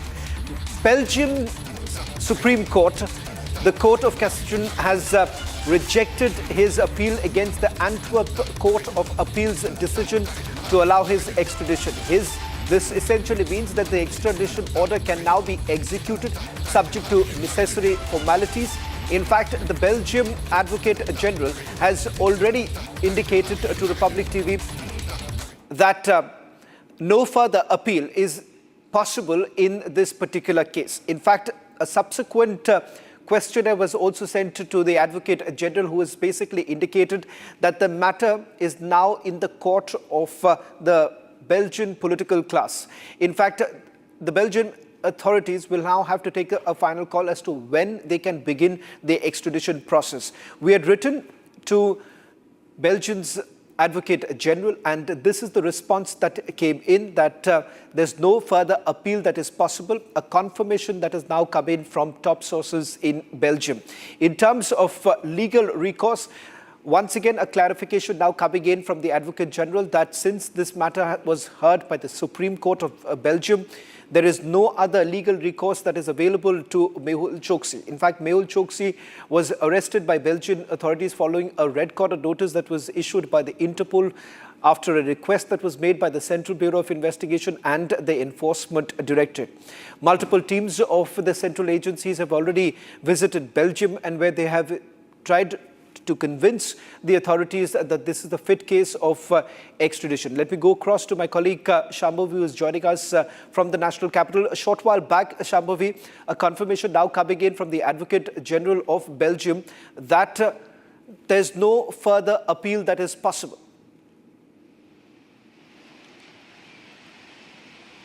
Right. Earlier, when this appeal, when the final order of extradition was there at the Court of Appeal, the next natural step was for Choksi to appeal in the Court of Cassation. And once the appeal goes in the Court of Cassation, there stands only two ways that this case could have gone.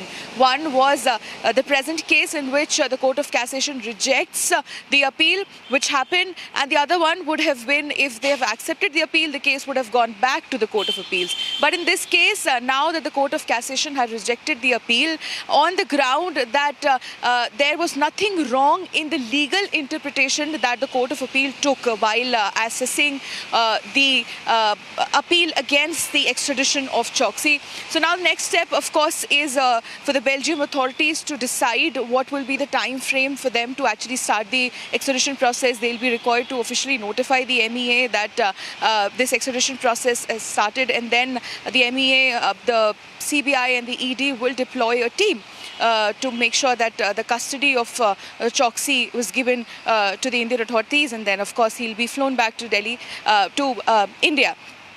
So now, given the situation, we know that the Court of Cassation has officially declined the appeal against extradition. Back to you. Shambhavi, with respect to the extradition process, is there anything that you're picking up, and also just help our viewers understand the case that has been registered against Mehul Choksi?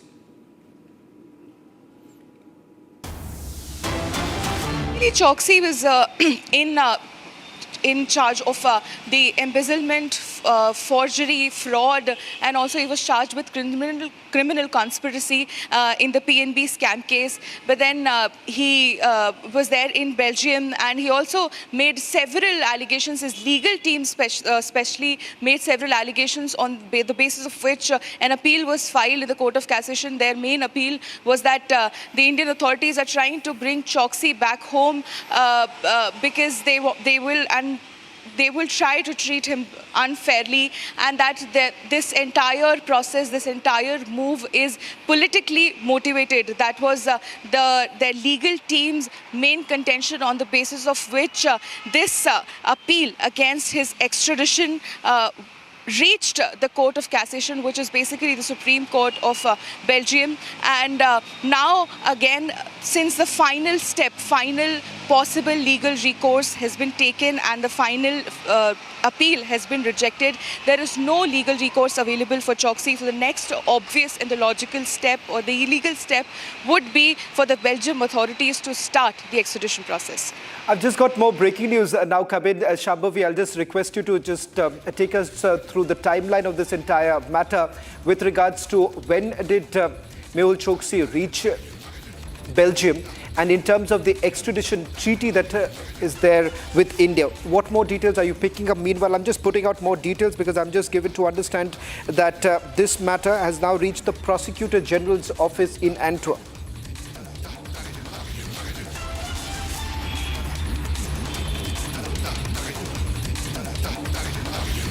Shambhavi, if you can hear me. Well, we know that on the basis of there were major 4 to 5 legal actions or the cases under which Choksi was registered. One was the criminal conspiracy, the second was fraud, third was forgery, and fourth was embezzlement. These were the main grounds on which or the charges that were imposed on Choksi. And when we talk about the extradition treaty, that is basically based upon what is legal here or what is illegal here in India, and if the same things are illegal back in Belgium as well. So when we talk about the technicality of it, apart from one minor point which is illegal in India and not illegal in Belgium, every other charge that was imposed on Choksi was illegal as per the Belgium laws as well as Indian laws. And there is a treaty in place between Belgium and India which has facilitated this entire extradition process and has made it easier, because the more difference there is with the laws of both the countries, it would have been more difficult for us or for India to bring Choksi back in India. But given that the entire legal case or the petition on the basis of which the hearing took place in the Court of Appeal in the first place and then in the Court of Cassation, there weren't a lot of difference except one point where Indian laws and Belgium laws do not agree. Now that the Court of Cassation has taken the decision in the favor of the Indian authorities, in the favor of the extradition process, there will be no legal recourse available for Choksi. Well, in fact, I've just got an official confirmation coming in from Belgium's Advocate General, who has responded to the second query that has been sent. Can we just put this out? Advocate General responds to the second query of Republic TV and once again confirms that there is absolutely no legal recourse available for Mehul Choksi. The matter is now being taken up by the Prosecutor General in Antwerp. Can we put this out? The line, matter to be taken up by Prosecutor General in Antwerp. That's the latest now coming in. So it seems that the date has also been given. We have just got the details as to when exactly are we to expect this matter to be taken up by the Prosecutor General's office. In fact, on the 16th, on next Wednesday is when the reasoning of the court will be also given. It's next Wednesday that we're expecting the reasoning of to come in. That is basically on the 17th when the court will be giving the reasoning as to why exactly will this matter be taken up by the Prosecutor General. Shambhavi, if you can just take us through the latest details coming in. 17th of December when the matter is going to be heard.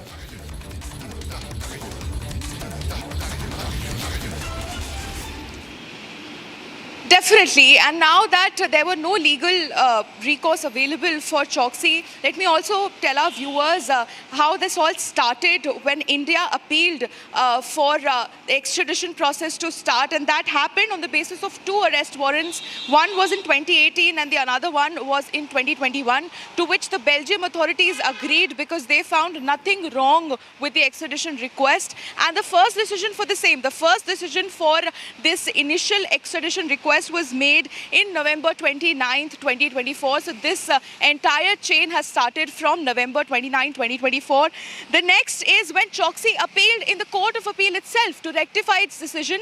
The Choksi first filed an appeal in the Court of Appeal, which actually agreed with the extradition process, to which the Court of Appeal declined to entertain that petition itself, saying that there is nothing wrong in the extradition request and that the laws, as I mentioned, of both the countries align and are allowing the extradition process to happen smoothly. Then after that, Choksi was given 15 days to apply to file an appeal in the highest court, which is the Court of Cassation in Belgium. And that is when the appeal was filed, the hearing happened. And this is very important for our viewers to understand that whenever a case goes from a Court of Appeal to a Court of Cassation in Belgium, the Court of Cassation does not consider the legality of the case, does not consider or reconsider the evidence or the facts of the case. It only considers whether or not, when the case was being heard in Court of Appeal, was the legal process followed. This is the only angle that Court of Cassation would deliberate upon or would talk about in the hearing. And the court update. did not find anything. Shambhavi, just a quick update right now coming in. We do have a confirmation, the following confirmation coming in after the second query that was sent by Republic TV, that Supreme Court of Belgium will give the reasoning of the rejection on 17th of December. Meanwhile, the matter has been taken up by the Antwerp court. As far as the future course of action is concerned, we are waiting for an official confirmation to come in from the Indian central agencies as to when exactly would the team be leaving for Belgium, because it seems that Mehul Choksi has run out of all possible options. And keeping in mind that the treaty does exist with Belgium, it would be far easier for India to extradite Mehul Choksi from Belgium to India. That's the latest coming in. So it seems a move now being made for a faster extradition to be made. 17th of December, when the Belgian Supreme Court to give the reasoning of rejection. I'll just quickly sum up with Shambhavi of all that we know so far. Shambhavi, just a quick recap of all that we know so far in terms of the hearing that took place yesterday. What was the hearing all about and what does it mean for Mehul Choksi now?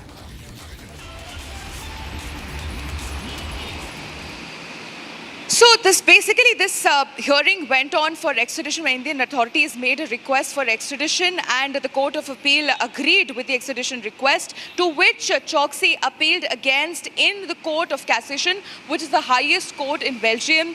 And given that the court is likely to give the reason for the rejection, as we are constantly telling our viewers, the Court of Cassation only considers the legal points of the case. If there were any legal obstacles in the case, it does not reconsider the evidence. It does not reconsider the facts. So that is the major topic on which the hearing was about. Was there any legal loophole that occurred when Court of Appeal was considering the extradition appeal, which again the Court of Cassation found negative, thus rejecting Choksi's appeal against his extradition. So now Choksi is just Indian authorities are just one step ahead in this extradition process. Thank you very much, Shambhavi, for getting us the latest details. Shall we focus now to the other story that we are tracking? This is about the Luthra brothers who are on the run. A blue corner notice has already been issued by the Interpol, which essentially means that Thailand would have to now inform India about the current location of the Luthra brothers. However, there is no clarity as to when exactly would that happen. But now, the focus is on IPS officers who barred action on Birch In fact, senior IPS officers are believed to have been behind this action, rather inaction on the part of Goa police. Keeping in mind there have been multiple violations that have taken place. Meanwhile, as we speak, Gaurav as well as Saurabh Luthra have sought documentation related to operations at Birch nightclub. In fact, a senior IPS officer intervened and instructed officers to halt further action. Now, sources indicate that notices were not pursued following the intervention, prompting internal concern and renewed focus on the role of the senior officials said to have also blocked the process. Now, the Chief Minister has spoken a short while back to Republic TV. We're going to put out that first response by the Chief Minister of Goa in a short while from now. But let me go across to my colleague Swarali. Swarali, are you picking up any details with regards to who are these senior IPS officers? Did the Chief Minister finally name them?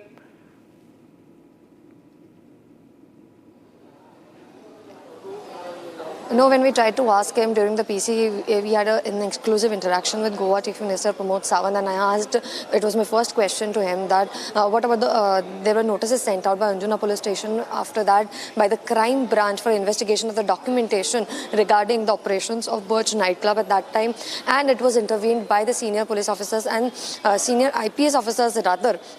And investigation was kept on halt.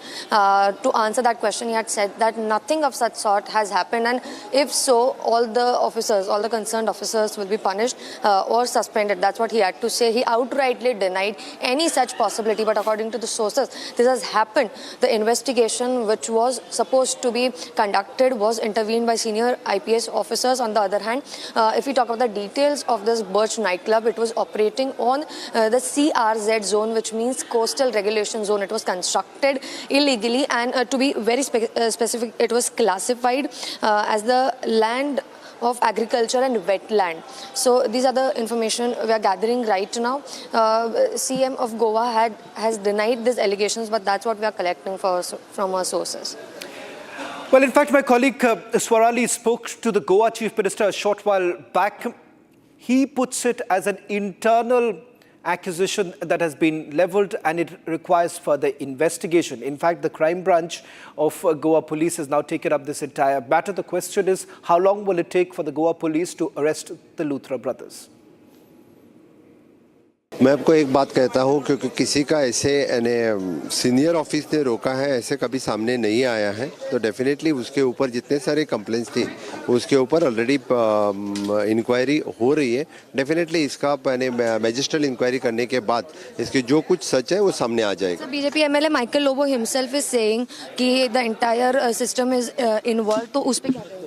मैं आपको कहता हूं कि इस case में जो कोई इस तरह के समझो मैजिस्ट्रेट इंक्वायरी आने के बाद जो कोई मिला तो उनको सस्पेंड कर देंगे, चाहे तो टर्मिनेट भी करेंगे. Officers are alleging each other sir.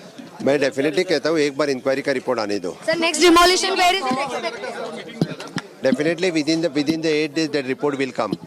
So yesterday we saw action taking place at the Vabator lane, and how many other places that we are expecting such? At present Vagator जिसका violation किया हुआ था उन्होंने, इसलिए उनका हमने ऑलरेडी डेमोलिशन किया है. बाकी भी किसी का वायलेशन इस तरह से मिला तो हम उसका डेफिनेटली जो हमने जॉइंट एनफोर्समेंट कमेटी जो बिठाई है उनका रिपोर्ट आने के बाद इस तरह के वायलेशन दिखे तो उसका डेमोलिशन हो जाएगा. मैं आपको एक बात कहता हूं, क्योंकि किसी का ऐसे सीनियर ऑफिस ने रोका है ऐसे कभी सामने नहीं आया है, तो डेफिनेटली उसके ऊपर जितने सारे कंप्लेंट्स थी उसके ऊपर ऑलरेडी इंक्वायरी हो रही है. डेफिनेटली इसका मैजिस्ट्रेट इंक्वायरी करने के बाद इसकी जो कुछ सच है वो सामने आ जाएगा. BJP MLA Michael Lobo himself is saying कि the entire system is involve, तो उस पे क्या कहेंगे? मैं आपको कहता हूं कि इस केस में जो कोई इस तरह के समझो मैजिस्ट्रेट इंक्वायरी आने के बाद जो कोई मिला तो उनको सस्पेंड कर देंगे, चाहे तो टर्मिनेट भी करेंगे. Officers are alleging each other sir. मैं डेफिनेटली कहता हूं एक बार इंक्वायरी का रिपोर्ट आने दो. Sir, next demolition where is it expected? Definitely within the 8 days that report will come. So yesterday we saw action taking place at the Vabator lane, and how many other places that we are expecting such? At present Vagator जिसका violation किया हुआ था उन्होंने, इसलिए उनका हमने already demolition किया है। बाकी भी किसी का वायलेशन इस तरह से मिला तो हम उसका डेफिनेटली, जो हमने जॉइंट एनफोर्समेंट कमेटी जो बिठाई है, उनका रिपोर्ट आने के बाद इस तरह के वायलेशन दिखे तो उसका डेमोलिशन हो जाएगा। A series of documents that have been accessed by Republic TV clearly indicates the kind of violations that were indulged by the Luthra brothers. In fact, this particular resort, or rather this entire club, was built on an CRZ zone, and that official records classified the land as agricultural wetland. The documents further state that illegal construction was confirmed back in January 2024, followed by the issuance of a show cause notice in February 2024, after which a proposal for demolition was placed before authorities in March 2024. So there are demolition notice that has also been accessed, I beg your pardon. But it seems that there has been some sort of an intervention. Now, whether at all that intervention was coming in from senior IPS officers, Delhi-based IPS officers, is something that requires further investigation. But there is an investigation that is being carried out, and there is an indication that has essentially come in from those who have been part of this entire probe, those who have been part of the panchayat. They've made some damning allegations. The Chief Minister finally responds to it by saying that it requires further investigation. Meanwhile, we also interviewed Bhavna Joshi, who happens to be one of the survivors there. In fact, she has raised concerns about the alertness of the security guards who were present there, because remember, where this fire actually first broke out is where a performance was actually taking place. And from the images that have been accessed, Bhavna Joshi, the lone survivor, recounts what really happened at that point in time. She lost 4 family members, including her husband, and called out the authorities for hiding the real death toll. She also criticized the lack of help from police, hospital staff and government representatives, and highlighted missing fire exits and extinguishers at the property. Listen. Dance चल रहा था वहाँ पे, music चल रहा था, सब लोग एंजॉय कर रहे थे, बहुत एंजॉय कर रहे थे। वो गन शॉट्स की जो गन शॉट चला 3 to 4 टाइम्स हुआ वो, और मे भी हो सकता है एक ही प्रॉपर एक पर्टिकुलर स्पेस पे वो होने से वहाँ पे उस चीज़ ने आग पकड़ ली उसकी वजह से। और वो माइनर सी आग बढ़ते 2 मिनट में पूरे हॉल को उसने पूरा कवर कर लिया, जिसकी वजह से मतलब कई लोग तो दम घुटने से मर गए वहाँ पर। खुद मेरे हस्बैंड भी दम घुटने की वजह से वहाँ पे उनकी डेथ हुई है। और मतलब मेरे बल्कि जो आग जो फर्स्ट टाइम जो देखा था वो भी मेरे हस्बैंड ने ही देखा था, और उन्होंने ही बताया कि यहाँ आग लग गई है, और बहुत आराम से बताया था।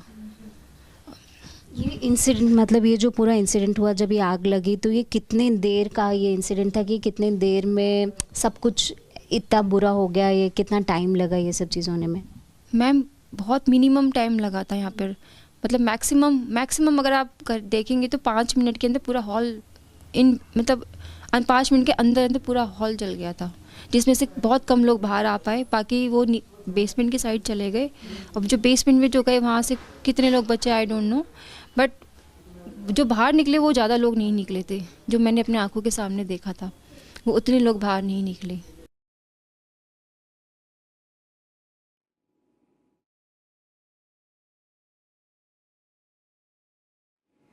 Well, in fact, President Donald Trump has made multiple assertions about being able to bring peace, and the fact that he has intervened in bringing an end to 8 conflicts, referring to the Thailand-Cambodia conflict too. In fact, there is a statement that has now been made by the president. We're just going to put this out right now as to what exactly does this essentially mean for the president, who has made many such assertions and made it look like he's after all the global peacemaker. He mentioned how he has ended multiple wars that have taken place. Trump said that he will make a phone call as far as this ongoing clashes that are taking place between Thailand and Cambodia, which has only intensified in the last few hours.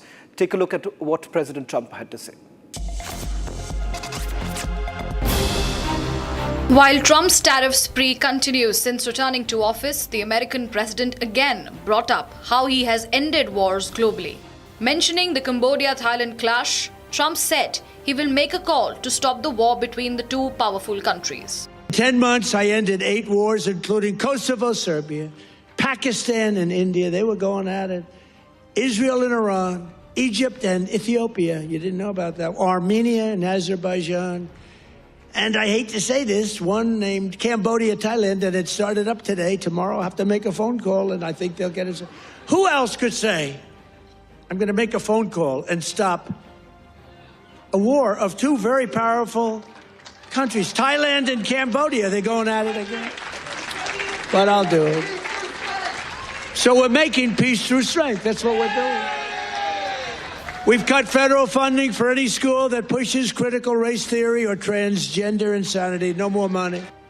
Trump has time and again been spotted saying he is deploying sanctions tactically to end wars across the globe.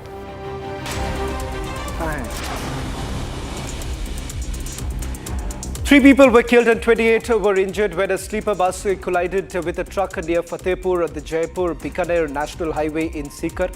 The accident took place around 11 o'clock late last night. 7 of the injured are in critical condition.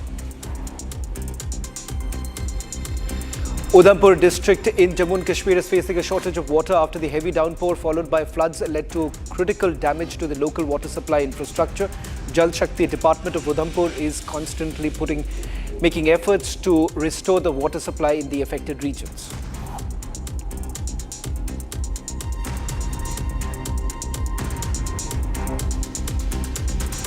In major crackdown on the illegal trade of banned codeine-based cough syrup, Varanasi police has seized around 30,000 bottles of prohibited cough syrup worth 60 lakh rupees from a godown. 2 suspects have been arrested at the spot. Multiple firms have been accused of supplying banned codeine-based cough syrups. Cases have been filed against a total of 26 firms by Uttar Pradesh Food and Drugs Department. A fire broke out in an apartment located on the 9th floor of Radha Beach Residency in Visakhapatnam. There were no casualties in the incident. Fire department personnel have brought the fire under control.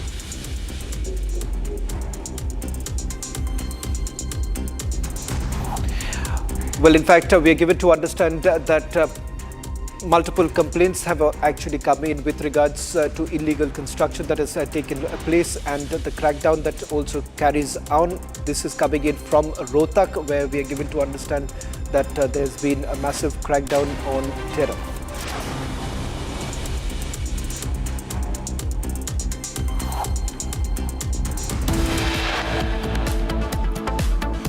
Delhi High Court hears pleas on Indigo crisis, questions airline crisis profiteering, also slams the 35,000 airfare surge.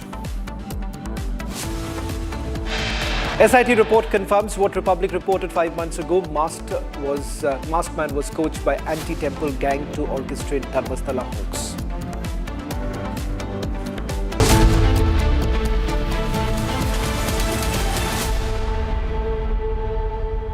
इसको घर पे लगाओगे तो शादी का तो पता नहीं, पर घर पक्का नहीं टूटेगा। रुंगटा नहीं तो घर स्ट्रॉन्ग नहीं। रुंगटा स्टील TMT बार एकदम सॉलिड। पहाड़ों में एक हाइकिंग शिप भी बन सकती है। थोड़े में ज्यादा स्वाद यही तो है इसकी खास बात। वाओ मामा क्या स्वाद है। अरे मेरे राजा राजा और pure masala.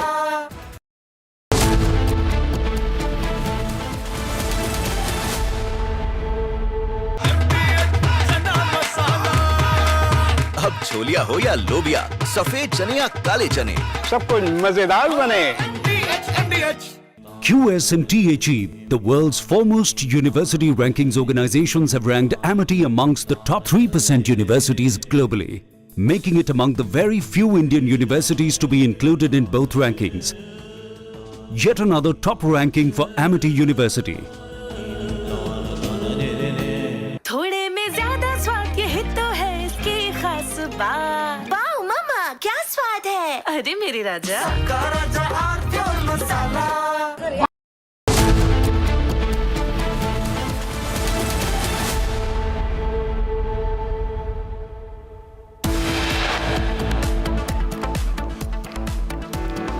Focus on IPS officers who blocked action Birch nightclub senior IPS officers allegedly stopped cops from taking action.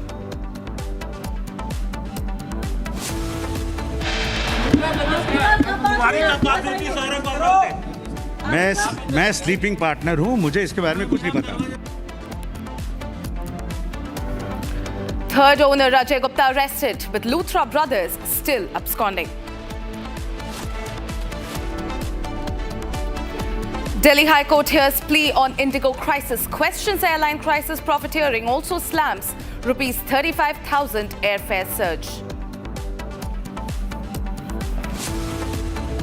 SIT report confirms what Republic reported 5 months ago. Mast was coached by anti-temple gang to orchestrate Dharmasthala hoax. Republic coverage on Dharmasthala hoax case vindicated, and SIT exposes how the accused planned the anti-Hindu campaign. There is no escape for fugitive Mehul Choksi now. Belgium Advocate General says no further appeal is possible in the case.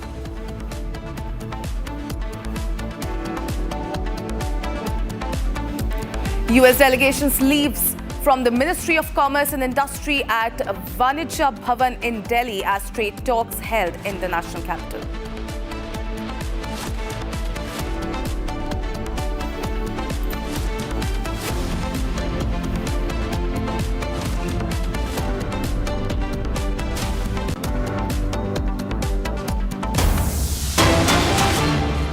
All right, ladies and gentlemen, we are starting this edition with the breaking news that is coming in. A team of 7 officials from the Archaeological Survey of India is conducting an inspection on the Thiruparankundur hill today, December 10th, under the orders of district administration. 5 archaeology officials from Chennai and 2 from Madurai, accompanied by a police inspector for security, have gone up the hill and are currently carrying out the survey. For many years, Hindu organizations have been campaigning to light a lamp at the lamppost on the hilltop. Recently, a lawsuit was filed and the presiding judge, G.R. Swaminathan, ordered that a lamp be lit up at the hilltop post. Now, the Tamil Nadu government has filed an appeal against this order at the Supreme Court.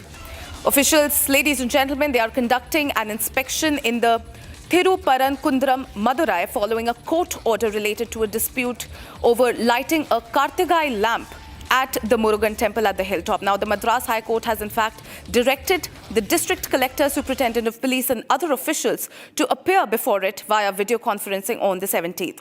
Now, ladies and gentlemen, the dispute involves allegations of encroachment and property rights issues, with the court observing that the issue is not just about lighting a lamp, but also related to property rights. All right, let me cut straight across to Sharda, who's joining me live. Sharda, the ASI officials are conducting a survey at the hilltop, and this is, of course, stemming from this long-fought dispute over lighting a Kartigai lamp up the hilltop. Tell us more. Well, after the December 1 order passed by G.R. Swaminathan, there's always been a turmoil as to whether the Deepatun, the lamp on the top of the hill where the lamp should be lit, whether it is part of the temple or whether it is part of the dargah, whether it is the boundary that's kept between to make sure the distance of the temple and dargah is met. But now the district administration has sent the archaeological survey team to make sure to find whether this particular pillar that the judge had ordered to light the lamp belongs to the temple. As we know, the lamp was lit there 80 years back, and there's no proof that before the Second World War whether the lamp was lit exactly on the particular pillar. How multiple Hindu party front leaders have coming forward saying that we should use it, but again the district administration has a question whether that particular land and the pillar belongs to the temple, because it is very far off from the where the exact temple is located, and also stating that the DMK government is against it. The district administration also added that it is not the first time the fight is happening. Back in 2014, a Supreme Court had also passed a judgment in the same case, and that the DMK government has been following that this year as well. However, now the Hindu Party Friends wants a new rule, and also the latest development in this case is that the temple officials are saying that they should be allowed to light the lamp wherever they want, and a judge should not be interfering in this. All right, Shada, thank you for getting us these details. Ladies and gentlemen, we are getting another breaking news that is coming in. Court has granted bail to Rahul Mamkotahil, Thiruvananthapuram, Kerala. The Principal Sessions Court, in fact, granted pre-arrest bail for Rahul Mamkotahil in the second case registered on the complaint of a Bengaluru-based woman. This is a breaking news that we are getting in. Court has now, ladies and gentlemen, granted bail to Rahul Mamkotahil. Of course, this is related to the complaint that was based of a Bengaluru-based woman. The Principal Sessions Court has, in fact, granted pre-arrest bail for Rahul. All right, let me cut straight across to my colleague Shankar, who's joining me live. Shankar, the court has granted bail to Rahul Mamkotahil, Thiruvananthapuram, Kerala. In fact, the Principal Sessions Court has granted this pre-arrest bail to Rahul as well. Tell us more.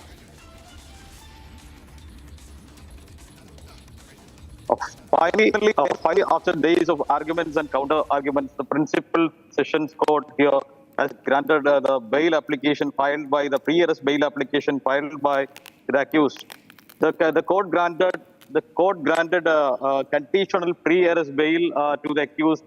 The court granted conditional pre-arrest bail for the accused, stating that he has to appear before the investigating officers on all Mondays, and he has to cooperate with the probe fully, and he is not supposed to influence the witnesses and intimidate, not try to intimidate the victim in this case. He was granted the conditional bail in connection with the second case registered on the complaint of the 23-year-old woman who is from Bangalore. Actually, there were arguments for the last 2-3 days, and the court posted for final verdict in this matter today.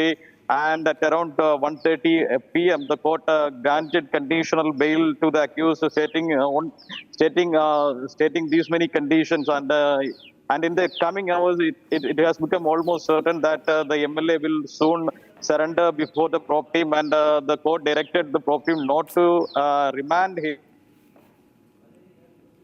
Sent after recording his arrest. He has to be released after recording arrest, and he has to cooperate with the probe team in all the investigation. He has to comply with all the conditions which are mentioned in the bail granting order.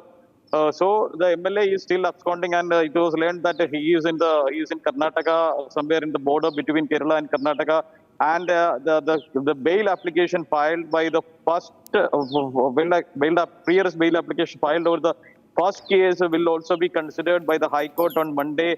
And but the High Court issued a not to arrest order in connection with the first case, and the prop team was not in a plan to arrest him in view of the not to arrest order. And even the Sessions Court, which issued the pre-arrest bail, pre-arrest bail had earlier issued a not to arrest order as well. So his arrest was not a plan not in the plan of the prop team, but in the coming hours he will soon surrender before the prop team, and after clearing all formalities, he will be relieved soon. Absolutely. Absolutely. Thank you for getting us these details. Ladies and gentlemen, this is the former Congress MLA who has now been granted bail. He was accused of sexual harassment by a Bengaluru-based woman. Moving on to another story that we are getting in, ladies and gentlemen, the DGCA has issued another summons to the Indigo CEO and all concerned officers, requiring their presence tomorrow at 3 p.m. along with complete detail regarding the crew rostering and the aircraft schedules. The Directorate General of Civil Aviation, or the DGCA, has now directed the CEO of Indigo to present a comprehensive data and updates regarding the recent operational disputes. Now, the CEO, along with the senior officials from all the relevant departments, is expected and is required to appear before the DGCA at 3 p.m. on December 11. That is the DGCA, ladies and gentlemen. Now, finally jumping into action and tightening the noose. In fact, the DGCA has now issued another summons to Indigo CEO Peter Elbers and other top officials, requiring their presence tomorrow at 3 p.m. All right, joining me live is my colleague Shambhavi. Shambhavi, the DGCA has now mandated for the Indigo CEO and the other relevant officials to appear before them at 3 p.m. What can we expect?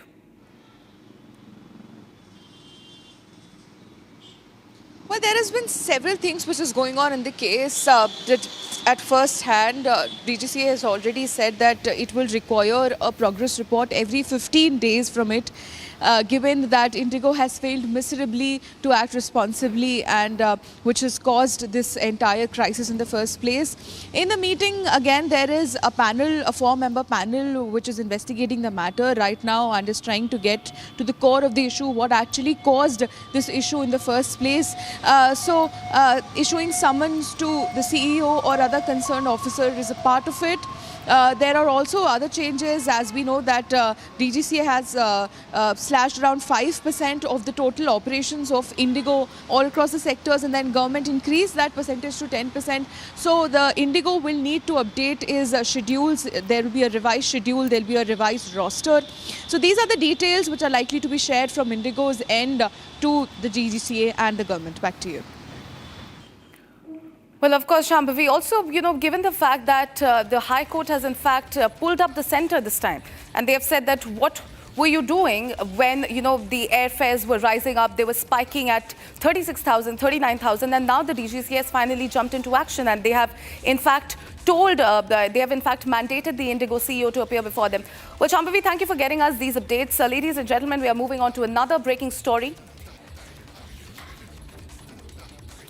All right, the SIT's preliminary report submitted to the court in the Dharmasthala mass burial case has exposed what it calls a major conspiracy by the group of anti-Dharmasthala activists, giving the Dharmasthala administration a clean sheet. Now, the SIT states that the accused was paid, pressured and coached to deliver false statements, while the group allegedly procured a skull-staged evidence and recorded scripted videos to bolster these claims. Ladies and gentlemen, we have been in fact tracking this story for very closely. In fact, Republic was the first channel to, put this out in the open that this was nothing but an anti-Hindu campaign, and now the SIT's preliminary report in the Dharmasthala mass burial case has revealed an alleged conspiracy by the group of anti-Dharmasthala activists. In fact, the report has given a clean sheet to Dharmasthala administration, stating that the accused was paid, they were pressured and coached to deliver false statements. The group, in fact, allegedly procured a skull. They also staged in evidence and they recorded scripted videos to support their claims. There are some key points from the reports that are now coming to the fore, viewers. Let me quickly take you through them one by one. There is an alleged conspiracy by anti-Dharmasthala activists.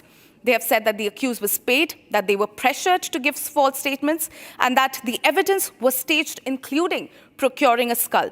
The skull was, in fact, at the heart of this investigation, ladies and gentlemen, but Republic was very quick to break this out in the open, that this was nothing but an anti-Hindu campaign. All right, joining me live is my colleague Abhishek. Abhishek, the SIT's preliminary report in the Dharmasthala mass burial case has in fact revealed a huge and an alleged conspiracy. Give us more ground details on this. Antara, it was the whistleblower or the masked man Chinnaya who had claimed in Beltangadi court along with his advocates that he had buried over hundreds of bodies in the last 30 to 40 years. And all of them belonged to women aged between 12 and 80, and all of them were brutally raped, and then he was the person who actually buried all of them. After which the Karnataka government started a special investigation team headed by Pranav Mohanty. This investigation dug around 18 to 19 places where they found only pieces of skulls of only 2 persons, and after which the government demanded a report which had to be delivered by the special investigation team as soon as the investigation was over. As of now, the special investigation team has submitted a report to Beltangadi court. At this point of time, we have received some of the information within the report which very clearly mentions 6 persons were the culprits in this entire case who wanted to defame Dharmasthala, who wanted to change the ideological thoughts of the people in Dharmasthala, and the respect towards Dharmasthala had to be changed. And at this point of time, Mahesh Shetty, Timarodi, Girish Mattananavar, Sujata Bhatt, and Chinnaya and various other persons who were involved in the direct speaking who were directly influencing the people to not to believe Dharmasthala, they have been named in the report as of now. And at this point of time, we've also seen the BJP and the JDS leaders who massively supported Dharmasthala during the issue when the Dharmasthala hoax started.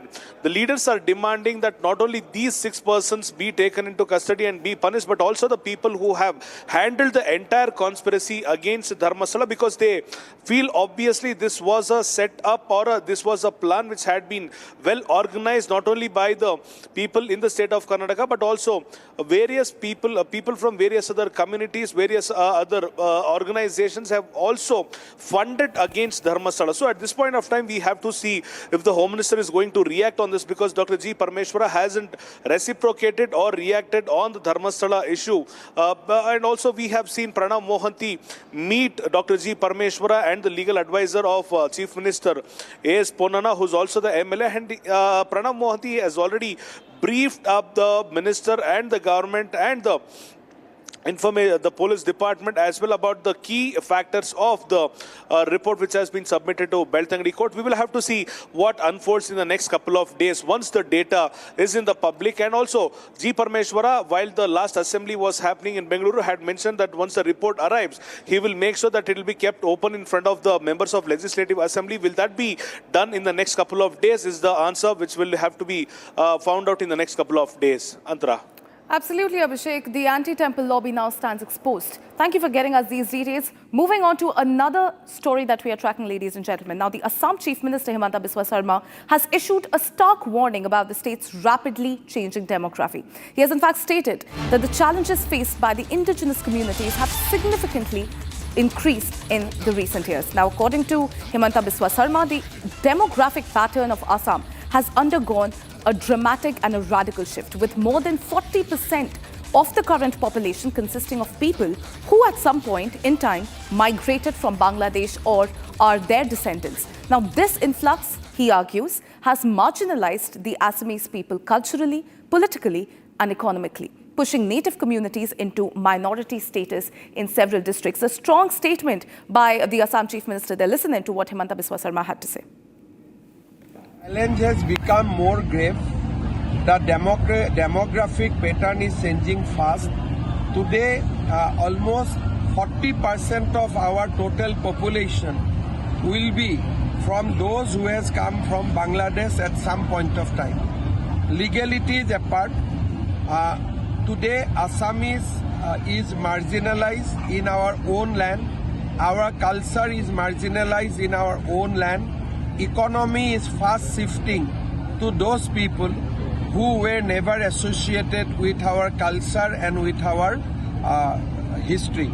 So the challenge continue, but one good thing is that there is a collective spirit today to face the challenge, and I am sure that our new generation will fight, will keep on fighting, and God will bless us, we will survive. All right, joining me live is Anirudh on the phone line. Anirudh, this is a huge statement that is coming in from the Assam Chief Minister. In fact, he has said that the minority, that, you know, the cultural people, the majority that was once there in Assam, the population has now turned into a minority status, especially given the influx of migration. Tell us more. Yes, in fact, this is a very big statement by the Chief Minister, and this comes on the day when the Assam government is recognizing the martyrs of the Assam movement, paying tribute to the 860 martyrs of the Assam movement who had in fact laid their lives down for fighting infiltration from Bangladesh. And as the state commemorates their sacrifice on the 40th anniversary of the Assam agitations, and we know today the Chief Minister has made this statement that the challenges which had been posed during the time of the Assam agitation, they still continue to loom large over the people of the state. And at the same time, the demographic pattern shift had been very much there, impacting the population of the state. He has also went on to say that at least 40% of the total population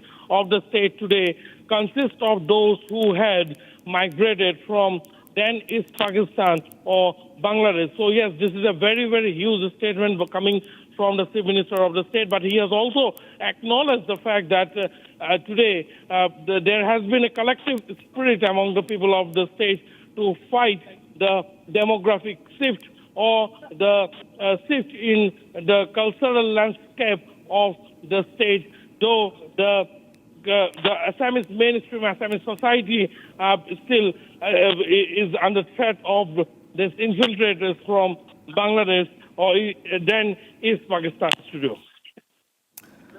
Well, thank you, Anirudh, for getting us these details. Ladies and gentlemen, we are tracking some other stories as well now. At the Indo-Pakistan border in Samba, winter has raised the threat of sniper fire from across the fence. BSF troops are now patrolling in bulletproof bunkers and fortified vehicles with enhanced surveillance. Here's a quick report by our colleague Imran. Take a look.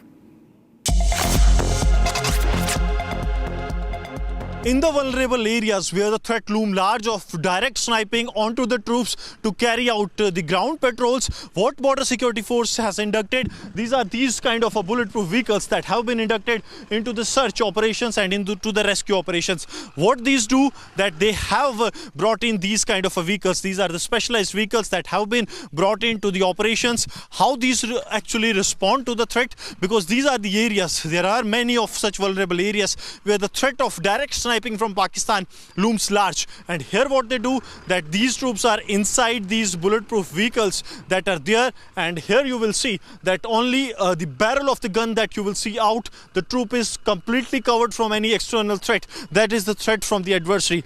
And also apart from this, what you will see, that these are the cameras, these are the high-tech cameras that they have installed so that they can also carry out around the clock surveillance. I'll request Sarjeevan if we can come this way, because on the other side is the adversary's area, and the adversary always remains in a bid that they can carry out the targeting of these troops on ground. But now what they have done, that here also you will see that these troops of the Border Security Force, they are inside, but what you will see, the barrel of the gun, this is a Bretta gun, that the barrel you see, this is out, they can fire. And here also similar is the situation, that likewise there on the back panel also, these troops of the Border Security Force, they have been deployed from this very area that is covered with a bulletproof glass. They are keeping an eye, and only this is the scope from where they are actually able to push this barrel out. And if the enemy dares to carry out any attempt or any nefarious plan, they will completely destroy the enemy in the vulnerable areas also where Pakistan plans to carry out the sniping, but they have failed, because this is the new induction that has been done on the Border Security Force with the BP bunkers carrying out the ground patrols. Ladies and gentlemen, the United States has now approved its biggest ever military budget. The bill is called the National Defense Authorization Act for 2026, and it was passed by US Congress after President Trump asked for a slightly smaller amount. Now, lawmakers have agreed to spend $901 billion on defense and security programs. The money will go towards building new ships and submarines for the Navy, buying modern jet fighters and jets, as well as helicopters for the Air Force, and strengthening missile defense systems. Take a look. The United States of America has passed its largest defense bill ever at $901 billion for fiscal year 2026. US President Donald Trump had asked for $892.6 billion, but Congress approved $8.4 billion more than his request. This bill is known as the National Defense Authorization Act for 2026, allows $901 billion in spending for national security programs. It covers the Department of Defense and related activities. The bill sets policies and funding levels for buying equipment, paying personnel, running operations, and funding research across the military. A major part of the bill is procurement to keep and grow key platforms. The Navy can build ships that include contracts for 2 Ford-class aircraft carriers and up to 5 Columbia-class ballistic missile submarines. These submarines are the next generation of sea-based nuclear deterrent, and the bill allows funding to be spread over several years. The bill also funds 15 medium landing ships for amphibious operations and other maritime tasks in contested areas.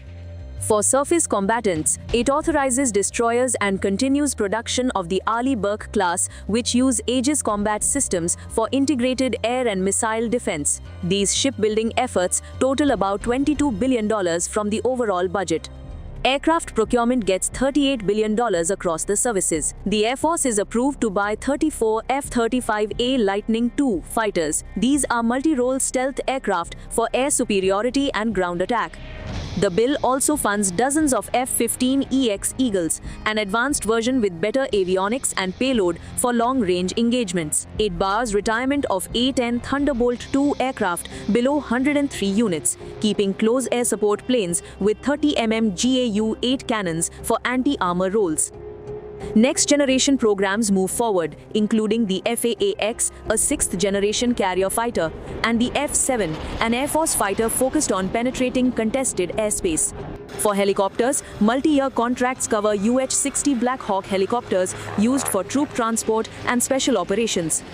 The MH-139 Grey Wolf, a helicopter for security and transport at nuclear sites, also enters procurement. These authorizations address aging fleets and add capabilities like electronic warfare systems. Missile and munitions funding reaches $15 billion to rebuild stocks after heavy use in recent conflicts. Precision-guided munitions for the Air Force, Navy, and Army include JDAM kits that turn unguided bombs into GPS-guided weapons, long-range anti-ship missiles for naval strikes, and Army tactical missile system variants for longer-range fires. Ground vehicles are covered by about $4 billion. This includes Abrams M1A2 tanks with upgrades for active protection systems, Stryker armored personnel carriers with 30mm cannons, and joint light tactical vehicles for mobility. The Army also buys weapons and tracked combat vehicles, including versions for indirect fire protection. The Ukraine Security Assistance Initiative receives $400 million for fiscal year 2026 and another $400 million authorized for 2027, extending the program. Started in 2016, this initiative sends funds to U.S. defense contractors to produce equipment and provide training for Ukrainian forces.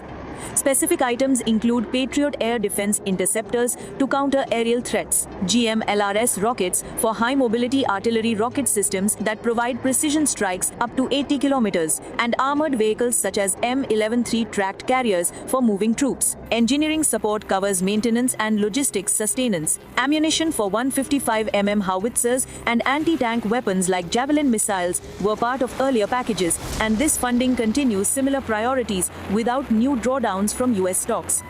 The amount is smaller than some earlier supplements but keeps direct procurement to avoid depleting American reserves.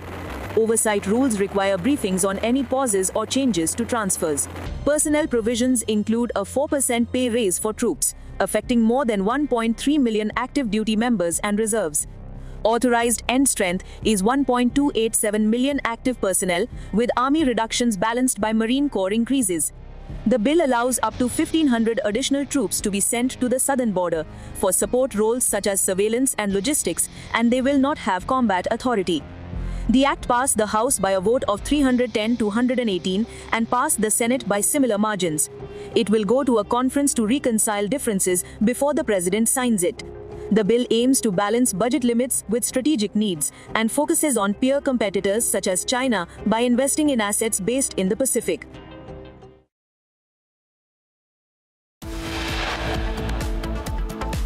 All right, viewers, it's time to slip into a very, very short break. On the other side, focus on IPS officers who blocked action. Birch nightclub senior IPS officers allegedly stopped cops from taking any action. Also on the other side, third owner Ajay Gupta arrested with Luthra brothers still absconding. We have this and a lot more. Don't go anywhere. Stay tuned. We'll be right back.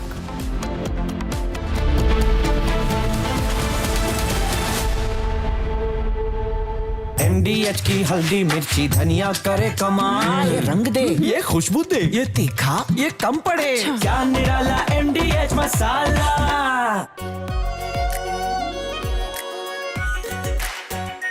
Are pure shahi paneer masala, delicious, healthy, everyday.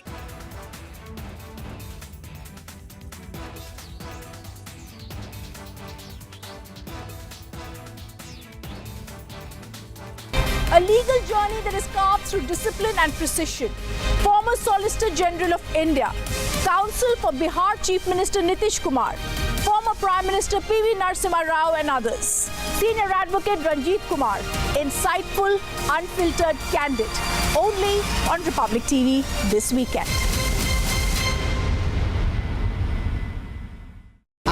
Pure सूजी pasta उबालो मिलाओ और खाओ 8 minute में तैयार। क्या taste है सबका राजा R pure masala.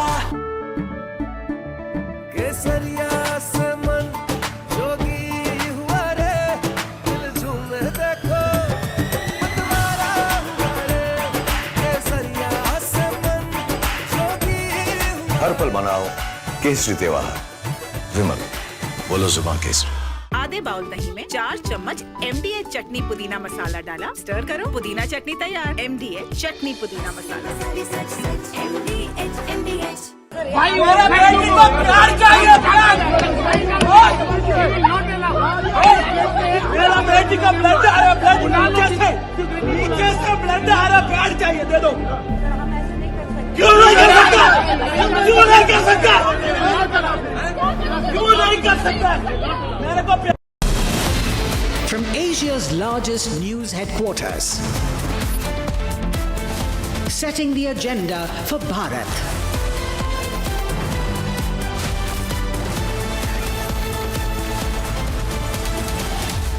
You're watching Republic.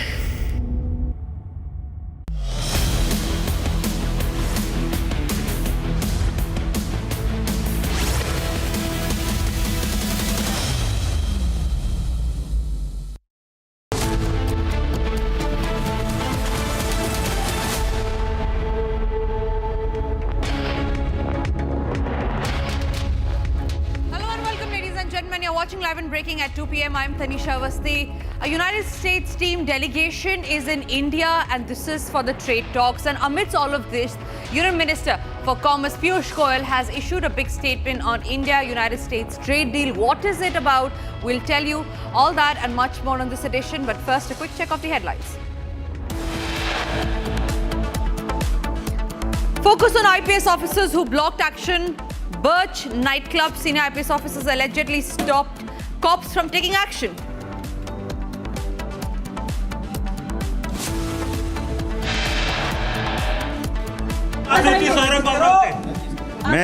मैं स्लीपिंग पार्टनर हूं, मुझे इसके बारे में कुछ नहीं पता। Third owner Ajay Gupta arrested by the Luthra brothers, still absconding. Delhi High Court completes hearing on petition on Indigo crisis, questions the airline crisis profiteering, also slams rupees 35,000 airfare charge. SIT report confirms what Republic reported 5 months ago. The masked man was coached by anti-temple gang to orchestrate the Dharmasthala hoax. Republic coverage on Dharmasthala hoax vindicated as SIT exposes how the accused planned the anti-Hindu campaign. There is no escape for the fugitive Mehul Choksi now, as Belgium Advocate General says no further appeal is possible in the case. United States delegation leaves from the Ministry of Commerce and Industry at Vindhya Bhavan in Delhi as trade talks held in the national capital.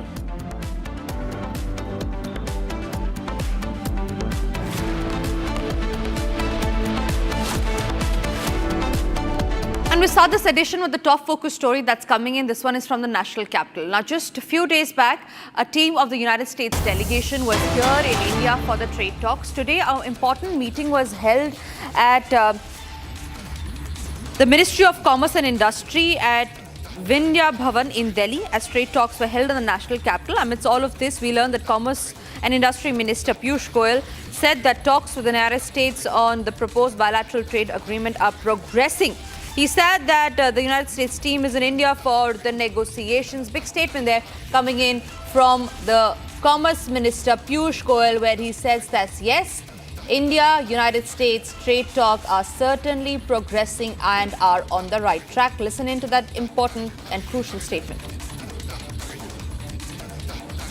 दो टीमें, बड़ी टीमें जो है India I हुई हैं, EU से आप मिले हैं, मारोस आए हुए थे, उनसे मिले थे, तो किस तरह की बातचीत चल रही सर? 2 दिनों की जो बातचीत हुई है, गत दिनों में कई सारे देशों के मंत्रियों का भारत की तरफ आना हुआ।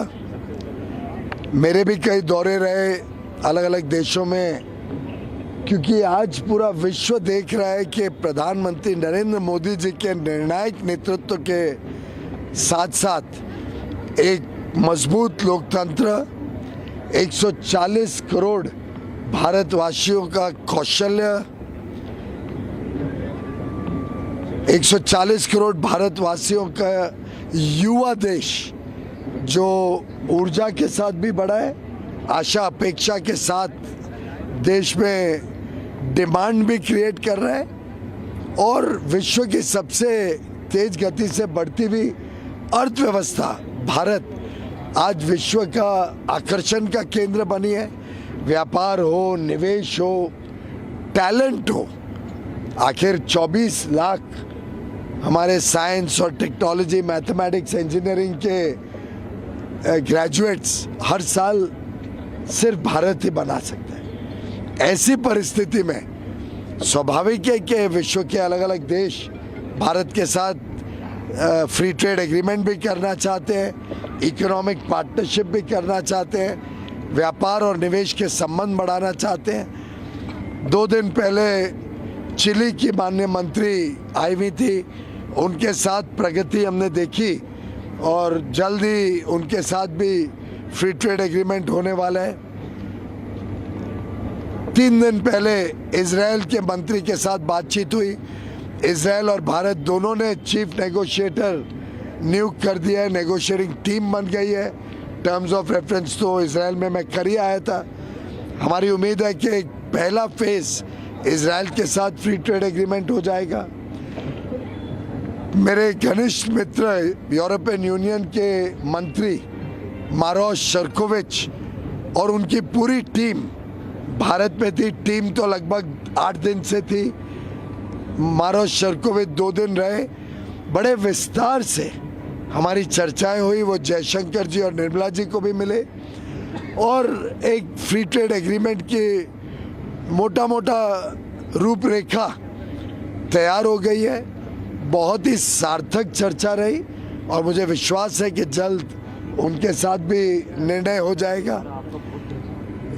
यूनाइटेड स्टेट्स ऑफ अमेरिका की टीम मंगलवार से भारत में है और उनके साथ बातचीत निरंतर प्रगति कर रही है। बायलैटरल ट्रेड एग्रीमेंट की तरफ हम आगे बढ़ रहे हैं। इसी प्रकार से ओमान के साथ हमारी बातचीत अंतिम छोर पर है फ्री ट्रेड एग्रीमेंट की। न्यूजीलैंड के मंत्री परसों आने वाले हैं, उनके साथ भी हमारी बातचीत लगभग आखिरी कुछ चरण पे पहुंच चुकी है। इटली के डेप्यूटी प्राइम मिनिस्टर कल आ रहे हैं, मुंबई आ रहे हैं, उनकी कई सारे बैठकें हैं और मैं एक सुनाते जा सकता हूँ। रिगार्डिंग दिस EU, ये है भारत का आज का चित्र, ये है भारत की संभावनाएं, ये है भारत का उज्जवल भविष्य।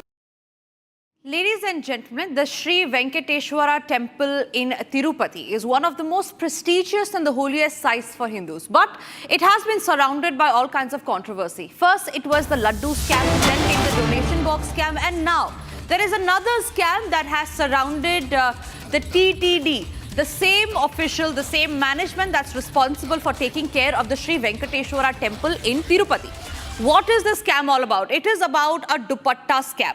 A new scarf scam has surfaced in Tirumala Tirupati Devasthanam, with vigilance officials now detecting how fake silk dupattas were supplied not just for 1 year, 2 years, 3 years, for 10 long years. Now, after a fresh scam was uncovered at Tirumala Tirupati Devasthanam, the vigilance officials detecting large-scale irregularities in the procurement of silk dupattas over a 10-year period, and this period was from 2015 to 2025. Now, after the adulterated Laddu controversy and the donation box scam case, officials have found that fake silk dupattas were supplied despite being billed as 100% polyester silk milk. The scam was then estimated to have caused a loss of nearly rupees 54 crore. That's a huge sum, ladies and gentlemen. Now we learned that an inquiry has been ordered. According to officials, we learned that a contractor had supplied around 15,000 dupattas at rupees 1,389 per piece while claiming that they were silk. Samples were then sent for testing to 2 laboratories, including the Central Silk Board, confirmed that dupattas were made of polyester and not silk. And that's the visual of the dupatta, ladies and gentlemen, that is under controversy right now, because this is a fake scam that has come to light, and this had been happening not just for 1 year, 2 years, but 10 long years. And the TDT officials have now been under the scanner, because this is not just one controversy that has broken out surrounding the TDT officials, but this is a second or a third scam, the dupatta scam. Now, we have the TDT chairman also, who went on record saying that we have come to know that there were a few discrepancies in purchasing department, and we have taken a note of this and we have handed over the investigation to the ACB. Aishwarya, my colleague, is joining me live from Hyderabad on that. Aishwarya, 3 scams back to back the TDT is now surrounded with. First, it was the laddu scam, adulterated ghee was used, then it was a donation box scam, and now comes the dupatta scam. How far has the investigation reached? What is the state authority saying on this matter?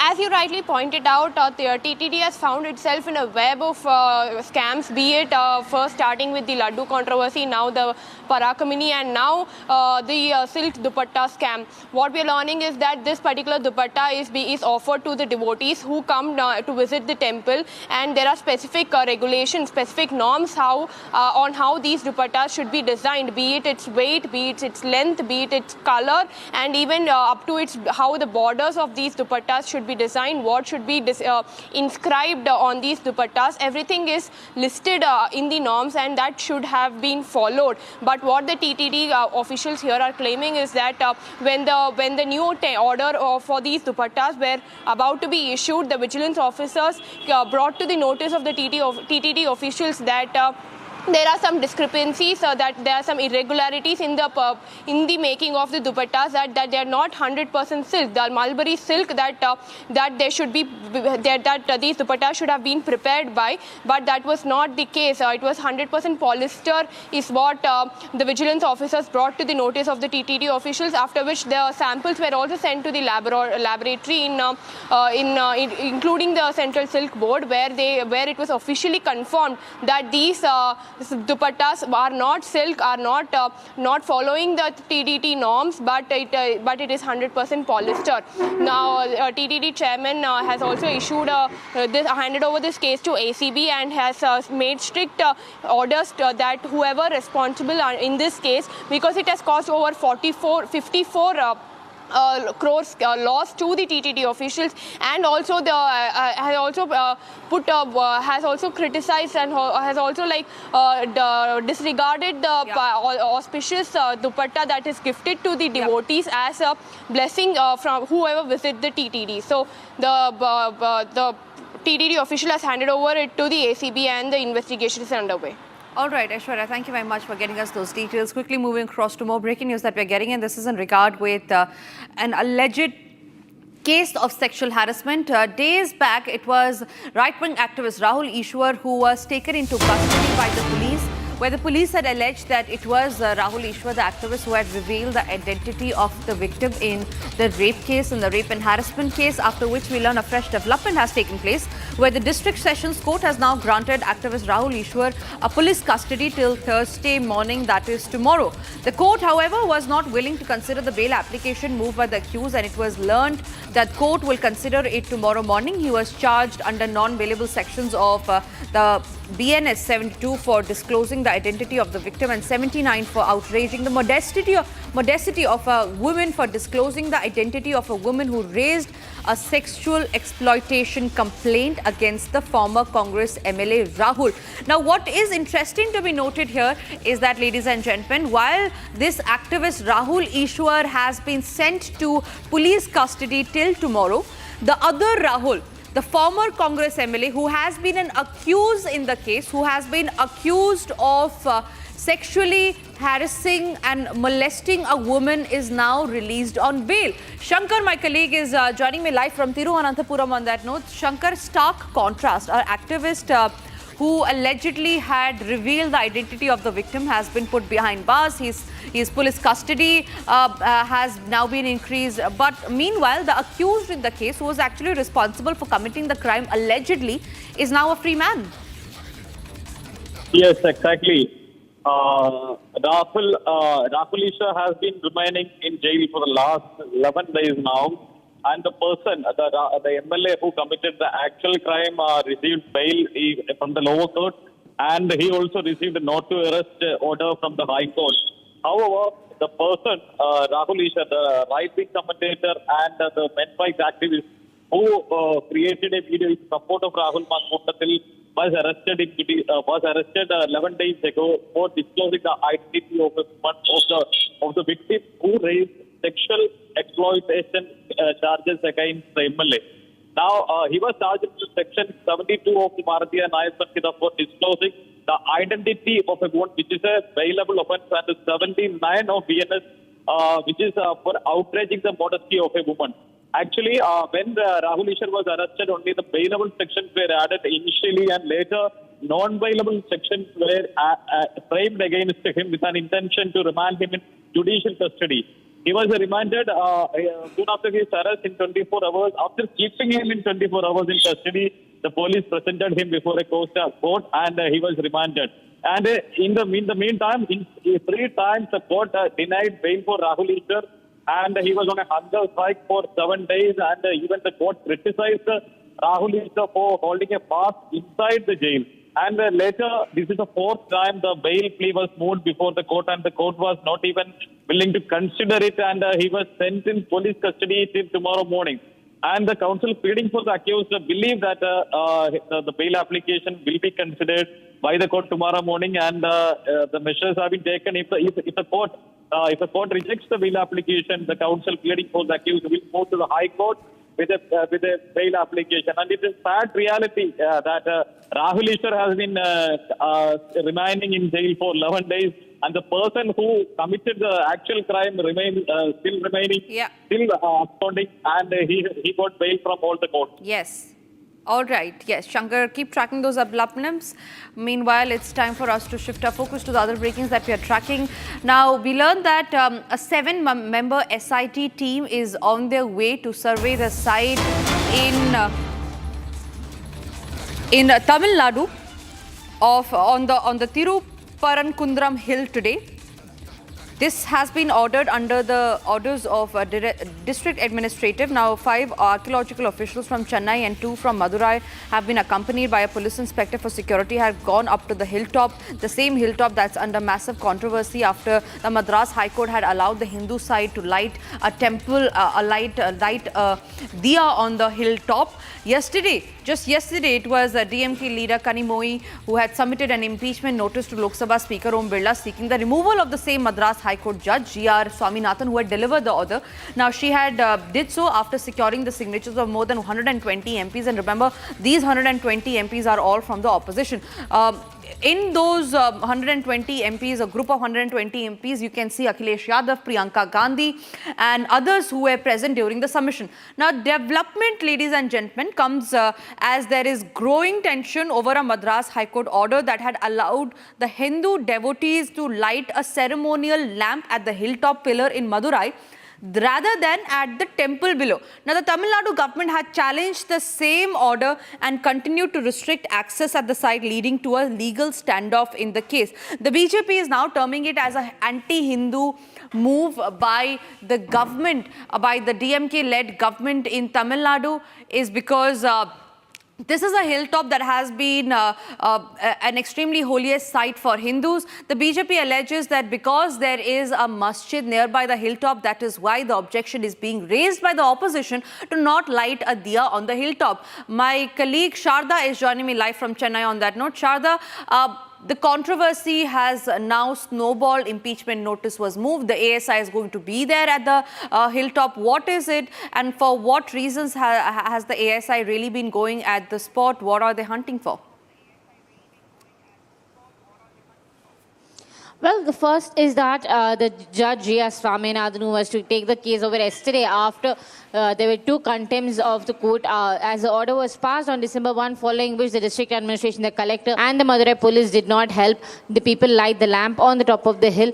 Now the contempt of court has been given, and the Madurai judge bench has quoted that without direct orders from the government, the district officials would not have taken the move. And the case is now adjourned to December 17th, where the chief secretary of Tamil Nadu as well as the ADGP of Law and Order should be present for the hearing, is what the judge G.S. Swaminathan has said. And on the Archaeological Survey of India team being present today at the Thiruparakundram Hill is to identify whether the Deepatun, which is the pillar where the lamp was said to be lit by the judge, is to check whether is it a boundary of the temple or whether it was a pillar that was used 80 years back to light the lamp on the top of the hill, because this practice was absent for the last 80 years, and the petitioner who seeked it telling that the lamp before 80 years was lit there before the World War II and was stopped in between, and the practice should continue, and following which is when the judge passed the order. But now there's a confusion whether the pillar belongs to the dargah or whether it belongs to the temple, or was it just a boundary for the temple. The Archaeological Survey of India will be doing full research on this and to identify whether the pillar actually belongs to the temple and whether there was a practice earlier, whether there was a lamp lit on Kartika Deepam there. In fact, why is it that the opposition is now moving an impeachment motion against the same judge G.S. Swaminathan who had delivered the verdict? If they have a problem with the lighting of the lamp on a hilltop, let the ASI survey it, let the ASI bring out the truth on what's actually there at the hilltop, who does that pillar belong to. But why is it that the opposition is now rattled, moving impeachment motion against the judges who have passed this verdict yesterday?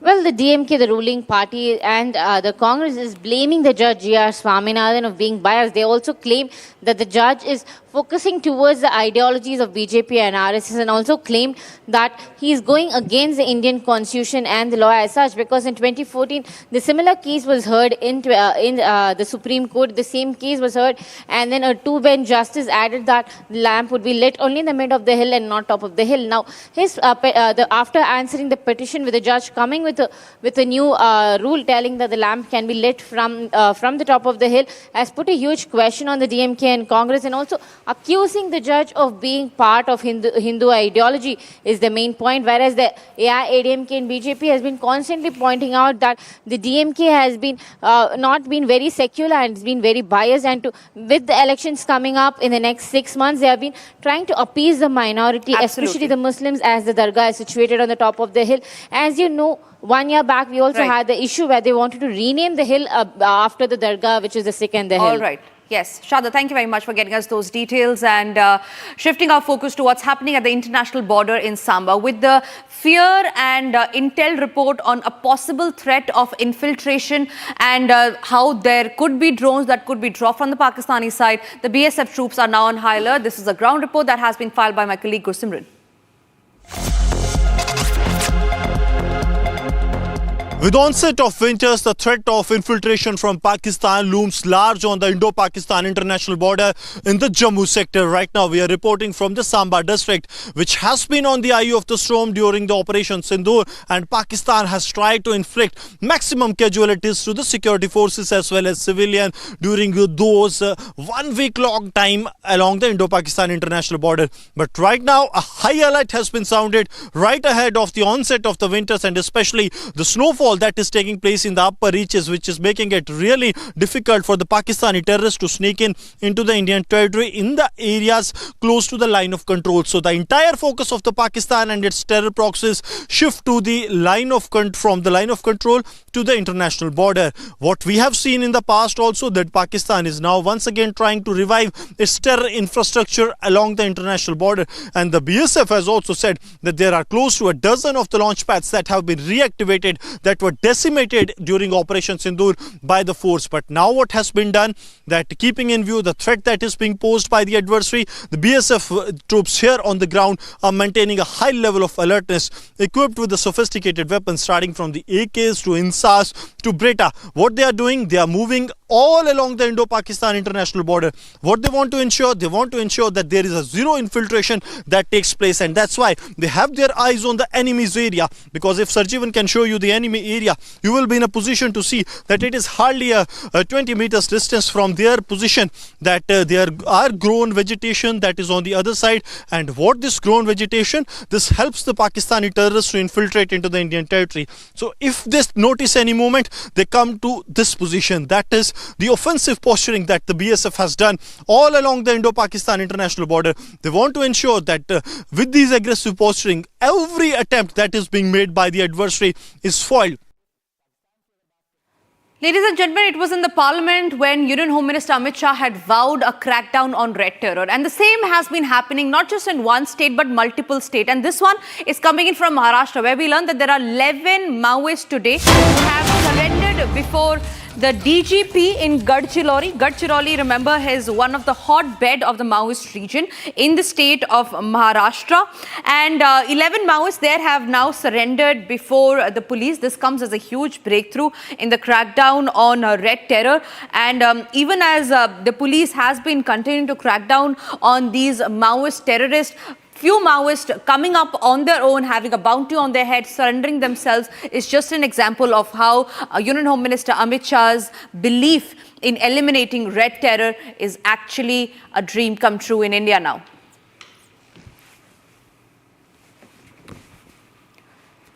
And with that, ladies and gentlemen, it's time for us to now slip into a short break. After the break, we'll get you the details on why there is no escape for the fugitive Mehul Choksi. What has the court said on him, and why are we saying that this is the end of road for the fugitive? Getting you the details after the break.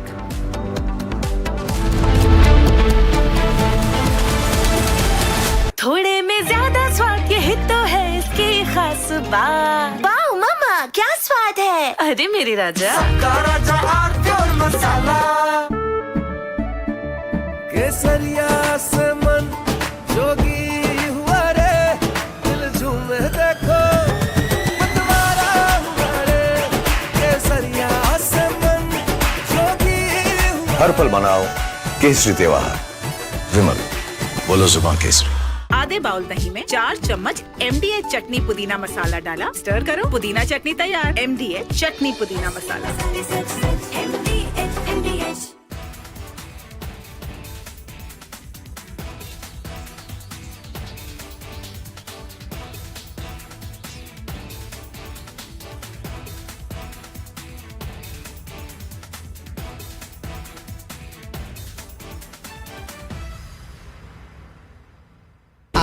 Pure सूजी pasta उबालो मिलाओ और खाओ। Is it true, Rahul, that your concept drone was the one that featured in Three Idiots? That was very, very long back. That was one of the early prototypes that we were playing around with. Yes. But did it make you a celebrity? Are you in the film, by the way?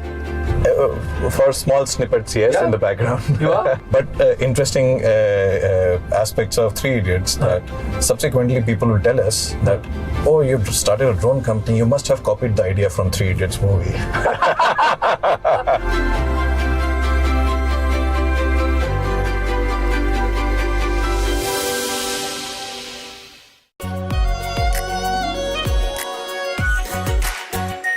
Our pure Shahi Paneer Masala. Delicious, healthy, every day. QSMTHE, the world's foremost university rankings organizations, have ranked Amity amongst the top 3% universities globally, making it among the very few Indian universities to be included in both rankings. Yet another top ranking for Amity University. MDH की हल्दी मिर्ची धनिया करे कमाल, ये रंग दे, ये खुशबू दे, ये तीखा, ये कम पड़े, क्या निराला MDH masala.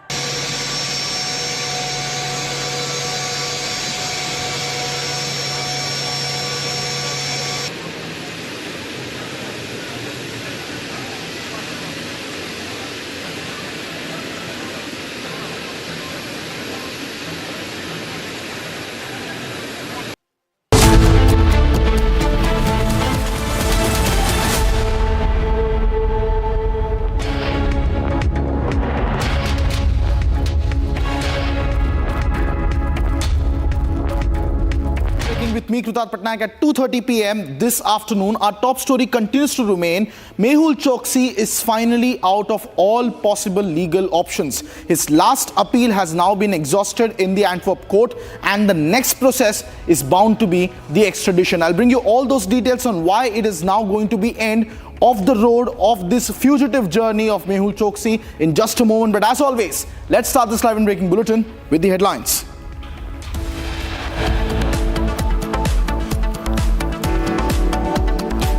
Focus on the IPS officer who shielded allegedly the Luthra brothers, the owners of the Birch by Romeo Lane club in Goa.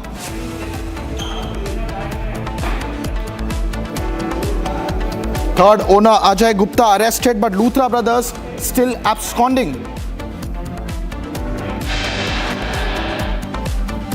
Third owner Ajay Gupta arrested, but Luthra brothers are still absconding. Ladies and gentlemen, Ajay confronted by Republic on camera.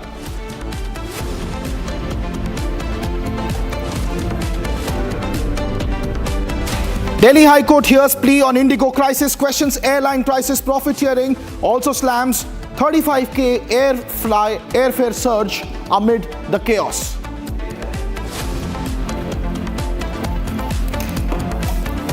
SIT report confirms that what Republic reported 5 months ago, masked man was coached by anti-temple gang to orchestrate and propagate the Dharmasthala hoax.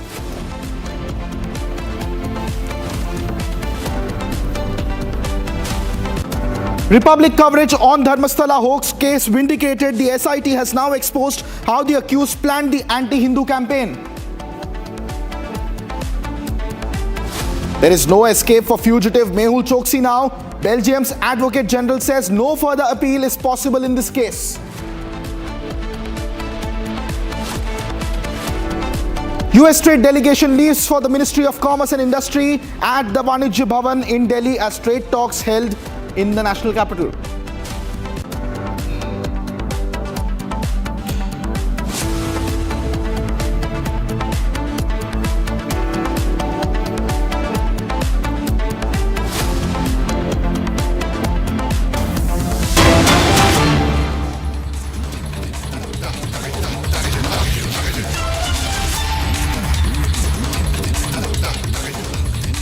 And ladies and gentlemen, we are getting fresh breaking news update now that the Delhi Rohini court has begun the hearing on the plea of Luthra brothers. Siddharth Luthra and Tanveer Ahmed Mir are appearing for the Luthra brothers in the Delhi Rohini court. The counsel for the state, senior advocate Abhinav Mukherjee, is representing the state, who is seeking time to file a status report. Siddharth Luthra, the lawyer representing the Luthra brothers, has said that the relief I am asking is to come back to Goa and approach the court. There is a medical history with Saurav Luthra, epilepsy, hypertension, etc. I want to approach the court in Goa, and they have put out a lookout circular. I am seeking anticipatory bail for 4 weeks. I intend to file anticipatory bail before the Goa court. I just want to apply for my legal remedy. I am a licensee and the owner only someone else. They had given me permission and I have just come into place. That's the argument going on in the Delhi Rohini court as Siddharth Luthra there and Tanveer Ahmed Mir appearing for the Luthra brothers are now arguing after their petitioners have fled the country in wake of the lookout notice put out the Goa police. They are demanding remedy for an anticipatory bail so that the Luthra brothers can possibly return and file for an anticipatory bail in the Goa court. Shambhavi, this is a very big development taking place. The Luthra brothers fled the country less than 5.5 hours after the blaze at the Birch by Romeo Lane club. And now their lawyers have come to the Rohini court in Delhi and they are demanding an anticipatory bail so that they can go and seek appeal and anticipatory bail in the Goa court. They are now even citing medical history. But the biggest question that the court will also ask them that if their entire intention was to seek an anticipatory bail, then why flee the country? What are the developments, Shambhavi, that you are tracking? See, definitely, Krutat, this is the first question that will come in everybody's mind is that if your final intention was to file for anticipatory bail, because again, this would have been anticipated, why flee the country in the first place? And that too, they're seeking anticipatory bail for 4 weeks because what they're saying is we intend to file an anticipatory bail application in the Goa court. But the Indian authorities are saying that if we come back, they're going to arrest us. So please let us exercise our legal remedy, which is available available to them. This is their main argument in this entire case, in them arguing for an anticipatory bail. And they have also come up with a new point, which is that Luthra actually experiences has some medical history of epilepsy and also of hypertension, so possibly suggesting that all this is causing a lot of tension, and some leeway or some kind of he should be cut some slack, if we translate it for our viewers in the layman language. So this is their main argument. The hearing is currently going on in the Rohini court on the anticipatory bail. We'll see in which direction does the court decide. Krutat. All right, that's the latest coming in, ladies and gentlemen. The Delhi Rohini court has now begun hearing in this entire matter, and Shambhavi, this remains to be very crucial, because in the next few minutes we will understand whether the court is going to allow this anticipatory bail provision. But the entire question also remains on the intention of the Luthra brothers, whether if they get this anticipatory bail, which they are seeking for about 4 weeks, to go and file representation in the Goa court vis-a-vis the lookout notice that has been put against them. Will this mean that the Luthra brothers will now be forced to come back to the country, or will they continue to remain outside? This is the big question that has to be asked, because now a blue collar notice by the Interpol and CBI has been put out for them. A lookout notice is already in place. When the police went to their residence, they were not there, ladies and gentlemen, and now their lawyers are approaching the Delhi Rohini court saying that they have a medical history and that they need time to file representation in the Goa court, and they want an anticipatory bail. Shambhavi, tell us the implications. Definitely, Krutarth, this is just elongating the inevitable, because if at all they would have stayed back here and then filed for an anticipatory bail application, there could have been some substance in it, but then this is just elongating the legal process, because now if they do not come back, if let's just say the court denies their anticipatory bail application, rejects it, then what is the next step?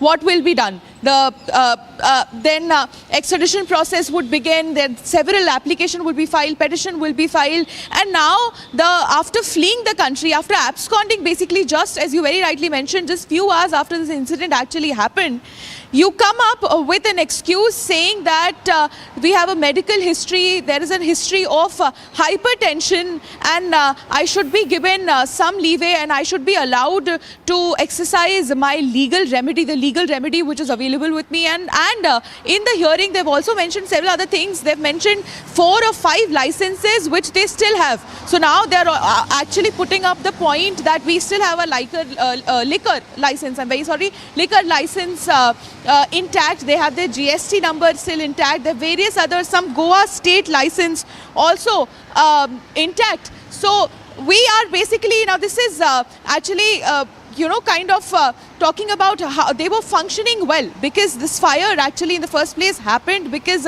there was no fire NOC, and there were several other things which was wrong. There was no proper ventilation which caused the problem, but now they're bringing up these points as well, that we have every license intact and we have a medical history, so let us exercise our legal remedy. Let us go and appeal in the Goa court.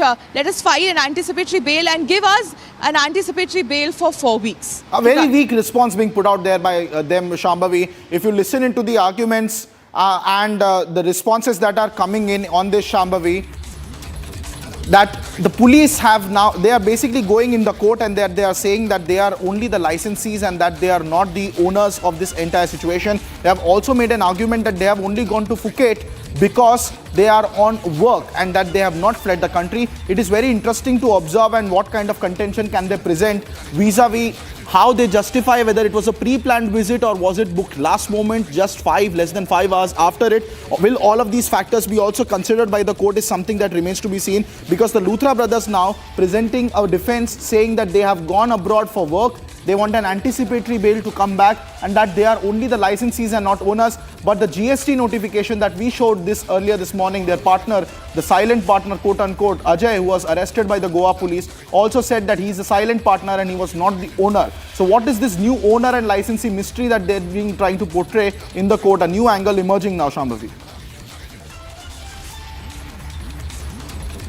But to talk about convenient timing when it comes about fleeing the country, just few hours, because that happened very late at night and just in the morning, very conveniently, amid the Indigo crisis, they managed to flee and abscond to Phuket, and now they are coming up with a very weak argument saying that they had a work trip and that they had planned. So this seems to be a very convenient timing. And the other instances, if you see other arguments which is being put across by their side, claiming, as we have constantly telling our viewers, they've claimed that Luthra brothers or Luthra have a medical history, and claiming hypertension as one of those diseases, one of that issues that he has. And they're also now, after absconding the country just few hours after this unfortunate accident or incident happened, they're now actually knocking the doors of the court and saying that let us exercise our legal remedy, which they very well could have exercised if at all they have managed to stay here in Delhi itself, or would not have left the country, because now they have just made their exercising of the legal remedy a little more difficult. They have just expanded, they have just elongated the legal process if they do not come back, because their coming back is somehow dependent, Krutarth, on the fact that what decision does the court take today. Does the court give them the anticipatory bail for 4 weeks or any time? Indeed, Shambhavi, sorry to interrupt you there, but 25 people have been killed in this illegal club, ladies and gentlemen. And now these two individuals who fled the country just hours after it happened are now going to the court and saying that they want an anticipatory bail to come because they apparently went to Phuket on a work visit in the middle of the dead of the night when this entire incident happened. And let me also read out to you what they are saying in the court at the moment. They are saying that they have all the clearances and that they are not the owners but only the licensees. Now the question here, Shambhavi, that emerges, that if they are only the licensees and not the owners, A, why did they flee the country to begin with? Secondly, if they have all the clearances, why wasn't their first flight to go to Goa and submit all the information to the available investigating authorities instead of fleeing the country in the dead of the night? And what about the demolition orders and notices that Republic has brought to the fore in the last 2 years that were issued against the same club, ladies and gentlemen, Birch by Romeo Lane, in which there is also now a new angle emerging of corruption, and now the officials who are now suspended by the Vigilance Department in Goa have been summoned yet again by the authorities for questioning. But apparently the two Luthra brothers deem it fit to go and argue in the court that they have the documents and they want to come back to Goa, but only if they are granted an anticipatory bail. But also questions remain now, Shambhavi. Let's say if they do not get this bail, if the court is against giving an anticipatory bail, will the Luthra brothers then come back to the country, or will they continue their quote-unquote work in Phuket?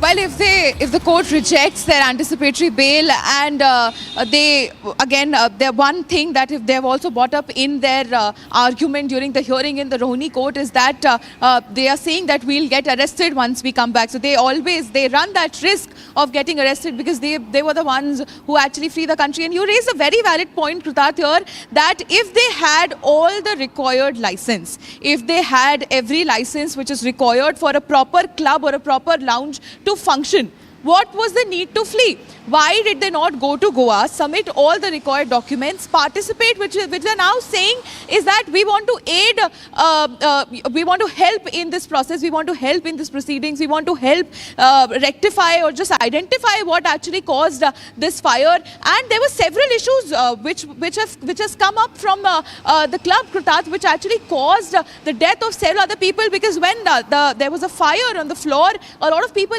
trying to escape the fire, they went to the basement, but because the basement did not have proper ventilation, they died because of suffocation. So that also happened. And because the location of the club was in a way, you need to hear this, and our viewers also need to hear this. What's happening in court right now is completely unreal. The Luthra brothers have argued, and let me just read out what's happening inside the court, Shambhavi, for our viewers, that we want to join the investigation and the arrest should be to aid the investigation. The custody has to be made out in aid of the investigation. We are not personally here. My managerial personnel are already in the police custody, and there is no fault of the owners, whereas they say that they are not even the owners, they are the licensees apparently, according to the legal representation that has been provided to the court there in Delhi. They are saying there is no mens rea, as in there is no intent behind causing this accident. They have in fact further gone on to play the victim card here, Shambhavi, saying that 2 of my restaurants were demolished without any notice. The question to ask there is also whether did they have the requisite clearances that the Goa Chief Minister and the Goa administration has directly contradicted.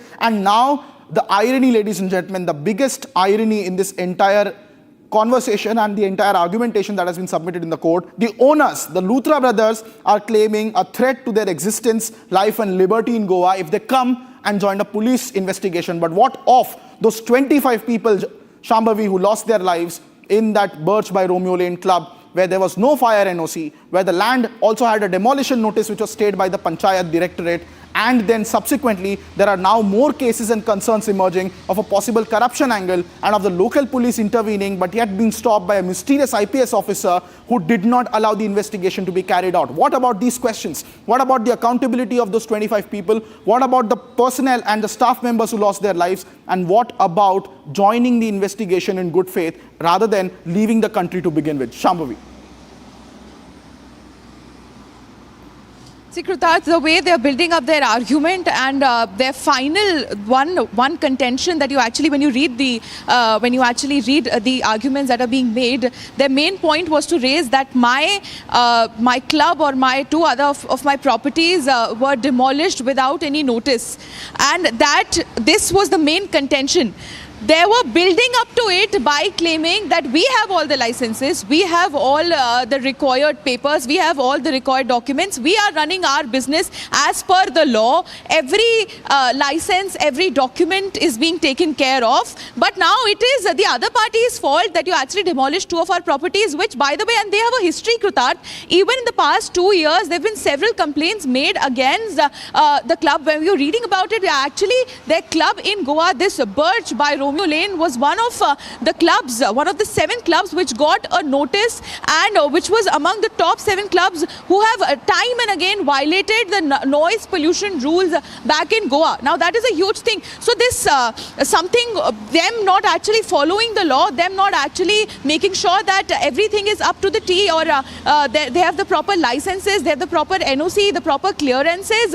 This is not something new. They have a history of it. But now you see them, they're actually standing in the court of law, and they're defending their action, they're defending the lack of accountability, their lack of licenses or lack of clearances, which actually cost 25 people their lives. And they're saying that they've actually, 2 of their properties have been demolished without any notices, and we want to aid. Another contention that they're raising is, we want to aid the investigation, we want to help in the investigation. Then why flee the country in the first place? Why flee the country? Why abscond within the first few hours of this accident? If at all, you could have stayed here and helped in the investigation. And they're saying that take us in custody, but in aid of the investigation. Don't take us in custody as accused in the cases. So you can see that very ironic argument is being raised in Rohini court right now. Krutarth. Indeed, Shambhavi, and ladies and gentlemen, we raised some very tough questions today also to the Chief Minister of Goa, Pramod Sawant, who has denied any connection between the crime branch notice and the investigation into the Birch nightclub fire, calling it an internal party allegation. He has assured that strict action will be taken, emphasizing that the government is committed to uncovering the truth behind the tragedy that has claimed the life of 25 people. But here the Luthra brothers are in the court and arguing otherwise. Let's listen into what the Goa Chief Minister said earlier today to your network Republic.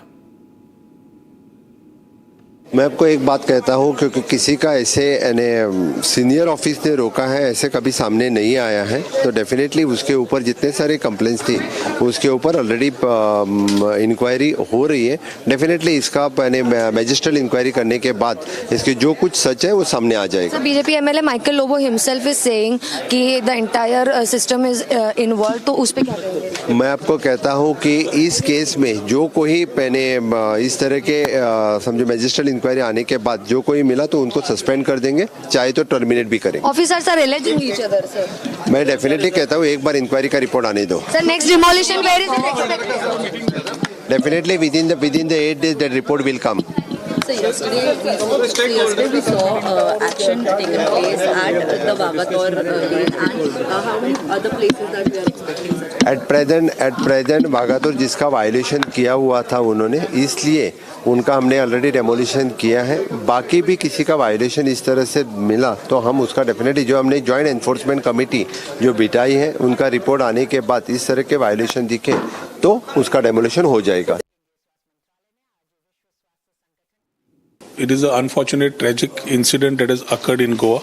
in a peaceful state like Goa when things have never happened in this regard for a long time.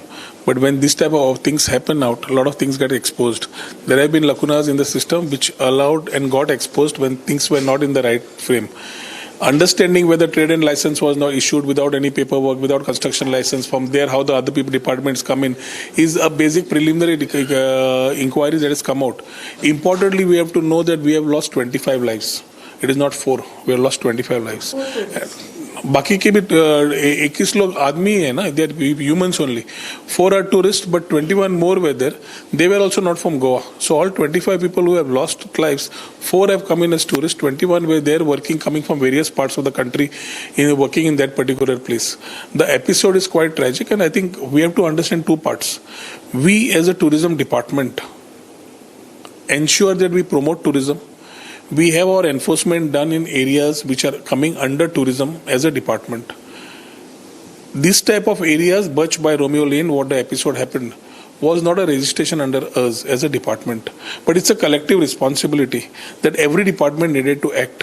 It's a learning. It's a time for, I think, departments who have been irresponsible. I think Honorable Chief Minister has already ordered for an inquiry.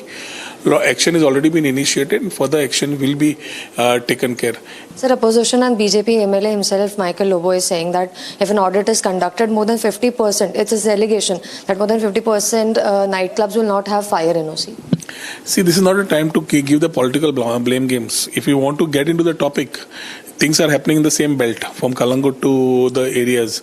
So I need to, if Mr. Michael has been knowing about these issues, I think he has to share it with the Chief Minister and action has to be initiated. It cannot be government. There are government which are politicians. There are officers who are of department. There are bureaucrats. I think it's everybody needs to be in a frame to ensure that collectively everybody works, and accountability of these officers also need to be there for this type of incidents don't occur. And whatever Michael has been talking about, I am also on the same page, saying that there are similar type of, it is not one Birch by Romeo Lane. There might be many more this type of in the places which might have been creeping up immorally in this particular beach belt. I think in the coastal belt, I would rather say, and this need to be made accountable. Regulations have to be flowing in, and the government needs to move things across very seriously, because end of the day, we are promoting tourism. Also joins us live on the broadcast with more details. Swarali, you have been tracking this case from the Goa. Right now, the arguments are ongoing in the Delhi court. You have talked with the Chief Minister and the Tourism Minister there, but what's the investigation angle at the moment? The Luthra brothers say that they are willing to fly back to the country tonight if they are granted anticipatory bail and if they are taken into custody only for investigation purposes.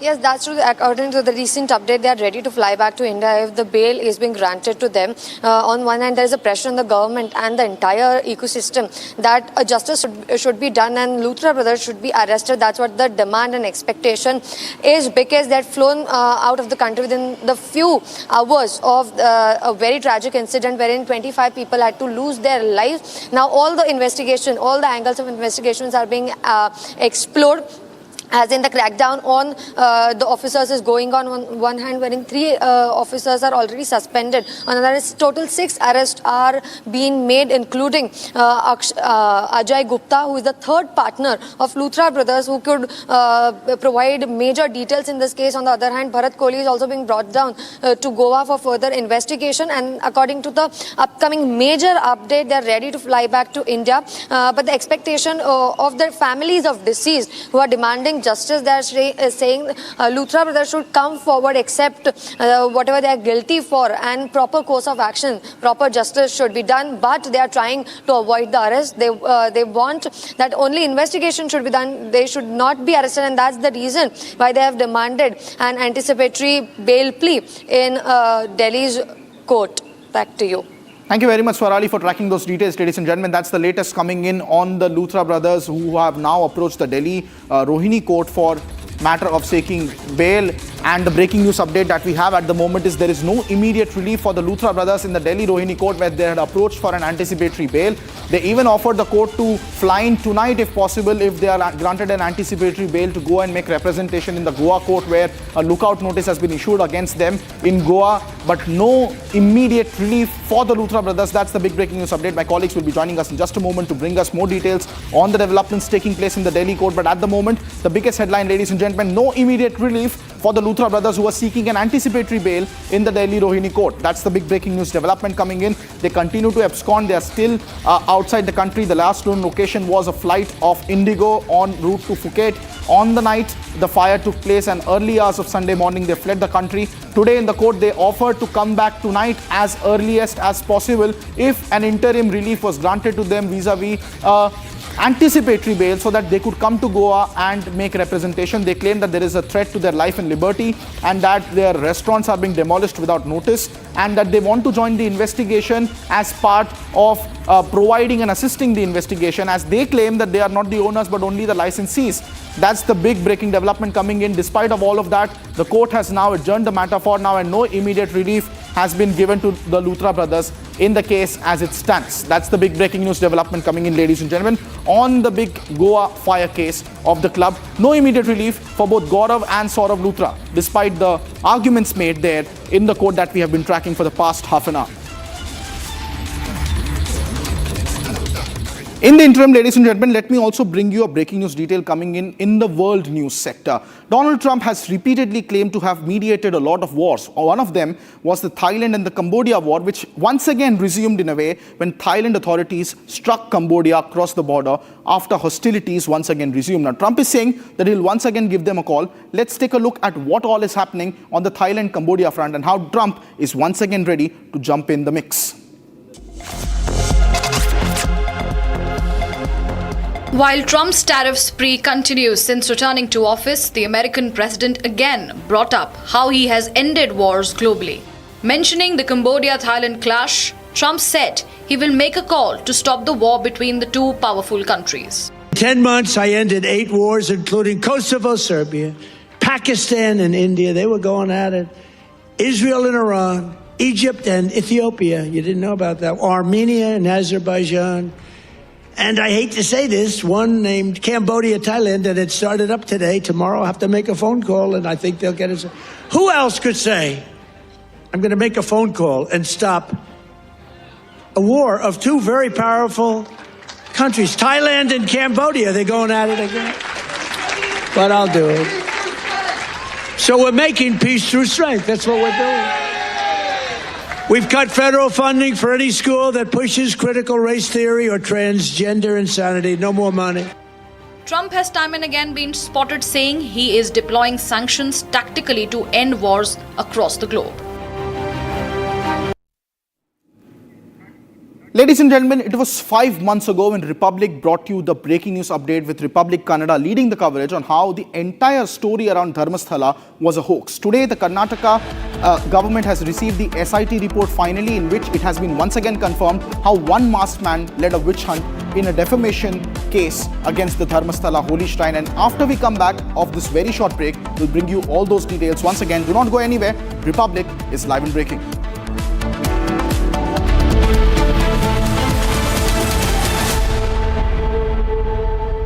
Secret recipe MDH का जीरा sip जल जीरा मसाला sip sip जीरा sip MDH का जल जीरा sip MDH का जल जीरा सिप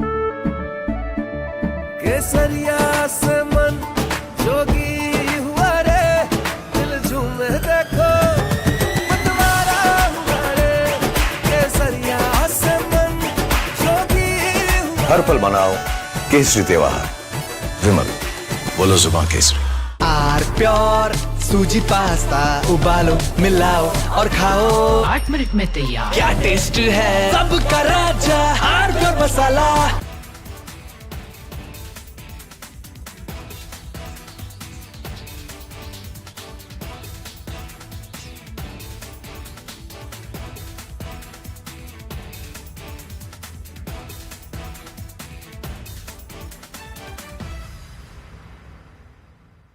भाई मेरा बेटी को प्यार चाहिए मेरा बेटी का ब्लड आ रहा है, नीचे से blood.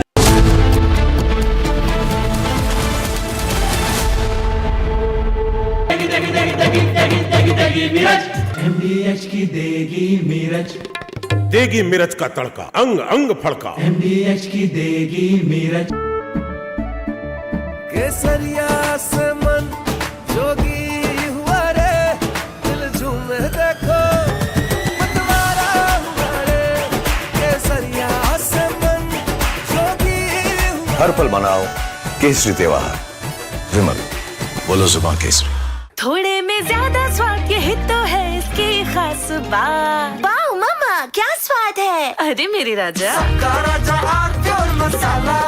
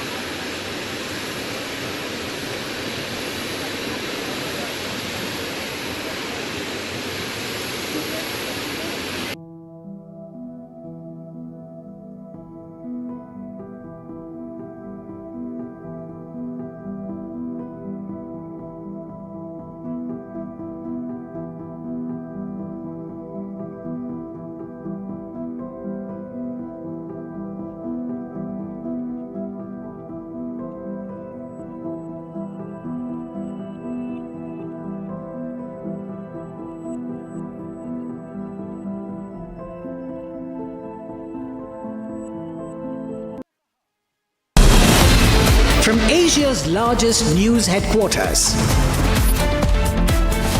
setting the agenda for Bharat.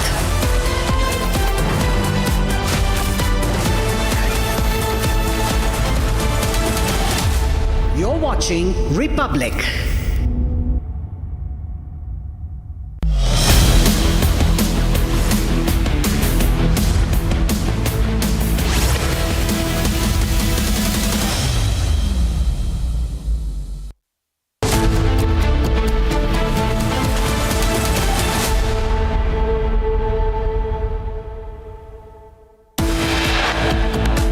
Luthra's anticipating bail hearing in the court. They say that they are not the real owners of the club, need relief to travel. No immediate relief for the Luthras.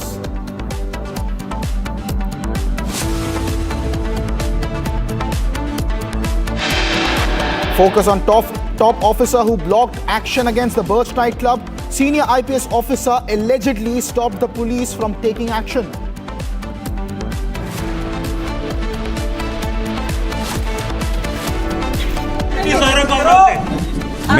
मैं sleeping partner हूं, मुझे इसके बारे में कुछ नहीं पता।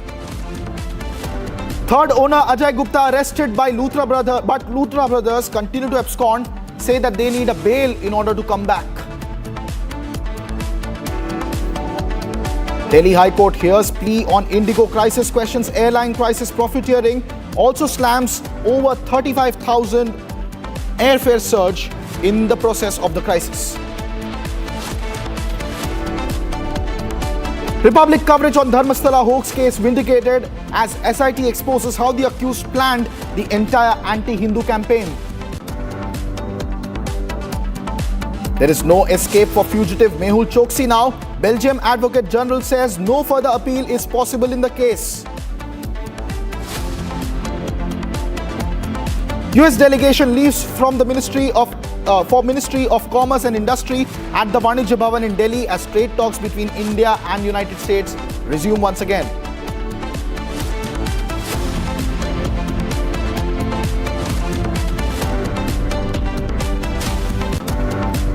Meanwhile, ladies and gentlemen, it's a big day in the courts. The Delhi riots hearing is presently underway as ASG Raju is arguing against the bail for Umar Khan, which he says planned planned to leave Delhi before the riots happened. He wanted to deflect responsibility, says the ASG. The planning was done by Umar Khalid. Those are the big developments coming in the Delhi riots hearing, which is ongoing in the Supreme Court of India over Umar Khalid's bail plea, and now serious arguments being made in the top court right now as we speak by ASG Raju, who is now saying and giving us details of how meticulously the entire riot conspiracy was planned and why Umar Khalid should be denied a bail. The hearing has been ongoing for several weeks now, ladies and gentlemen, and we are at Republic have been tracking all these details. At the moment, Justice Kumar is asking counsels about the policy and to convince the bench on the bail matter.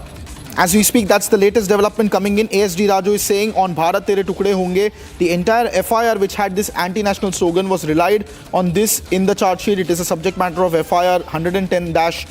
ASG Raju also handed the documents to the court in which they are now making a case against Umar Khalid's bail plea, which is now in the Supreme Court of India, ladies and gentlemen. That's the latest coming in. ASG Raju has read 164 statements of witnesses.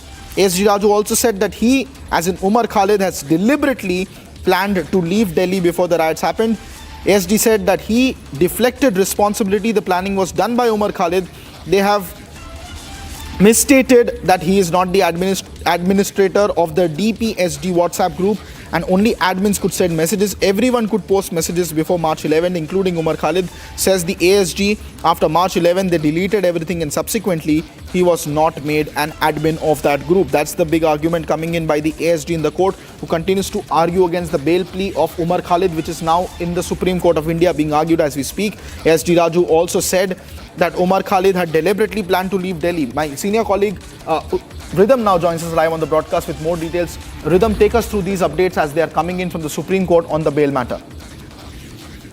We are seeing in the Supreme Court the bail hearings in Umar Khalid, Sharjeel Imam and others' case. We've been reporting on it. We showed you the video that the Delhi police has put forward, which shows the kind of shocking anti-national statements that were being made by Sharjeel Imam. They also showed in the courtroom how sticks and other things had been organized before the riots broke out in Delhi in 2019-2020. The Delhi police put forward a case in which they say everything had been pre-planned, there was a conspiracy. Today they are going in their rebuttal after the arguments have been made for bail by the accused lawyers in the Supreme Court. Today's hearing has started off with just a rebuttal. So we're just seeing the Additional Solicitor General warming up and talking about how the Delhi police has done its best to make its case.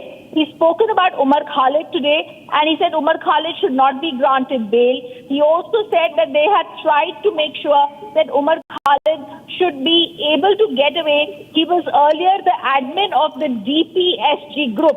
And the DPSG group is the group that we at Republic TV in 2021 had reported on as having been the group in which everything was being planned. He said in this he was sending messages. He was the admin of this group. It is only later when they went to another app, the Signal app, this group had become something in which only certain people could send certain messages. What he's trying to say is that the Tukre gang was behind the Delhi riot case. They tried to say earlier, and ASG Raju sticking to that ground, that what we are seeing is a very clear attempt being made for the regime change operation. So the Delhi police has made forward a very strong case before the top court to state that these people who are not out on bail should not be given bail. They are terrorists under the UAPA Act, the kind of utterances they made. My only thought here is it's taken the Delhi police several years to reach this far. If this video, the 8-minute clipping that has been shown in the Supreme Court, accessed exclusively by Republic TV and the other documents had been known earlier, this public perception would have been formed earlier. Today, when we are seeing the ASG Raju speaking about it, drawing the parallel with the Delhi Red Fort blast and saying that terrorism and these terrorists who are educated, when he's talking about the parallel with doctors and white-collar terrorists in the Red Fort case and Sharjeel Imam, who is an engineer, this kind of an operation, this kind of an understanding should have happened much earlier. He also says it's very possible, the affidavit of the Delhi police says in the Supreme Court, that there was possibly international support that these accused got. If all this available information was there, then in fact, and this was a pan-India operation they had planned, the case should have been handed to the NIA, much more should have have been done. But for now, we're looking at that bail hearing that's continuing in the Supreme Court. Possibly today or tomorrow, this hearing is going to be, it's going to end, and we're going to see an order soon from the top court of the country. Indeed, Rhythm, and this is a continuing hearing, ladies and gentlemen, that we have been tracking over the various weeks. And Rhythm, as we speak, the ASG has also made a very important point there, where he is saying that there was an attempt to deflect the responsibility from Umar Khalid on how he was able to send messages in that DPSG group, as you mentioned, that we have been breaking news on since 2021, beg your pardon, and how, despite of that, there was an attempt to cover it up. There was an attempt of him attempting to flee. What are these all allegations, and why are they severely important in this entire bail hearing, Rhythm, if you can explain to our viewers? The whole point that the accused in this case are trying to make is it's taken 5 years, the trial has not started. However, the trial has not started because the accused, some accused or the other, will always ask for one document or the other, which runs into thousands and hundreds of pages. This is something the Additional Solicitor General S.V. Raju, who's argued this case before several benches in the Delhi High Court, has said. He's repeating the same here. He's got orders from the Delhi High Court in his favor, and he's repeating the same thing, that when it comes to this trial not having started, the delay has not been caused by the prosecution, which is the Delhi police. It has been caused because of accused not trying to let the trial begin because of their demands and wants. We've seen once again same effort being made by the Delhi police to try and say that there was a regime change operation, there was a larger conspiracy. These people had tried to target India under the Unlawful Activities Prevention Act. This is a bench of Justice Kumar and Justice Anjaria who are hearing the arguments of the accused Umar Khalid, Sharjeel Imam, Gulfisha Fatima, Miram Haider, Shadab Ahmed, and also Muhammad Khan. So we're all hearing these arguments today. Siddharth Dave had earlier picked up arguments for Sharjeel Imam, where he said he did not make a call to pick up weapons. But if you actually see, we also saw senior advocate Salman Khurshid represent Shifa Rahman here. But if you actually see the words that had been spoken by Sharjeel Imam and Umar Khalid, what comes to a realization, this was not about CAA. Because in that 8-minute video, Sharjeel Imam spoke about everything under the sun to try and mobilize members of the minority community, the Muslim community, to try and mobilize them arms. Where he spoke about CAA, he spoke about triple talaq, the Babri case, anything and everything, chakka jam, chicken neck, trying to get Assam into the picture. He tried in different settings in 2019 and 2020 in a very nefarious, dangerous fashion to try and get them to pick up arms. He was a part of the WhatsApp which Umar Khalid was a part of, and therefore today S.V. Raju says whatever we attribute to Sharjeel Imam as evidence, all the evidence, we are not like the Washington Times would like to have us believe, or any international rag magazine would have us like believe. These are not educated people who are suffering in prison. These are terrorists with a motivated agenda, backed by international organizations to try and have a regime change in India, just like was done in Nepal and Bangladesh, and they had been stopped at the right time. They wanted a pan-India operation. Rhythm, I'm so sorry to interrupt you, Rhythm, at this stage. Ladies and gentlemen, that's the latest coming in from the Supreme Court, but I'm getting a bigger development coming in from West Bengal. A big development, ladies and gentlemen, has taken place. A key witness against Shah Jahan Sheikh, the main person accused behind the entire Sandesh Khali incident. Bhola Ghosh was seriously injured in an accident while he was on his way to court. A head-on collision occurred between a car and a lorry in Boiramari, Sandesh Khali, where the lorry was being driven by one of Shah Jahan Sheikh's close aide, Alim Mola. 2 people have died in this incident, ladies and gentlemen, including Bhola Ghosh's son. And this is a big breaking development taking place in West Bengal during the Sandesh Khali hearings. Those are the visuals on your screen, ladies and gentlemen. 2 people have lost their lives after key aide of Shah Jahan Sheikh was driving a lorry which had a head-on collision with the vehicle that was transporting key witnesses against Shah Jahan Sheikh to the court. It is open anarchy in West Bengal. As you see on your screen, 2 key witnesses have been killed in this head-on collision, including Bhola Ghosh's son, who have lost their lives in a head-on collision while the vehicle was transporting the 2 people to the court in the Sandesh Khali case. And now 2 key witnesses, Bhola Ghosh has been injured and his son has lost his life. These are key witnesses against the mastermind, alleged mastermind of the Sandesh Khali entire row that erupted in West Bengal, that Republic Bangla had led the most coverage, with forefront coverage exposing how there was, with impunity, the local TMC strongman there, Shah Jahan Sheikh, led the entire racket, and now two key witnesses against him have been injured in a head-on car collision. That's the car, ladies and gentlemen, and whatever is left of it, as locals now gather nearby to salvage it and try to rescue people. These are the visuals, raw and first visuals coming in from West Bengal of the two people who have lost their lives in this head-on collision. It is said that the lorry that had a head-on collision with this vehicle was driven by one of the close aides of Shah Jahan Sheikh.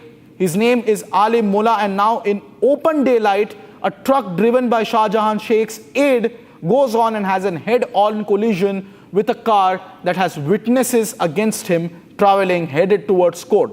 That's the big breaking news development coming in, ladies and gentlemen, from the state of West Bengal. These are live and fresh visuals coming in only on Republic, as Republic Bangla continues to lead the coverage on the Sandesh Khali saga. A fresh turn, a shocking turn of events. Key witness and his son. His son has been killed, the key witness has been injured, and the truck was driven allegedly by Shah Jahan's key aide, who is now unclear. His situation is unclear, whether he is at the scene, whether he has fled or is in custody. But a massive security lapse there in a very crucial case of Sandesh Khali. Two key witnesses being targeted in broad daylight in West Bengal. The conspiracy of Sandesh Khali continues to now intrigue, and the plot thickens further as an open daylight attempt to silence key witnesses in the case takes place, with a key aide of Shah Jahan Sheikh driving a lorry into a car heading to a head-on collision, showing perhaps a possible intent behind the crash to injure or attack the witnesses in the case. And now two people have lost their lives, including the son of one of the key witnesses in the case, that is Bhola Ghosh. He is injured and his son has lost his life. Two people have lost their lives as rescue efforts continue, with locals attempting to open the doors of that car, which is now left in complete shambles. This is a big breaking news development story, ladies and gentlemen. Only Republic bringing you the visuals from ground zero on how the witnesses were hit by a lorry and a truck in a head-on collision. These are live visuals coming in, ladies and gentlemen, from West Bengal, where two key witnesses in the Sandesh Khali case were headed towards the court, and they met with a head-on collision with a lorry. My colleague from Republic Bangla, Kishlay, joins us live on the broadcast with more details. Kishlay, take us through this sensational development now that has taken place in the Sandesh Khali case. Oh, well, exactly. Shocking details coming from Sandesh Khali. Bhola Ghosh and his son was heading towards a court where they were supposed to. Today, they were supposed to arrive at that court, and as key witness, they were supposed to give out statements against Sheikh Shah Jahan, who is inside jail right now as we speak.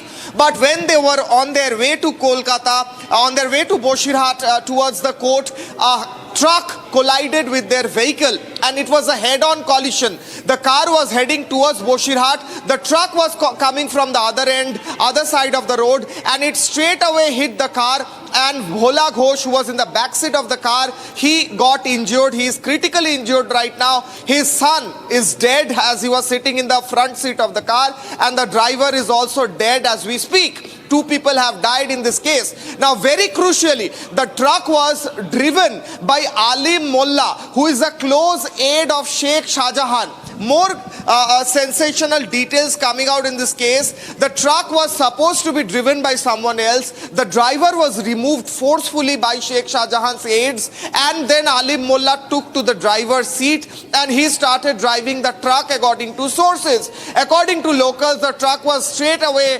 heading for the car when the car was coming towards Bosirhat. On the from the other end of the road, the truck came and hit the car, and the car fell down into a water body just beside the road, and the truck also overturned. However, the driver of the truck, Alim Mullah, the lorry was driven by Alim Mullah, close aide of Sheikh Shah Jahan. He fled from the spot, and right now he is not there inside the truck, or he has not been caught by the police. Now the CBI is seriously looking into the matter, as it is very clear that Sheikh Shah Jahan has been trying to control what was happening outside the jail from inside inside the jail.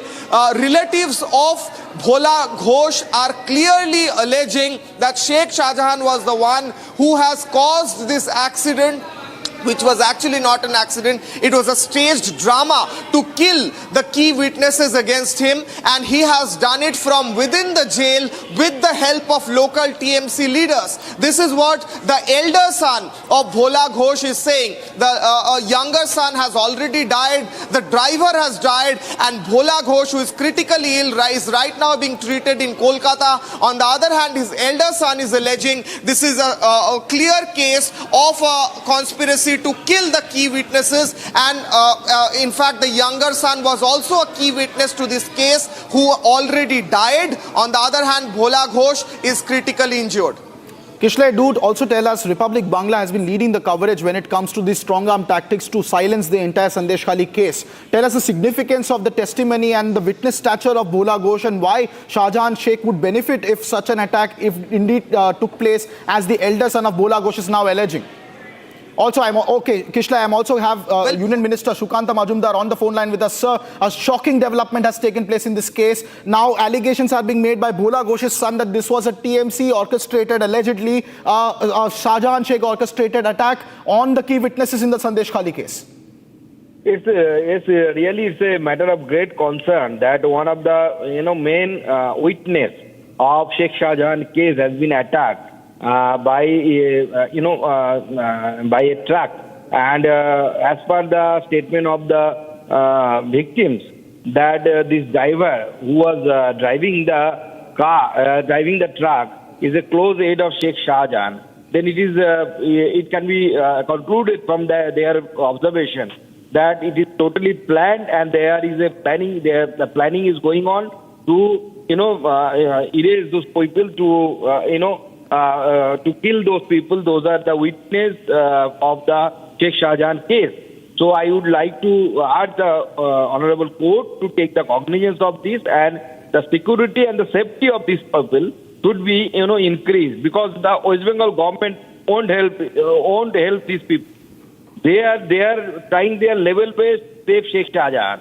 Mamata Banerjee is standing beside the Sheikh Shahjahan, who has looted so many women, who has looted land, and who has raped so many women. And Mamata Banerjee is standing just behind this Sheikh Shahjahan. And now Sheikh Shahjahan is trying to kill the witnesses, and it's a matter of great concern.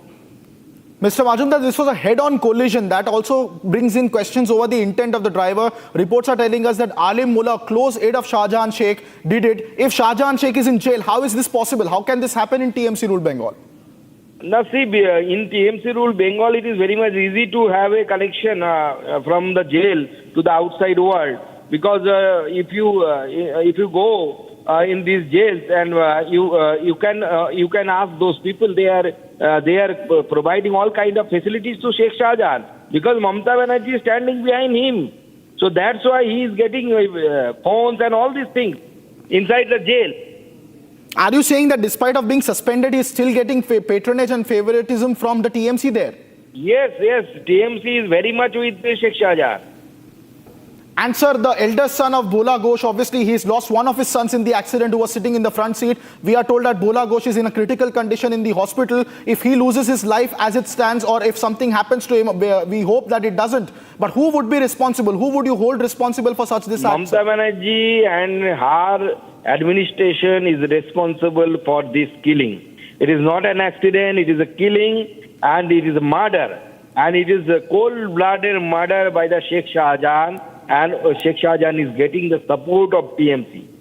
Sir, have you been able to talk to the family of Bhola Ghosh? What kind of support is the government planning to extend to them for protection of these witnesses? Our party is trying, our party people, local people, they are trying to connect with this, Bhola Ghosh family. We are with the family, and we stand beside the family. Sir, today he was supposed to go and present a key testimony. He was a very important witness. What damage does this do to the case, and what does this speak about the law and order situation in Bengal? A key witness meets a head-on lorry collision driven allegedly by a key aide of the main accused, who happens to be an alleged TMC-linked leader who is now in jail in custody. Now this is, enough to conclude that Mamata Banerjee is trying to save Sheikh Shahjahan. from the court. And law and order, what I should say, the whole country is watching.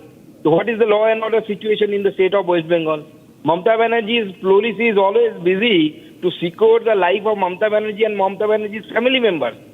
No other's life, no one's life other than this family is important in Bengal.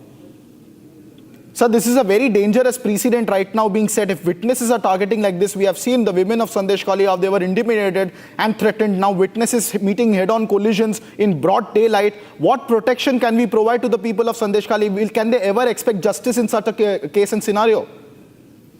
See, I think, the court should take the cognizance of this and ask the state government to secure the witnesses. Otherwise, number one, this case, these people, the Sheikh Shahjahan, the culprit, he will be released as there will be no evidence or no witness to give the statement against him. So it is also a matter that they are trying to eradicate all these witnesses. Not only so, they are trying to create a fear psychosis among the other person. Those are the victims. That they are trying to terrifying them. That if you come to court and say anything against the Sheikh Shahjahan and Trinamool Congress, then you will face the same consequences. Mr. Majumdar, fact-finding teams have gone there, your party colleagues have gone there, the Judicial Commission has gone there, but nothing has happened. Is it finally now time for the centre to intervene before one after the other witnesses are targeted in broad daylight ahead of the testimonies, sir? See, it's a federal structure, my dear friend, and we obey the Constitution. And law and order is a pivotal function of the state government. So, that's why from the beginning I am saying that the court should take the cognizance. We should have the faith on the judiciary of this country. I have full faith on the judiciary of this country. Will you be approaching the court, sir, in this case now? Obviously, our party workers and party leadership will be in touch with the family and the family as per their wish. And are you going to go to Sandesh Khali, or are you planning to meet the family of Bhola Ghosh in light of this to show solidarity? What is going to be the further steps, sir, here?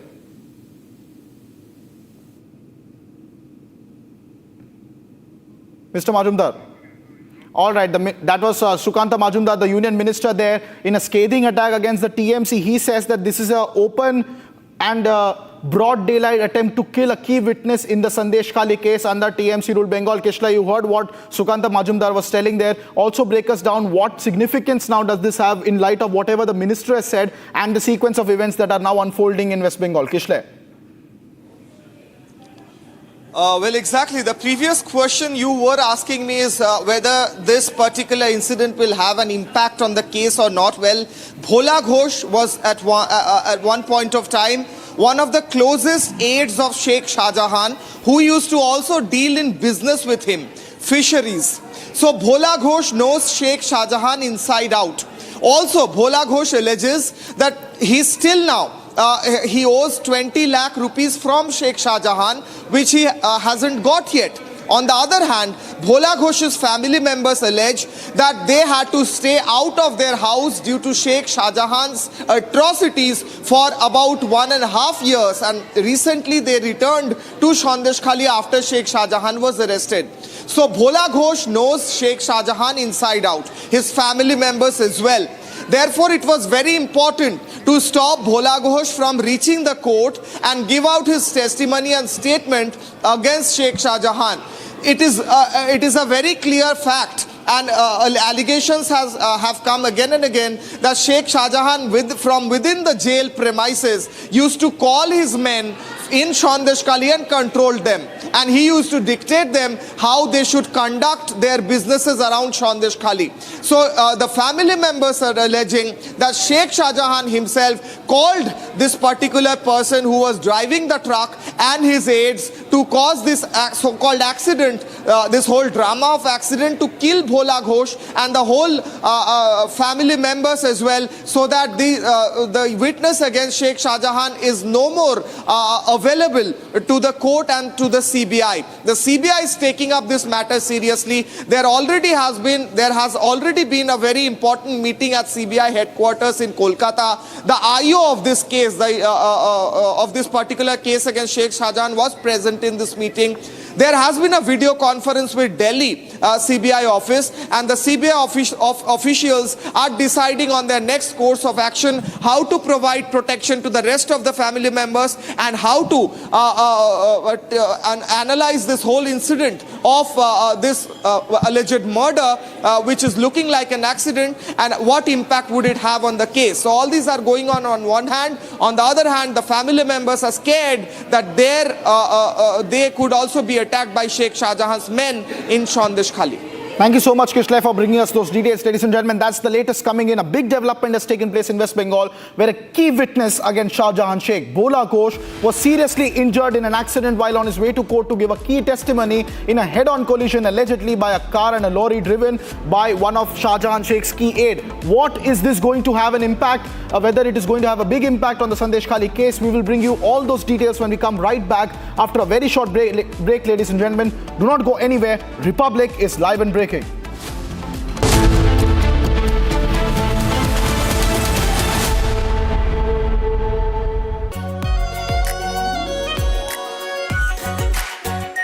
Our pure Shahi Paneer Masala. Delicious, healthy, every day. QS and THE, the world's foremost university rankings organizations, have ranked Amity amongst the top 3% universities globally, making it among the very few Indian universities to be included in both rankings. Yet another top ranking for Amity University. आधे bowl दही में 4 चम्मच MDH चटनी पुदीना मसाला डाला, stir करो, पुदीना चटनी तैयार। MDH चटनी पुदीना मसाला।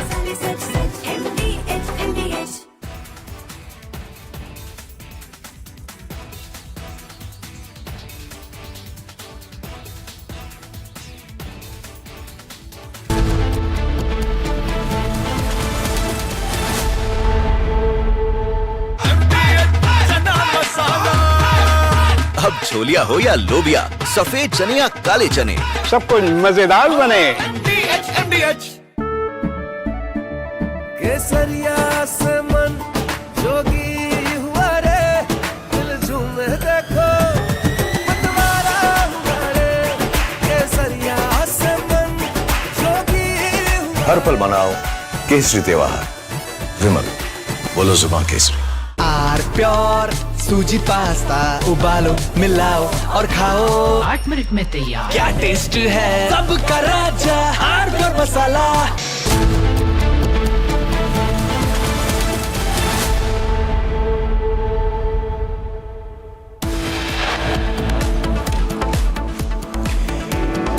Big development as key witness against Sheikh Shahjahan Bhola Ghosh was seriously injured in an accident while on his way to the court.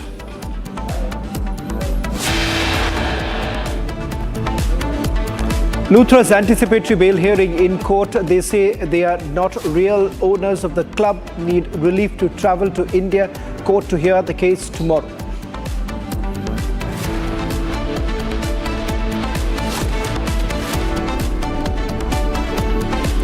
Top officers who blocked action in the Birch nightclub case. Senior officers allegedly stopped cops from taking action.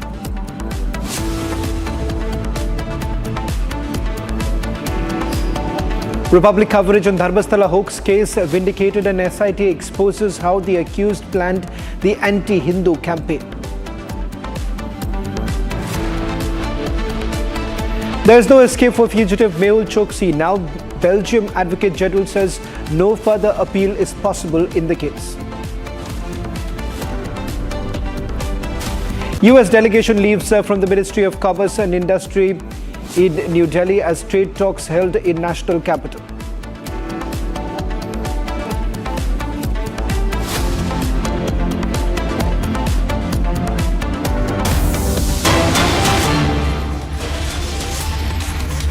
Started the edition with a massive development that has taken place in West Bengal, where key witness against Sheikh Shahjahan, Bhola Ghosh was seriously injured in an accident while on his way to the court.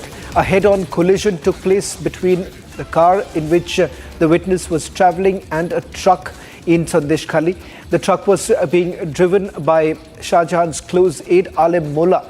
2 people have died in the accident, including Bhola Ghosh's son, is what we are being told. Bhola Ghosh is said to be critical. Let me just quickly take you through some more details that we're getting in before we go across to our reporters on the ground. First to you, Kishule. In terms of who exactly is this witness that we are talking about, what is his condition and how critical is he to this entire case?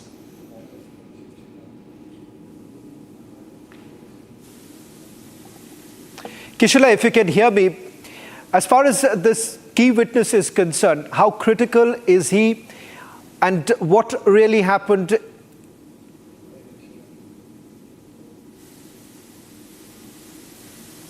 I'm not too sure whether...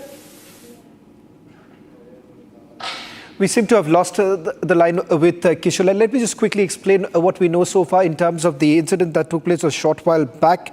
We do have a confirmation that the key witness was on his way to the court when the accident took place. And from the preliminary information that we have, the person who was driving the car happens to be Sheikh Shah Jahan's close aide Alim Mullah. Now, 2 people have died in the accident, which includes Bhola Ghosh's son. There have been some allegations that have been leveled by Bhola Ghosh's elder son that even while in jail, Shah Jahan orchestrated the murder through Trinamool leaders. This is a sensational claim that has been made by the main witness, Bhola Ghosh's elder son, Bishwajit Ghosh. He has alleged that Shah Jahan made phone calls from jail to local leaders, and allegedly the murder plot was hatched against the main witness, Bhola Ghosh, who was on his way to testify in the court against Shah Jahan. So there is a direct allegation that has been leveled by Bhola Ghosh's elder son here. He says that this was a murder and not an accident, Kishore. Well, exactly. And the big update right now is, as we speak, Bhola Ghosh has spoken out from within the hospital. He has said that it was an attempt on my life. And I was fearing this, and it has happened. Sheikh Shah Jahan's men have tried to kill me. So this is what Bhola Ghosh himself is saying.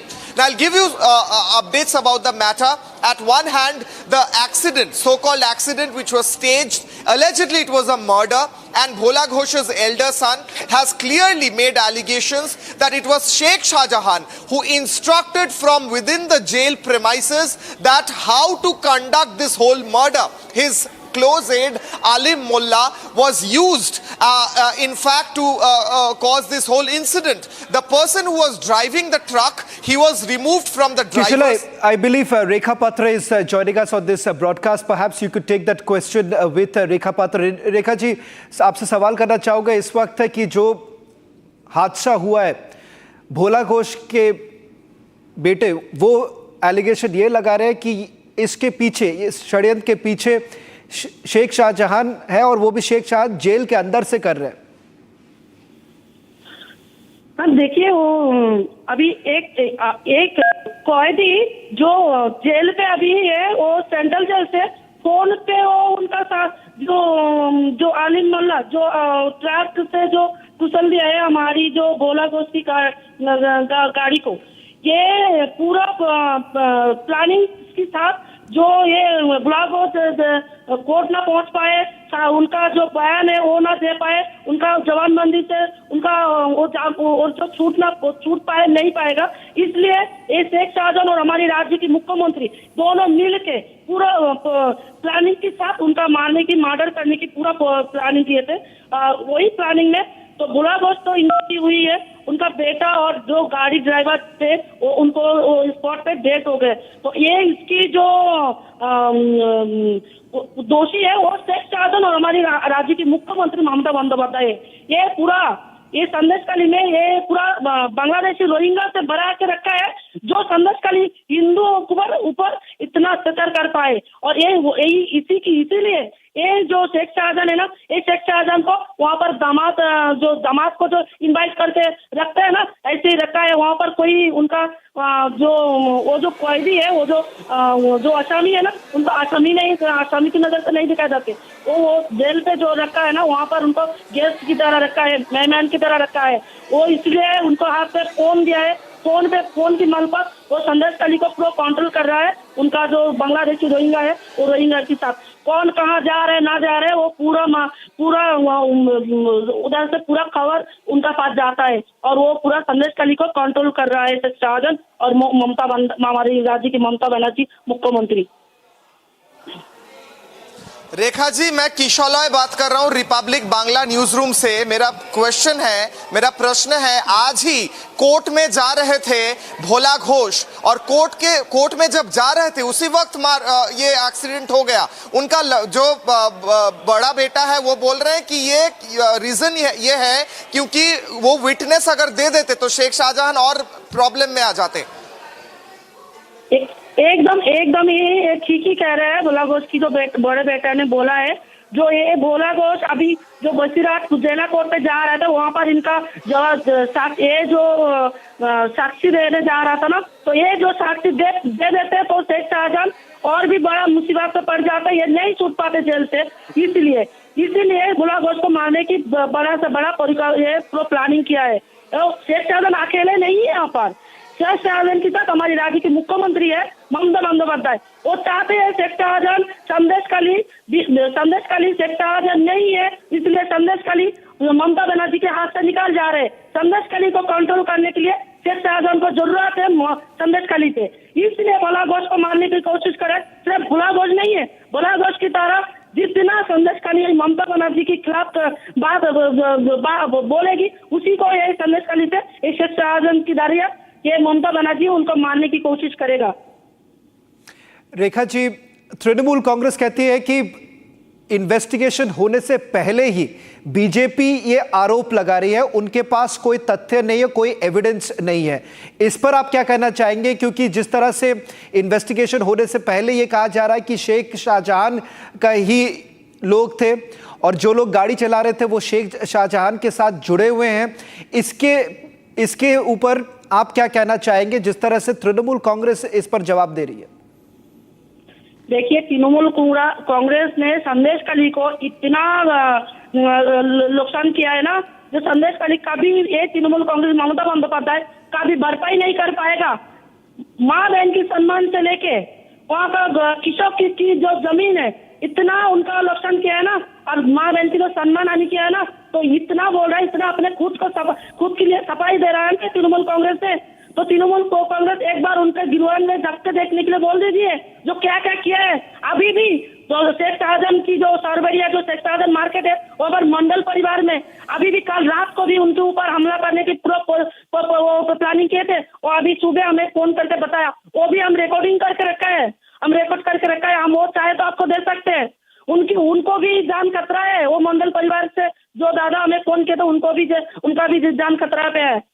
उनको ऊपर भी जब कभी भी attack हो सकता है। और ममता बनर्जी तृणमूल कांग्रेस से सब बोल रही है, इनका मुंह में तो क्या बोलूं, इनका जो जुबान है ना, झूठे मक्कर कहीं ये कहाँ से आई है, ये पूरा देश को खा जाएगा। ये सिर्फ माँ बहन की सम्मान नहीं है, पूरा देश को खा जाएगा। यहाँ का हिंदू को तो खा ही रही है और पूरा देश को खा जाएगा ये ममता बनर्जी ने। ये तृणमूल कांग्रेस की एक जो लोग है ना, आदमी है ना, ये सब एक जो जुटा है। ये सब इतना अत्याचार कर रहा है लोगों के ऊपर, जो ये कह नहीं सकते। लोग इतना डर के रह रहे हैं, जो लोग जीने अपना खुद कैसे जिएगा यही सोच में पड़ गया, अपना जी नहीं पा रहा है यहाँ पर अपने ठीक से।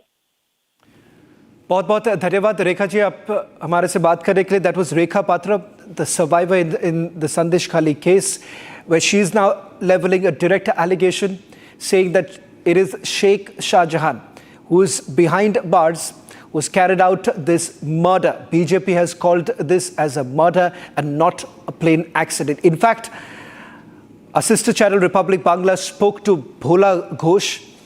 This is what he had to say. দাদা ঘটনাটা ঘটলো কি? গেম প্ল্যান, আমাকে মারার প্ল্যান। মারার প্ল্যান?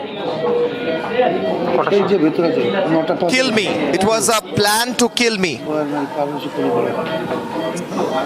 চক্রান্তটা কে করলো? আমি খুবই আমি ভিডিও করবো না, একটু চিন্তা করলেন। ভিতরে যে আছে ওখান থেকে ঘুরে এসে আমার সবাই 3-4 জন। So the truck was coming from the other side and they hit our car straight forward, head on. কোর্টে যাবো দিদি বেলায় গাড়ি নিয়ে। এই প্রোগ্রাম থেকে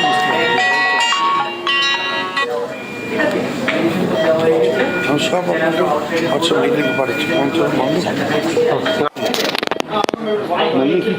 দাদা ঘটনাটা ঘটলো কি? গেম প্ল্যান, আমাকে মারার প্ল্যান। মারার plan? It's a game plan. It's a plan to kill me. That is what Bhola Ghosh is saying. চক্রান্তটা কে করলো? আমি খুবই আমি ভিডিও করবো না, একটু চিন্তা করলেন। ভিতরে যে আছে ওখান থেকে ঘুরে এসে আমার সবাই 3-4 জন। So he's describing how the truck came head on and hit the car. The whole audio is not very clear, but this is very evident that he's alleging that it was a murder. It was a plan to murder him. It was a game plan, and that the car hit head on. The truck hit head on to the car, and it was a game plan to murder him. That is what Bhola Ghosh is alleging in this bite from the hospital exclusive.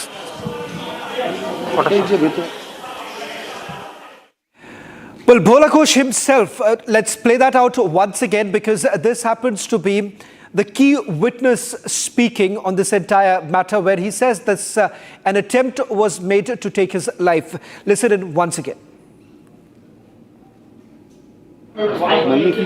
দাদা ঘটনাটা ঘটলো কি? Game plan, আমাকে মারার plan. মারার plan? এই যে ভেতরে আছে 9টা 5 to kill me. চক্রান্তটা কে করলো? আমি খুবই আমি ভিডিও করবো না, একটু চিন্তা করলেন। ভিতরে যে আছে ওখান থেকে ঘুরে এসে আমার সবাই 3-4 জন। The truck came and then turned and hit our car. কোর্টে যাবো দিদি বেলায় গাড়ি। And it was around 5 in the morning. Probably he's giving out a time of this accident. And he's saying that it is a game plan. It's a plan to murder him. A truck was used. Game plan. It's a plan to kill me.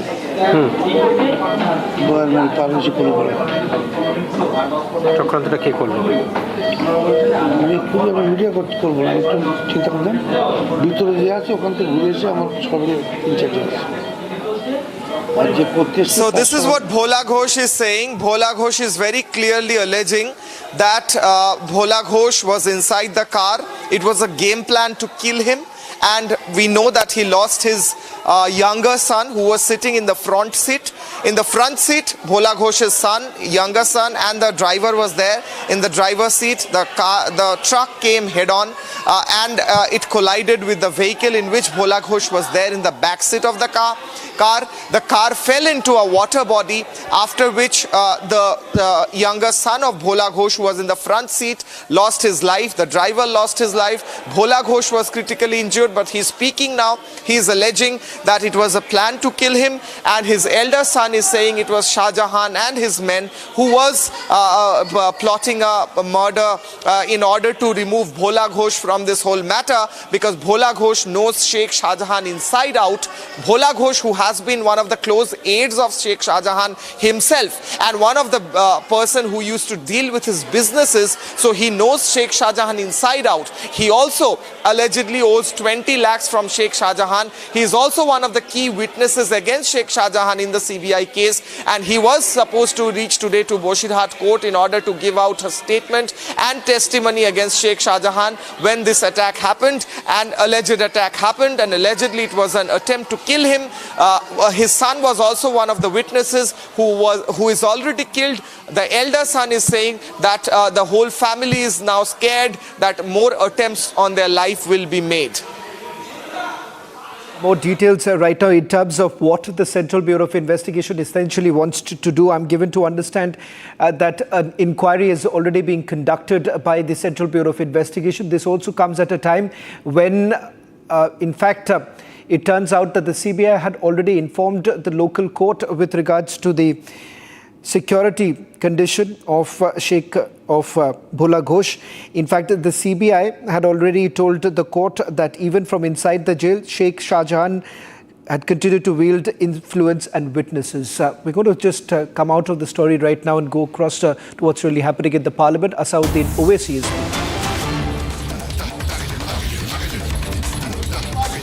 member. If Lok Sabha increase upon the OBCs and the upper caste is there, now it is at the cost of whom? Muslims are not there. They're not being reflected in the secular parties. For example, if Muslim majority seats like Wayanad can elect non-Muslims, surely Raebareli, Amethi, Ottawa can elect Muslims, sir. And now coming to this electors, sir, we are only become electors. We are not getting elected. Please coming, sir. I'm concluding, sir. Give me 2 minutes, sir, please, sir. Now coming to this whole donations. BJP got 88% of donations, sir. Nearly 2,243 crores. So we the people is now represented by We the Private Limited. I would request this ruling party to please consider adopting a mixed member parliamentary system like Germany. Each voter has 2 votes, one for their MP and one for a political party. A tally is done. First, all local winners get seats, and the rest of seats are filled with the overall number of seats. Each party matches roughly percentage. Secondly, sir, delimitation. Don't do delimitation like what you have done in Kashmir and in Assam. Because if BJP it is delimitation another game, it has to win. Then the loser is going to other political parties. But the loser will be country's democracy. Sir, right to vote. Ambedkar called it a principal theory of the constitution. I would demand. I have put a private bill last assembly. The age of contesting elections for MLA and Lok Sabha should be brought down to 20. Rajya Sabha 25, for Vidhan Sabha 22. Why? Because, sir, we have 52% of India's population under the age of 30. What are we giving to them? So that is why I propose. And lastly, sir, and I'm including this. Lastly, sir. Sir, I'm just concluding, sir. Lastly, sir, we must build a consensus and make right to vote a fundamental right. I oppose the SIR. This is nothing but backdoor NRC. This is exercise. A selective exercise to disenfranchise people in the name of religion. Thank you, sir. सभापति जी धन्यवाद। आज का विषय देश के करोड़ों मतदाताओं के सम्मान और उनके लोकतांत्रिक अधिकार से जुड़ा हुआ है। सदन जानता है कि 22 दिसंबर 1930 को बाबा साहब अम्बेडकर लंदन स्थित सेंट जेम्स पैलेस में आयोजित फर्स्ट राउंड टेबल कॉन्फ्रेंस की फ्रेंचाइज उप समिति में अपनी बात रखते उन्होंने स्पष्ट कहा था कि भारत में जिम्मेदार सरकार तभी बन सकती है जब वह उन सभी नागरिकों के प्रति जिम्मेदार हो जिनके जीवन, स्वतंत्रता और संपत्ति पर वह कानून बनाती। और डॉक्टर अंबेडकर ने चेताया था कि सीमित मताधिकार अलग। A fiery debate taking place inside the Lok Sabha. AI-MIM Chief Asauddin Owaisi says that in the garb of SIR, it is essentially an NRC that is being done by the government, also taking on the Election Commission.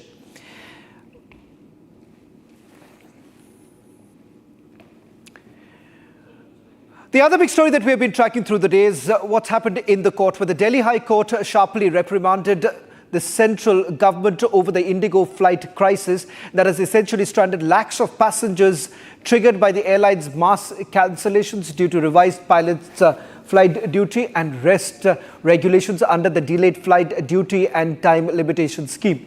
The court essentially highlighted the severe passenger hardship with hundreds of flights scrapped nationwide, while the additional Solicitor General revealed a show-cause notice issued to Indigo, which issued a profuse apology in response. Dr. Nitin Jadhav is joining us on this broadcast. In fact, Dr. Jadhav, as part of a representative pilots body, you've essentially called for a CBI inquiry into this entire matter. What led you and your association seek for such hard punishment? Sir, definitely I would go for this thing only. CBI already, I requested CBI authorities, PM, Prime Minister of Honorable Prime Ministers, Honorable Home Ministers, Honorable Civil Action Ministers to take an action on DGC also. who is supporting a lot to Indigo. Why they are? I'm very surprised to listen yesterday. The Honorable Minister has taken action on that and he reduced the flight 10%. He already applied for increase more than 1,000 flights in winter schedule. If you go for that, they don't have any pilots and they already increased the flight and they reduce the flights. That's it. It means what? They are playing with all the passengers, including honorable all respective Indian citizens. And why they are playing this thing, Kela? Why? They are getting the priority for landing, priority for Dr. Jadhav, Indigo has largely been arguing that the monopoly is not by design. The very fact that the other airlines haven't been able to compete in those very sectors, and that is the reason why the monopoly exists in, say, roughly about 600 routes in which Indigo has been operating. No, it's okay. I'm appreciated for this thing. They are increasing their flights. They are increasing their routes. They are giving service to citizens. They are giving service to passengers, Indian citizens. But when they were operating all those things, it's okay. But they should take the proper manner. They are increasing the rate also. They are increasing flights, but they can run the proper flight on that route on time. There was a 2,300 flights before with 5,500 pilots. That time their performa was 95% something. Why then they reduce all those things? Why they come down? Why they fall now? How they come down? How? Dr. Jadhav, do you believe, or as a representative of an aviation body, do you believe that there is a conflict of interest in the committee that has been formed? The very fact that some reports suggest that those who have passed the rostering of Indigo are the ones who are basically carrying out this entire probe. From my side, my personal opinion is that you conduct the inquiry on DGCA. Everything will be come out within a couple of period only, because the main complete is the DGCA, who is the controlling body over there. They are not handling properly. They are one side they are preferring, they are giving support to Indigo. I am not telling don't give support for smooth running everything, but out of way they are supporting to Indigo. Why? And then now people were too much harassed. They lost their financial, physical, mentally. The movement who was coming once in a life only, their marriages and other things, so many that blah blah blah blah. But here you see, I saw in your TV only. He was like this only. That Peter was like this only. He should come out, stand out of terminal, and just answer passengers only. Not in one small room in 10 by 10. Only he should come out. He should come out. Dr. Jadhav, one final question before I let you go. You are saying that the DGCA should be probed. Who carries out this entire probe? Because it appears that the watchdog has been given a complete free hand to run the aviation sector. Yes. As a senior citizen, I spent my 45 years in aviation. Here, the complete is in all scenario. The DGCA is a main culprit. Main culprit is DGCA. He has not done his job properly. He is supporting a lot. I will ask to ATC also always for giving main agenda to giving their performance to land properly first in sequence. Indigo is coming down, taking off. Always they are supporting ATC also, DGC also. Everybody is supporting Indigo. There is a lot of Air India. Always you see, you will find that announcement. Everything is we are waiting here for the ATC NOC. We are in sequence like this. They are standing more than 15 to 20 minutes for this thing. Always you will find in Air India flight and other flights. But Indigo, you will never find this thing, announcement in flight. Thank you very much. Who is responsible? Well, Thank you very much, Dr. Nitin Jadhav, for joining us on this broadcast. The aviation body now essentially demanding a CBI probe into this crisis. On this other side, the big story that we are tracking through the day, the big development coming in from West Bengal, where a key witness against Shah Jahan, Bhola Ghosh, was seriously injured in an accident while on his way to the court. Luthra's anticipatory bail hearing in court. They say they are not the real owners of the club, need relief to travel to India. Court to hear the case tomorrow.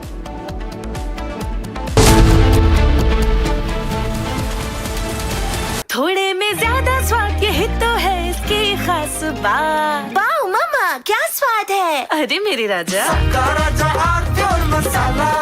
दादी के हाथों का जादू और खुशबू से महकता घर, माँ की मुस्कुराहट और खाने की सुगंध। MDH गरम मसाला, क्योंकि हर रिश्ता है स्वाद से जुड़ा। भाई मेरा बेटी को प्यार चाहिए,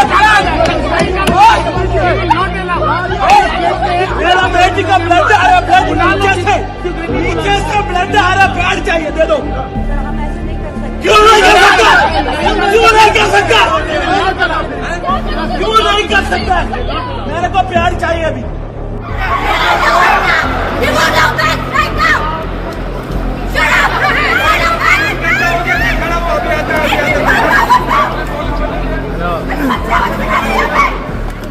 That we have experienced severe operation.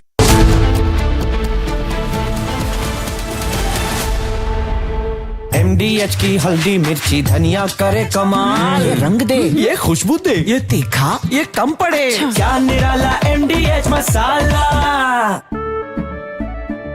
केसरिया से मन जोगी हुआ रे, दिल झूमे देखो मतवारा हुआ रे, केसरिया से मन जोगी हुआ। हर पल मनाओ केसरी त्योहार। विमल, बोलो जुबान केसरी।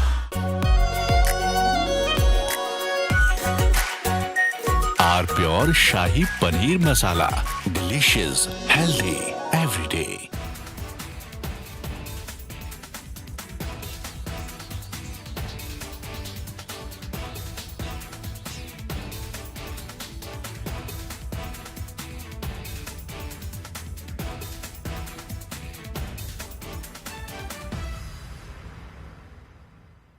सीक्रेट रेसिपी MDH का जीरा सिप जल जीरा मसाला। सिप सिप जीरा सिप MDH का जल जीरा सिप MDH का जल जीरा SIP.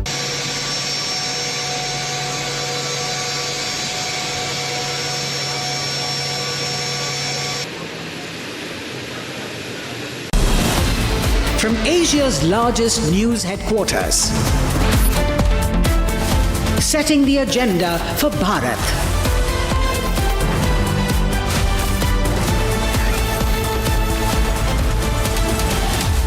You're watching Republic.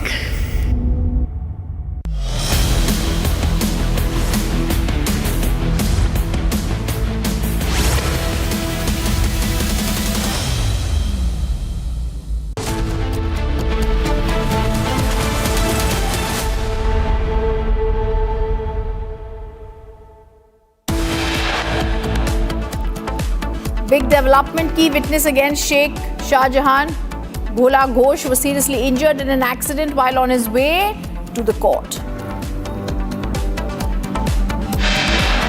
Luthra's anticipatory bail hearing in court. They say they are not real owners of the club, need relief to travel to India. Court is going to hear the case and the state's reply tomorrow.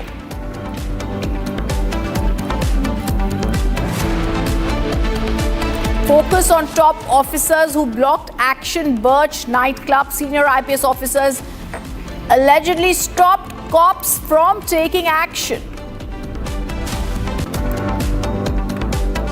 Republic coverage on Dharamsala hoax case vindicated. SIT expose how the accused planned the anti-Hindu campaign. And there is no escape for fugitive Mehul Choksi now. The Belgium Advocate General has told Republic TV exclusively no further appeal is possible in his case.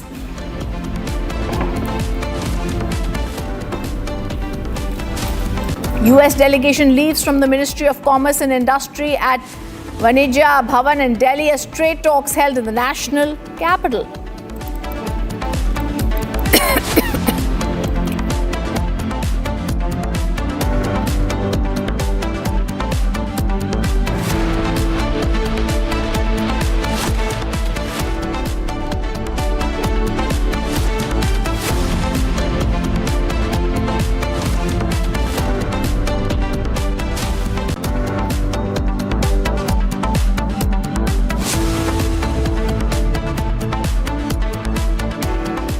Good evening. Welcome to Republic TV. Our top focus, the Delhi riots case hearing in the top court of the country is finally over.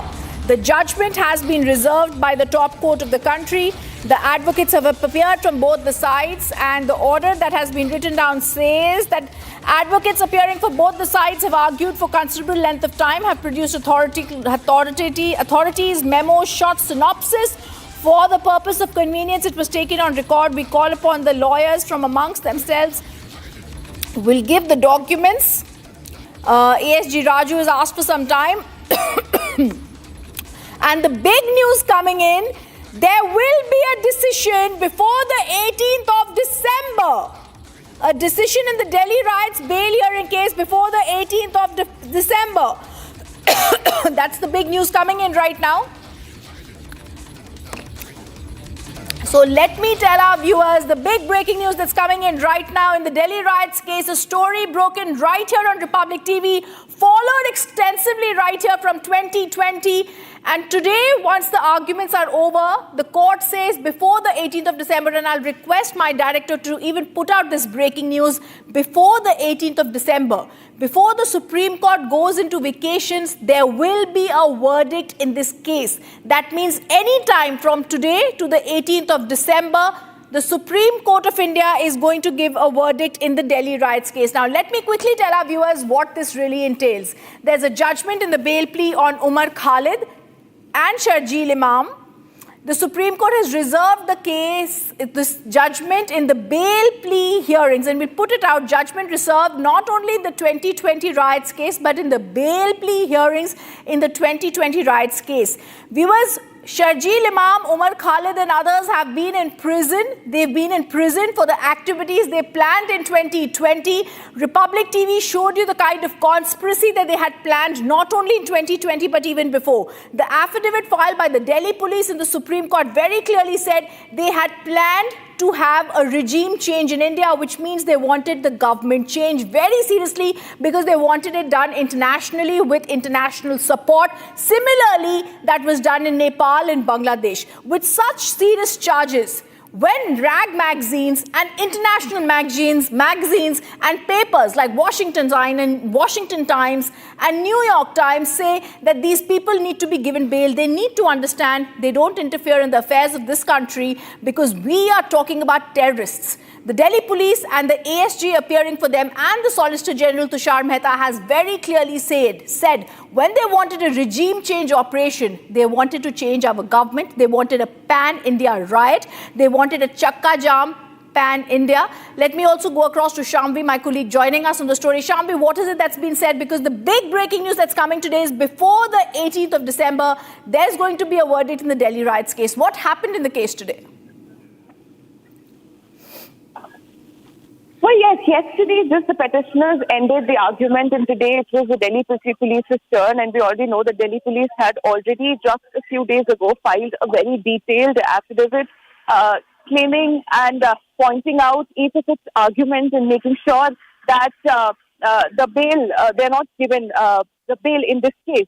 Now, it was Delhi police's turn today to make its argument where it was said, this entire, and this has been a point which has been constant since day one of the hearing, whether it's in High Court or Supreme Court, that this was not something that happened in the heat of the moment. This was a planned conspiracy. This was a planned conspiracy and a coordinated attack. And this entire act, this riot, which was caused by the few members, be it Umar Khalid, Sharjeel Imam, and others in the case who are due for bail, this was a coordinated attack to make sure that India is embarrassed globally. Because if we remember, that was a time when the US president was set to visit India, and the timing of it seemed to be a little too convenient, and this was a pre-planned conspiracy made or prepared to embarrass India globally or pull it down in its position. And also several other arguments which was made yesterday about the fact about one of the accused not being present at the location, especially Umar Khalid. This argument was made from Umar Khalid's end that Umar Khalid was not present in Delhi when this riot actually happened. So how can he be associated in this matter? But today even Delhi police has raised several arguments saying that this was a lot of days in making. Several inflammatory speeches was made by Umar Khalid, and even Sharjeel Imam for that matter has called for things like Chakka Jam, which is basically blocking the traffic to make sure for a riot or for some kind of for making sure that the point is put across. So Delhi police has very strongly again made its point, saying that what these people have been claiming about the absence of the accused in the place when the riot happened, or there were several other arguments made by the petitioners that some of them, they've just participated in one or two meetings of this riot and they were not actually physically present in the riot. So how can they be put in jail for more than 5 years at once? So huge points made by Delhi police today, and this is a huge breaking that any time before 18th of December, the judgment of this bail plea will be out. Back to you. Shambi, for giving us those details. A top focus on Republic TV, not today, but has been for the past 5 years when these riots took place. We were the first channel to clearly tell you these are not CAA protests, but these are targeted at a more sinister plan. Now, viewers, more breaking news coming in. News coming in from Sagar in Madhya Pradesh, where we learned that a training aircraft has crashed during landing. This is in Madhya Pradesh, where the training aircraft crashed. I'm going to try and go across to Satya Vijay, who's going to be joining us on the story. The training aircraft crashed near Madhya Pradesh, and we've also learned from the visuals that are coming in that the training aircraft, the visuals that we can see on the screen, had crashed during landing, as we can see. Let me go across to Satya Vijay, who's joining us on the phone line. Satya Vijay, give us more details. जी हाँ, देखिए मध्य प्रदेश के सागर में ये बड़ा हादसा हुआ है, जहाँ पर कि कोई कैजुअलिटी तो नहीं है, लेकिन ढाना हवाई पट्टी पर जो है ट्रेनिंग विमान हादसे का शिकार हुआ है। जो प्लेन है वो हवाई पट्टी पर पलट गया और एक हिस्सा जमीन से टकराया, जिसकी वजह से यह हादसा हुआ। लैंडिंग के दौरान यह हादसा हुआ, चूंकि वहाँ पर भी ट्रेनिंग इंस्टीट्यूट है जिसमें कि लोग विमान चलाना सीखते हैं। इसी दौरान लैंडिंग के दौरान ये जो ट्रेनिंग प्लेन है ये हादसे का शिकार हुआ है। इसका पीछे का हिस्सा जमीन से टकरा गया। ट्रेनिंग पायलट इसमें जो प्रशिक्षण ले रहे थे वो भी हादसे का शिकार हुए हैं, लेकिन किसी भी तरह से ये कह सकते हैं कि बहुत ज्यादा चोटें नहीं आई हैं, चूंकि विमान की लैंडिंग हो रही थी जिस दौरान ये जमीन से टकराया। तो ऐसे में अच्छी बात है कि कोई कैजुअलिटी नहीं है, लेकिन बार बार इस तरह के जो हादसे हो रहे हैं ये कहीं ना कहीं ट्रेनिंग इंस्टीट्यूट की ट्रेनिंग पर भी सवाल खड़े करते हैं। सत्य विजय, जैसे आप कह रहे हैं सवाल खड़े होते हैं, यहाँ पे क्या हुआ एक बारी, किस कारण आपको लगता है, क्या आपको बता रही हैं सोर्सेज वहाँ पे, किस कारण ये क्रैश हुआ और उसके बाद किस टाइप का प्रिकॉशन लिया गया? देखिए, तकनीकी पक्ष तो अभी सामने नहीं आ पाया है कि कुछ इसमें जो विमान का इसमें कुछ टेक्निकल एरर या मशीनरी प्रॉब्लम है, उस बारे में तो अभी चीजें निकलकर सामने नहीं आई हैं। लेकिन जैसा कि यहाँ पर ट्रेनिंग स्कूल है और प्रशिक्षण दिया जाता है, तो एक पक्ष ये सामने आ रहा है कि हो सकता है जो ट्रेनिंग जो पायलट्स हैं उनमें कहीं ना कहीं उनसे कोई चूक हुई है इसको लैंडिंग करने के दौरान, शायद इसी वजह से ये हादसा हुआ है। और इस प्लेन का पिछला हिस्सा जो रेलवे पर टकराया, जिसके बाद ये प्लेन पलट गया और ये हादसा हुआ। Thank you, Satya Vijay, for giving us those details.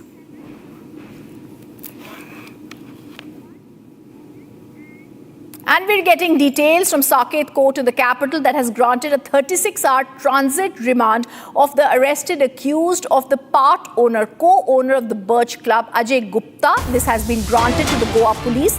The court has directed the Goa police to take medical care of Gupta as he's facing some medical issues, and that's why this transit remand has been granted. I'm also going to try and go across to Swarali, who's joining us live from Panaji in Goa.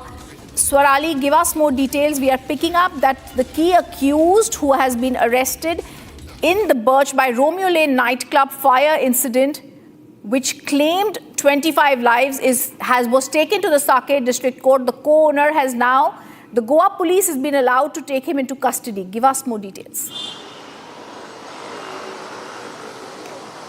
Yes, that is true. Goa police is now allowed to take Ajay Gupta's custody, who is the third partner of Luthra brothers. 36 hours remand has been allowed, and now court has also requested Goa police to take his medical care because he is facing certain health issues. That's what the information we are gathering right now. On one hand, where we all know that Luthra brothers are on plea and they have informed the government that they want to fly down to India only if they are allowed to come to Goa, and all the court proceedings should happen in Goa. They should not be arrested. They're trying to avoid and flee the arrest. That's the current situation.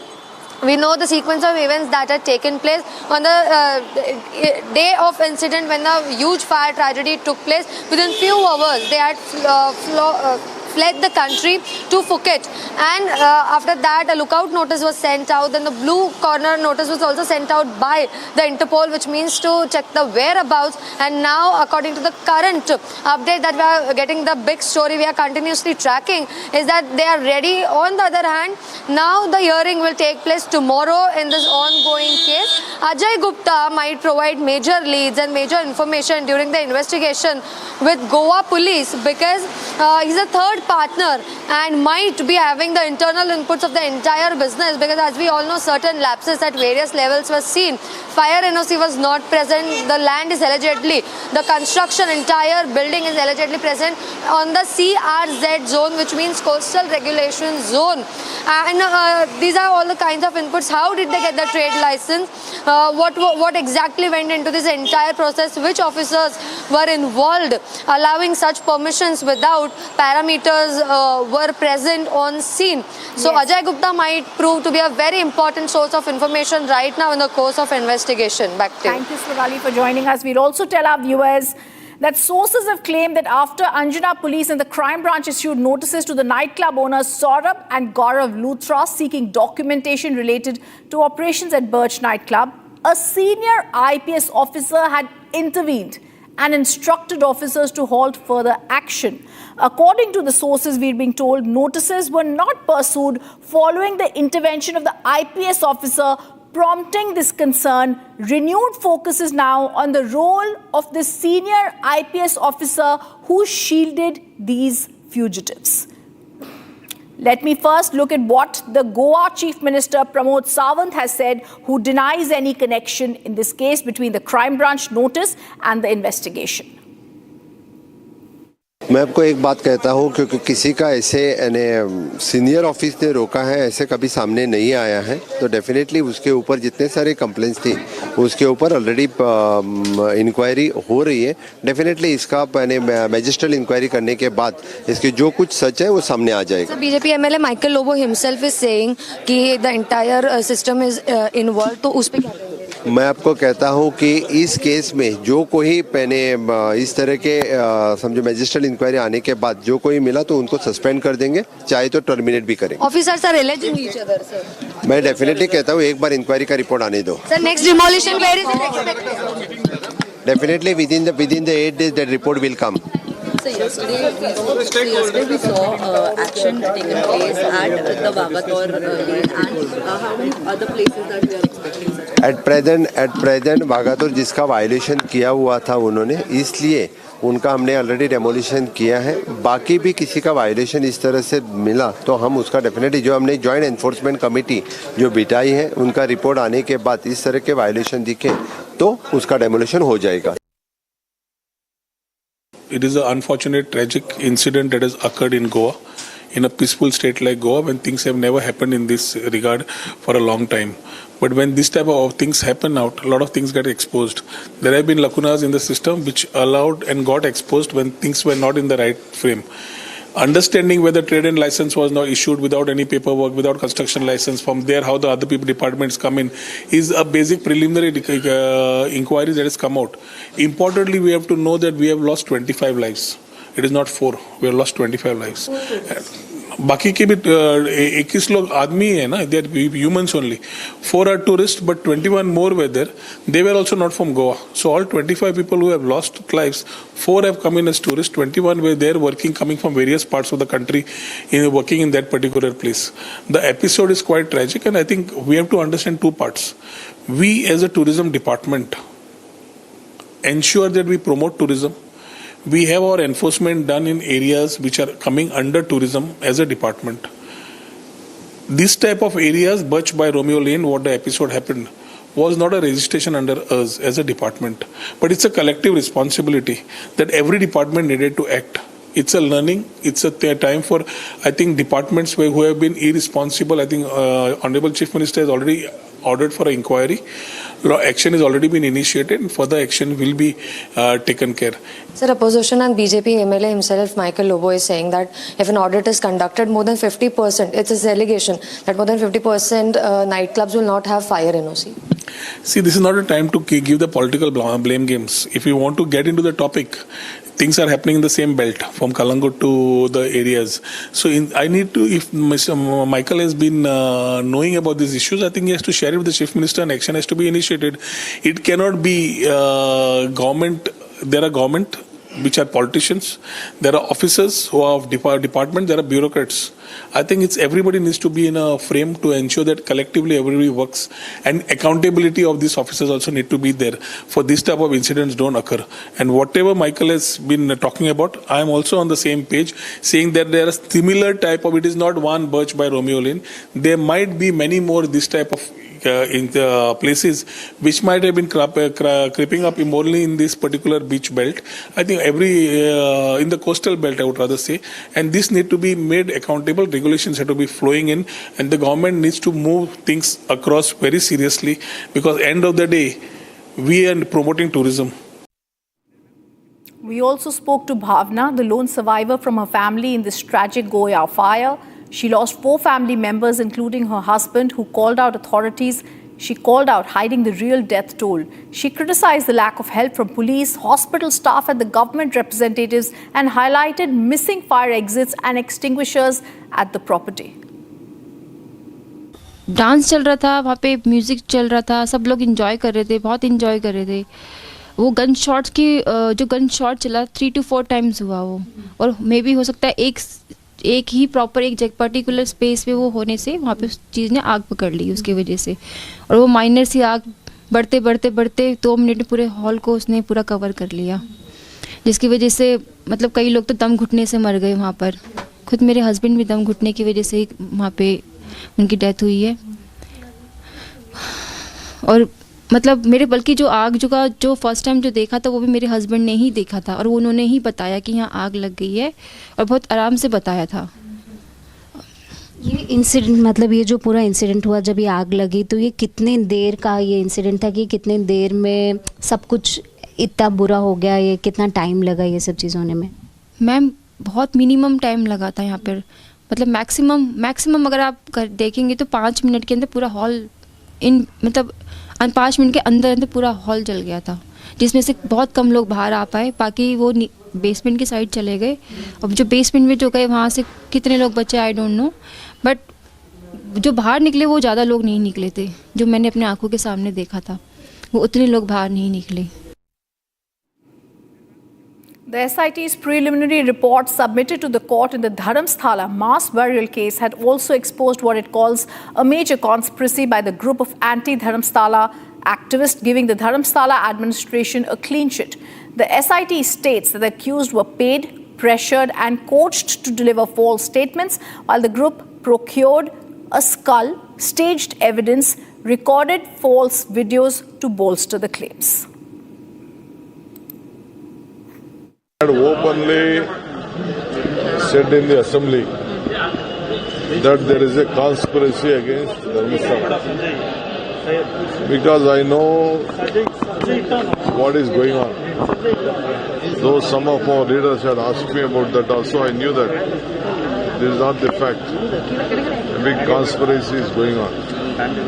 But ultimately the truth has been prevailed. Justice has been given to them. I'm also joined by my colleague Abhishek, who's joining us live from Belagavi. Abhishek, the SIT report is so clear, which says that these people, this masked man was coached by the anti-temple lobby. There was no mass burial. The Lutyens media had clearly claimed mass burials in Temple Town. They reported on mass burials that they're silent. That means all this evidence that was there was just a hoax anti-Hindu campaign. The report very clearly suggests that this was a hoax and a preset agenda by the people who were against the Dharmasthala, who were trying to make sure that the belief on Dharmasthala reduces and people stop coming to Dharmasthala. It was a couple of months ago when the masked man, or the whistleblower also known as Chinnaya, mentioned in front of the Beltangadi court that he had buried over hundreds of bodies in and around Dharmasthala and river Netravati in the last 30 to 40 years, after which the government formulated a special investigation team in the leadership of Pranav Mohanty, which conducted the investigation in the last couple of months, which also dug up around 17 to 18 places, where only 2 places were found with pieces of skull which also belonged to a male, which is against the claim of Chinnaya, where he had claimed that it was all the women aged between 12 and 80 that he had buried. And he also had mentioned that all of them were brutally raped and they were killed and the bodies were being buried by him. After which the government demanded, the opposition parties demanded from the government in the last assembly session which happened in Bengaluru, that a detailed report be kept in front of all the MLAs in the state of Karnataka. Today Pranav Mohanty had met the Home Minister Dr. G. Parameshwara, and various other officials have also had a meet with Dr. G. Parameshwara to explain the depth of the report which has been submitted to the Beltangadi court. As of now, primarily 6 persons who are in this issue have been named in the report. It is Vittal Gowda, Girish Mattananavar, Mahesh Shetty, Thimureddy, Sujata, Chinnaya, and various other persons have been named as of now. However, the BJP and the JDS demands not only strict action against these people, but also against the people who were the mastermind behind this entire hoax and agenda against Dharmasthala. Thank you, Abhishek, for giving us those details. In Karnataka, the power tussle within the Congress has now taken a significant turn. A powerful group of seers has now thrown its weight behind Home Minister G. Parameshwara for the Chief Minister's post, saying a Dalit Chief Minister will bring development and social balance. The endorsement comes even as the Siddaramaiah D.K. Sivakumar rivalry continues to strain the ruling party.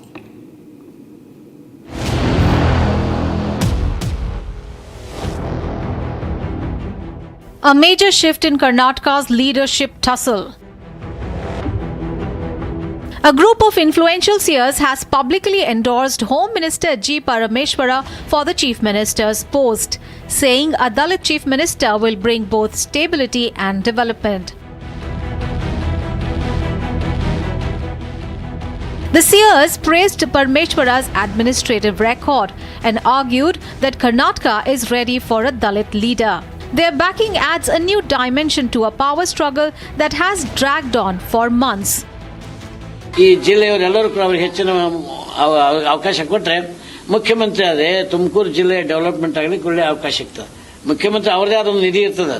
ಈಗ ಬಂದು ಒಂದು ಗೃಹ ಮಂತ್ರಿ ಕೊಟ್ಟಾರ, ಅವ್ರು ಕೆಲವೇ ನಿಧಿ ಕೊಡ್ತದ, ಆ ನಿಧಿ ಒಳಗೆ ಅಷ್ಟೇ ಕೆಲಸ ಮಾಡ್ತಾರೆ, ಹೆಚ್ಚು ಕೆಲಸ ಮಾಡ್ಲಿಕ್ಕೆ ಅವಕಾಶ ಇಲ್ಲ.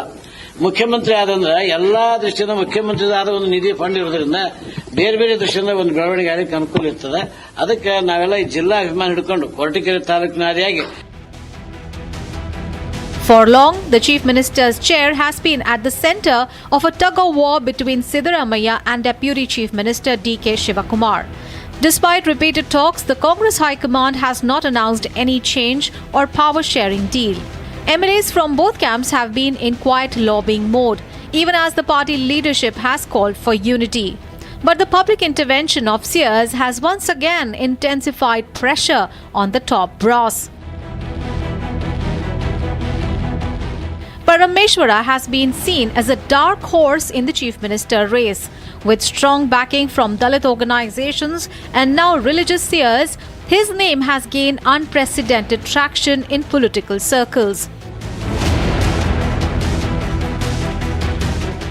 And he has made his own ambitions clear. Parameshwara has said that he is always in the race, signaling that he is ready to take charge if the High Command chooses him. With seers endorsing him and caste equations shifting, Parameshwara is now firmly a contender in Karnataka's leadership battle. All eyes are now on the Congress High Command's next move. Coming up after a short break, we get you grand news. There is no escape for fugitive Mehul Choksi. The Belgium court has said that every plea that he's filed has been denied. The Belgium Advocate General says no further appeal possible for him in the case.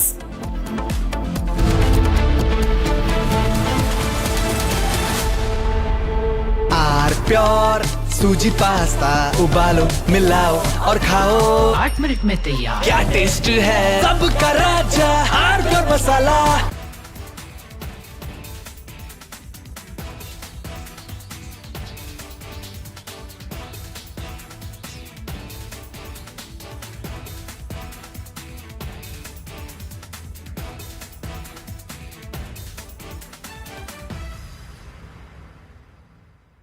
Secret recipe MDH का जीरा sip जल जीरा मसाला sip sip जीरा sip MDH का जल जीरा sip MDH का जल जीरा सिप भाई मेरा बेटी को प्यार चाहिए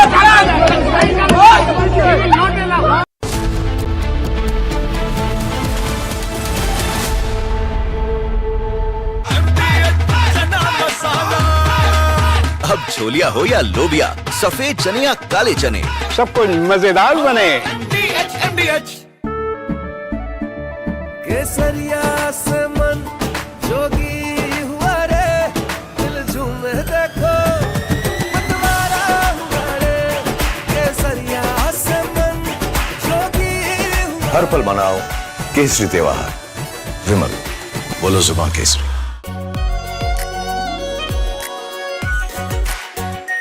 are pure shahi paneer masala delicious healthy everyday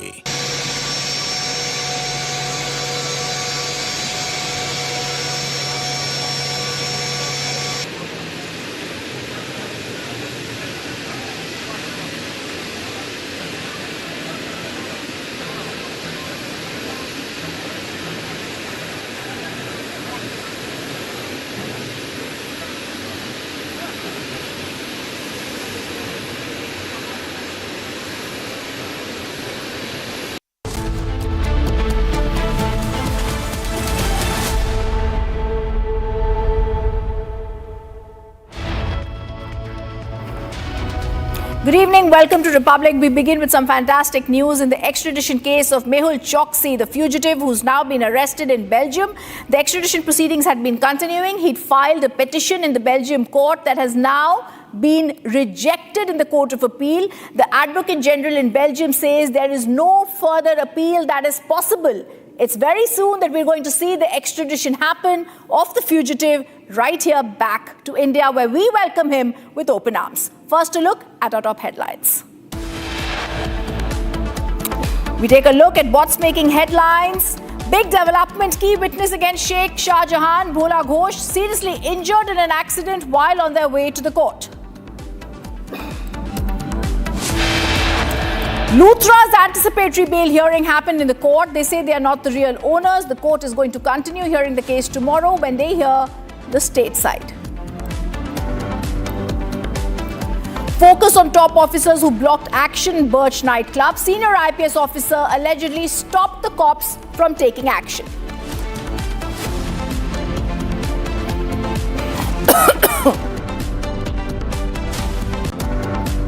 Republic coverage on Dharamsala hoax case is vindicated. The SIT exposes how the accused planned the anti-Hindu campaign. There is no escape for fugitive Mehul Choksi. Belgium Advocate General says no further appeal is possible in the case. Training aircraft crashes during drills in Madhya Pradesh.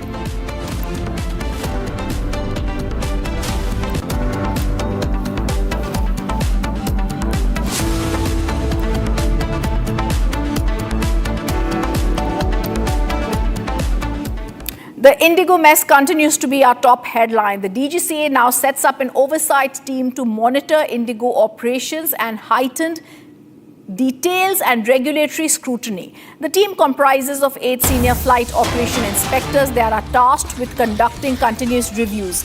As part of this oversight operation team, 2 DGCA officers will be permanently positioned at Indigo's corporate headquarters in Gurgaon. This is finally the government taking some action. I also want to go across to my colleague Shamvi, who's joining us with these details.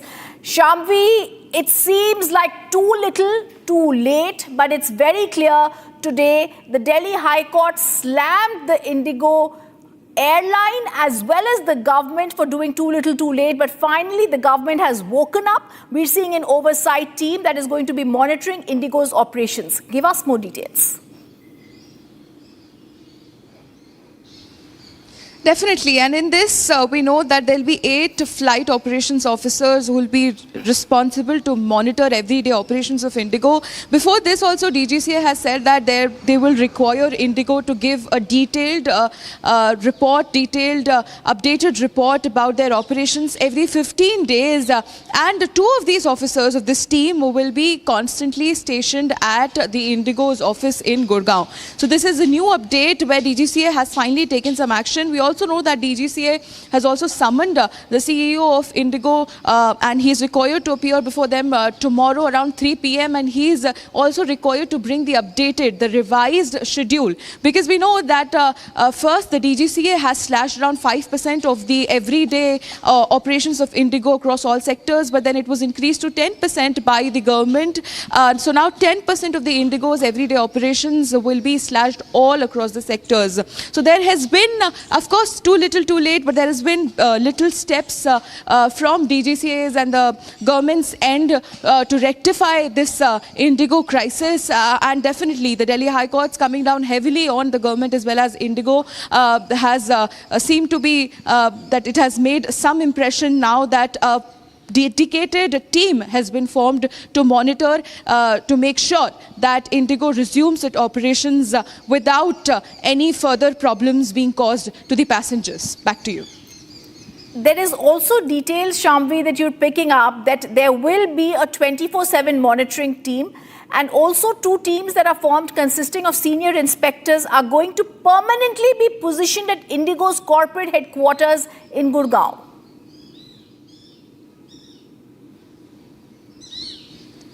Right, because even Indigo, when it initially submitted its report to DGCA about why this entire Indigo fiasco happened in the first place, Indigo asked DGCA to give it a time to till at least 10th of February 2026 to make sure that everyday operations come back to normal.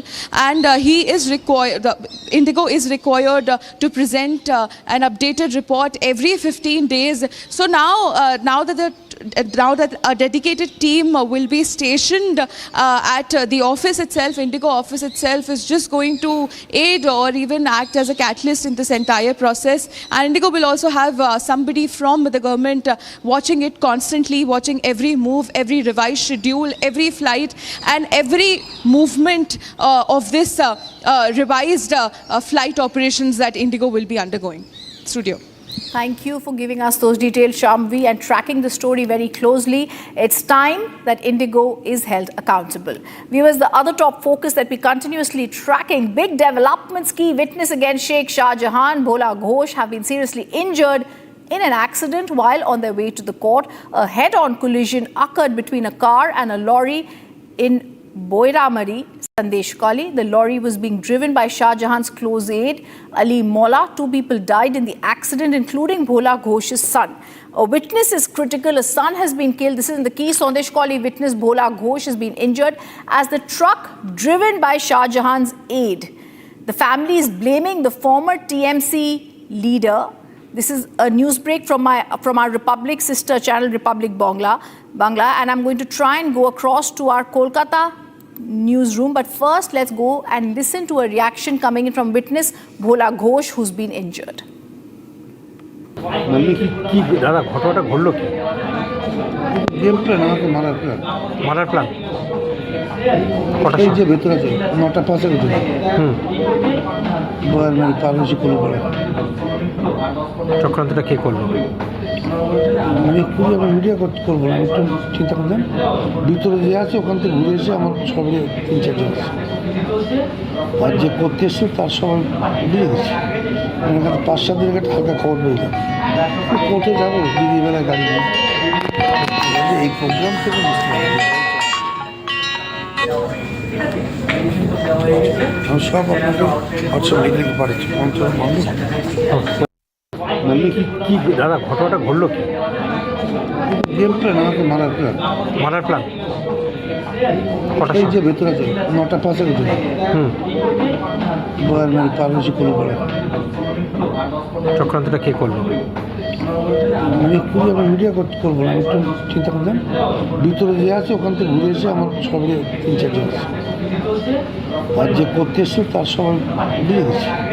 এখানে 5-7 দিনের একটা হালকা খবর পেয়েছিলাম, কোর্টে যাবো দিদিবেলায় গাড়ি নিয়ে, এই প্রোগ্রাম থেকে বুঝতে পারবো আমি সব আপনাকে হোয়াটসঅ্যাপ লিখে পাঠাচ্ছি। And Sondeshkali witnesses have been injured as the former TMC leader's aide had driven the car. We're getting these details, and witnesses who've been injured have spoken and said that this key aide of the former TMC leader has been driving the car. Very serious as a truck hit the car of witnesses against the jailed TMC leader, and it was en route to the court. The key witness, Bholanath, has been critically injured. His car was hit by the truck. The son and driver died in the incident. He was the prime witness in the Sondeshkali attack case, critically injured. Let's also tell our viewers that Sondeshkali is a case that has been done by our sister channel Republic Bangla, where we exposed the details on what was happening at Sondeshkali. And Sondeshkali had been in turmoil after the mob had attacked the ED officers searching the premises of TMC's leader Shah Jahan Sheikh, who was wanted in a scam. Right after the aid, the ED officers were assaulted by local villagers who, along with the supporters, had destroyed their files. There was an unrest caused a major political controversy. But the big story, the political blame game had intensified, and today the key witnesses have been injured.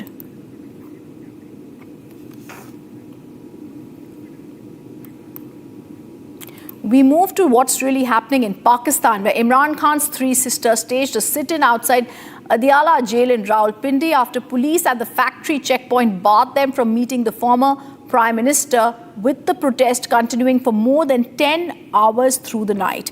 As tensions have escalated, Rawalpindi police launched a late-night operation. They used water cannons on the sisters accompanying the PTI workers, leaving all participants drenched and further intensifying the standoff outside the jail. It's Pakistan police now, a sit-in protest there, where we're seeing Rawalpindi police have barred the sisters of Imran Khan from meeting him. Let's first listen in to reactions coming in. We've got an exclusive conversation with the representation of PTI founder Sardar Tayyab Khan. Listen in. Senior रहनुमा पाकिस्तान तहरीक-ए-इंसाफ नईम हैदर पंजोता साहब मौजूद हैं। Sir 11 रात के बज रहे हैं, खान साहब की बहनों से मुलाकात नहीं हुई, आप वकला को भी नहीं छोड़े, क्या फरमाएं? बहुत शुक्रिया तैयब साहब, आपने मौका दिया जी। देखिए आज मुलाकात का दिन है और हम तो मुलाकात के लिए आए हैं, कोई हम हमला करने नहीं आए अडियाला जेल के ऊपर। ये राइट है कि उनसे उनकी फैमिली की मुलाकात हो, और ये राइट है कि इमरान खान बाहर हो। मामला तो उनकी रिहाई का है ना जी, कि वो बेगुनाह कैद हैं, आपने बेगुनाह रखा हुआ है, फिर उनकी फैमिली को भी आप मिलने नहीं दे रहे। तमाम झूठे केसेस बनाकर नेशनल इंटरनेशनल बड़ी कोशिश की आपने कि इसे साबित किया जाए करप्ट। आज भी लिखें तो नवाज शरीफ का नाम आता है। 7-8 घंटे से हम बैठे हुए हैं, खान साहब की बहनें बैठी हैं, दीगर आपके सामने लोग यहाँ कारकुनान मौजूद हैं। हम इंतजार कर रहे हैं कि अंदर से संदेशा आया कि हम अभी भी पुलिस हकाम से अभी बात हुई है और वो कहते हैं जी कि ऊपर से इजाजत नहीं है। तो ये पूछ के जो बताना है ना, इससे मुल्क पहले भी 75 ईयर के अंदर जो नुकसान हुआ मजीद नुकसान होगा और होता जा रहा है। आज इकॉनमी कहाँ खड़ी है, आज कानून कहाँ खड़ा है, आज इंसाफ कहाँ खड़ा है, आज अदालतें कहाँ खड़ी हैं, आज आम आवाम कहाँ खड़ी है, आज गरीब कहाँ खड़ा है, कोई इनको परेशान हाल नहीं है। निम साहब आप लोग अब यहाँ बैठे रहेंगे क्योंकि आप तबीयत भी आपकी सेट नहीं, उसके बावजूद भी आप यहाँ, क्योंकि हर मंगल को और हर पेशी में आप यहाँ मौजूद होते हैं अडियाला में फील्ड में, इर्द गिर्द की दुकानें भी बंद हैं। आम रूटीन में ये होता है कि दुकानें खोले रखते हैं, इन्होंने तो सब कुछ ही बंद किया हुआ है। बिल्कुल जी, आप अंदाजा लगा रहे होंगे मेरे शोल्डर से और मेरे आवाज से भी। मुझे 2 दिन से बुखार है, जुकाम है, खांसी है। हमारे इसलिए है इस बुखार की वजह होने के बावजूद कि जो धमकियां दे रहे थे, ये ना कहें कि बीमारी का बहाना बना के घर बैठ गए हैं। अब जैसे भी हो, वो क्या कहते हैं ना, जिस्म जले जो भी हो, हमने आके अपना फर्ज हमेशा अदा किया और नेक्स्ट भी अदा करते रहेंगे। देखिए, बात यह है कि जेल मैनुअल जो है वो वाज़ेह कहता है कि उससे कोई भी कैदी होगा तो आम कैदी, उससे उसके वकला, फैमिली, रफ़का मिल सकते हैं। एक शिक लगाई गई थी जिसके हवाले से कहते हैं जी सियासी गुफ्तगू के ऊपर पाबंदी है। तो आर्टिकल जो 16 है और आर्टिकल 17 और 19 जो है आईन पाकिस्तान का, वो हक देता है हर शहरी को गुफ्तगू करने का, बात करने का, ये आज़ादी देता है। आप उसकी आज़ादी सलब नहीं कर सकते। आइन के नीचे कानून बनता है, कानून के नीचे रूल्स बनते हैं। तो ऐसा कानून जो उस वक्त ज़िया-उल हक ने बनाया था 1978 के अंदर, जिसमें 365 जो है वो शिक डाली गई थी, इसलिए कि उस वक्त जो जुल्फ़िकार भुट्टो थे उनके ऊपर पाबंदी लगानी थी कि वो सियासी गुफ्तगू ना करें। अब उस शिक को हाई कोर्ट ने कलअदम करार दे दिया। जब हाई कोर्ट ने कलअदम करार दे दिया तो फिर 3 मेंबर बेंच बैठा, जिसके अंदर चीफ जस्टिस ने सरबराही की, जिसका नाम अभी वो सरफराज डोगर साहब 16वें नंबर पर लाहौर हाई कोर्ट में थे। उन्होंने उस शेख को दोबारा बहाल कर दी। जी सियासी गुफ्तगू पर पाबंदी है। तो नवाज शरीफ क्यों सियासी गुफ्तगू करते थे? मरियम क्यों करती थी? जरदारी क्यों करता था? बाहर काबीना की मीटिंग क्यों बुलाते थे? सिर्फ इमरान खान की आवाज बंद करने के लिए। जो हक की होगी बात, जो जमहूरियत की बात होगी, जो इंसाफ की बात होगी, वो सूट नहीं करेगी। कारकुनान बड़े चार्ज है यहाँ जो मौजूद है। शदीद सर्दी भी है, रात 11-12 का वक्त हुआ चलता है, लेकिन उसके बावजूद भी आप लोग चार्ज है। ये बताया कि वफाकी वज़ीर ने कहा है कि हम बड़े संजीदा है और आप वफाकी हुकूमत संजीदा है कि PTI पे पाबंदी लगने जा रही है। तो कोई पाबंदी वगैरह अगर लग गई तो आप लोग आगे क्या लाए लोग? आप देखें, जो पाकिस्तान जब से बना है तब से ही पाबंदियां जो है पाकिस्तान के अंदर लगी हुई है। कौन सी आज़ादी है? पहले इसी पाबंदी से तो छुटकारा पाना है। इसी पाबंदी से तो निकलने के लिए, हकीकी आज़ादी के लिए इमरान खान आज अडियाला जेल में भी है और कारकुनान जेल के अंदर है, लीडरशिप जेल के अंदर है। लोगों ने जो है वो जख्मी हुए, शहीद हुए, जेलों के अंदर गए। 30,000 प्लस हमारे लोग गए जेलों के अंदर। तो क्यों गए? इसी वजह से गए कि ये जो पाबंदियां हैं, ये जो एक आज़ादी सलब की गई है, उससे छुटकारा पाना है। बाकी कोई चीज भी पाकिस्तान के अंदर पहले आज़ाद ही नहीं है, तो नई पाबंदी उन्होंने क्या लगानी है? तो आप लोग यहाँ बैठे रहेंगे? बिल्कुल बैठे रहेंगे जब तक बहनें हैं। जब तक बहनें कहेंगी कि हमने बैठने, हम बैठे इंशाल्लाह। क्या कहेंगे? इमरान खान साहब को कह देते तनाई में रखा हुआ है, फैमिली को भी नहीं मिलने दिया जा रहा है, वकला को भी नहीं जाने दे रहे, क्या फरमाएंगे? देखें, ये जो इमरान खान के साथ जुल्म कौन कर रहे हैं? वो कौन है जो इमरान खान को कैद तन्हाई में रख रहा है? वो कौन है जो ये गैर आईनी और गैर कानूनी काम कर रहा है? कौन है? पहले ये बता दें, हमें नहीं पता। और किसकी जरूरत है पाकिस्तान में कि इमरान खान को कैद तन्हाई में डाल दें? तो आप क्या समझती है कि कब तक ये पुरअमन यहाँ आप लोग बैठे रहेंगे? वाटर कैन में इर्द गिर्द की दुकानें तक बंद है और स्कूलों को भी छुट्टियां यहाँ दी गई है। मतलब कितना खौफ और आस है। मेरी बात सुने, ये हमने आज तक पिछले 8-9 महीने से आ रहे हैं। लोग भी आते हैं, बच्चे भी बैठे हैं, छोटे छोटे बच्चे बैठे हैं। क्या ये यहाँ पे लोगों की दुकानें तो नहीं तोड़ने आते? ये जान के लोगों को तंग कर रहे हैं। ये लोगों की दुकानें जान के बंद करा रहे हैं, ट्रक जान के खड़े करते हैं। जो मतलब अखबार था वो भी एक्सेस नहीं है, और भी चीजों का एक्सेस उनसे ले लिए गए। तो आप समझिए कि आप हुकूमत के जो वज़रा आकर टीवी पे बयान दे रहे हैं, आज भी प्रेस कॉन्फ्रेंस उन्होंने की और वो कह रहे हैं कि पाबंदियां भी लग सकती हैं, कहीं किसी और जेल में भी मुंतकिल हो सकते हैं अगर इस तरह के एहतजाज वगैरह जारी रहे। मेरी बात सुने, ये जो हुकूमत के वजीर बोल रहे हैं, इन बेचारों के पास क्या है कहने के लिए? ये बेचारे ऐसे आके वो क्या है, वो इन बेचारों के पास कुछ भी नहीं है ना कहने के लिए। पीछे बैठ के यही लोग कहते हैं जी हमारे हाथ में कुछ नहीं, हम बेबस हैं। ये तो बेबस हैं बेचारे, तो इसलिए अपने हक के लिए खड़े हो। आज तक इमरान खान ने नहीं कहा कि मेरे लिए निकले। इमरान खान हमेशा कहते हैं अपने हक के लिए खड़े हो। या हम कह रहे हैं कि हम अपने भाई को कैद तन्हाई हमें कबूल नहीं है, इमरान खान को ये टॉर्चर कबूल नहीं है हमें। ये लास्ट में बताइएगा कि हम देखते हैं अडियाला जेल में अब इंटरनेशनल मीडिया भी आ रहा है। इमरान खान साहब नेशनल हीरो है, नेशनल लीडर है, उनको दुनिया भर में पसंद किया जाता है।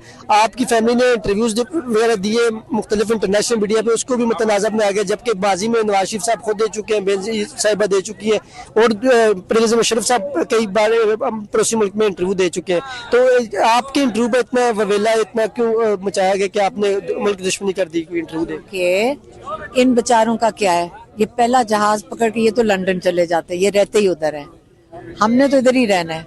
अब सरकारी ये जो आपके सियासतदान है, ये क्यों मुल्क छोड़ के बाहर रहते हैं? और सिर्फ यहाँ आते हैं इसको थोड़ा सा लूट मारो और पैसे बनाने, पूरे नहीं पड़ रहे। जो भूख होती है अल्लाह ताला ने कहा वो भरेगी नहीं, ये जो कुआं है ये नहीं भरेगा। ये मुल्क पाकिस्तान सारे हर पाकिस्तानी का है। इस वक्त जो ये हमारा नहीं कुछ कर सकते, करें तो सही, इस बारी ये करें तो सही। हम आराम से बैठे हैं, ये करें और फिर ये खुद डरें। और ये जो बच्चे खड़े हैं ना पीछे पुलिस वाले, जरा इनसे पूछ लें, किसी का दिल नहीं है किसी औरत पे जुल्म करने का, किसी का दिल नहीं है। वो हमें पुलिस वाले कह रहे हैं हम तो सारे इमरान खान के साथ हैं। तो ये इमरान खान के साथ खड़े वाले बच्चे हैं, पूरी पुलिस इमरान खान के साथ है, फौज इमरान खान के साथ है। इन लोगों के साथ कौन है जो पाकिस्तान के साथ ये जुल्म कर रहे हैं और इमरान खान के साथ जुल्म कर रहे हैं। Gursimran's joining us on the phone line. Gursimran, his family is protesting. They've unleashed water cannons on them on the PTI protests. What is the current situation that you are looking at on ground? See, if we speak of the situation that is evolving in Pakistan, it is very clear that it is not the Adiala Jail administration or the Pakistani establishment, but these are the direct orders of the Pakistani army that are being followed on ground, and the atrocities that we are being seen commented upon Imran Khan in the solitary confinement or his family outside the Adiala Jail. These are all the scripts that the Pakistani army has written, because it is just a couple of days after the DG ISPR has held a press briefing in which he has leveled serious allegations against the Pakistan Tehreek-e-Insaf, in which he has said that all these attempts are to malign the image, all these attempts are being made to benefit other countries. So it is very clear that Imran Khan has denied to toe the line of the Pakistani army, that was to keep silent and get out of Adiala Jail. And now that Pakistan army fears that once Imran Khan is out, he will actually expose the wrongdoings of the Pakistani army, and that's why we have witnessed this rude punishments being given to the protesters and the supporters of Imran Khan outside the Adiala Jail. And in days to come, this similar fate is going to continue, because in Pakistan, contempt of court is nothing when it comes to the orders being followed of the Pakistani army and the DG ISPR. Thank you, Gursimran, for giving us those details. We hope the Pakistan government realizes to let the family know about the whereabouts of a former prime minister is a part of their human rights, something Pakistan needs to understand. But our focus now on the DGCA that has set up finally an oversight team to closely monitor Indigo's mess amid heightened regulatory scrutiny now. The team is comprising of certain flight operation inspectors that are tasked with continuous review of the airline safety and operational practices. This enhanced oversight includes 2 DGCA officers who are permanently going to be positioned at Indigo's corporate headquarters in Gurgaon. 2 teams have been formed. The DGCA teams now deployed inside the Indigo office. They've also set up a 24/7 monitoring team. Indigo management has been summoned again, and this biggest aviation crisis. Also remember, the Delhi High Court, looking at this case, has slammed the government for waking up late to what had happened. The court also raised the issue of profiteering. I want to go across to Shamvi, who's joining us. Shamvi, today lots of developments have happened in the Indigo mess case. First, I want to ask you that you're reporting from outside the Indigo's headquarters in Gurgaon. What is this DGMO? What is this court? Court has raised the profiteering issue. What is the DGCA setting up the 24/7 monitoring team? Who is it going to comprise of, and what is it going to do? So one of the most major problems that the passengers were struggling with when there were constant cancellations and delays from Indigo's end were the heightened and spiked prices of the fellow airlines, be it Air India, be it Air India Express, SpiceJet or Akasa.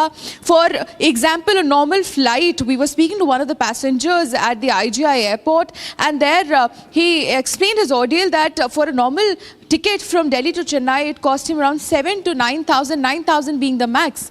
But at that time, when Indigo has cancelled all the flights, delayed, or most of them were delayed, the normal price that airline was charging for the ticket was around 60,000.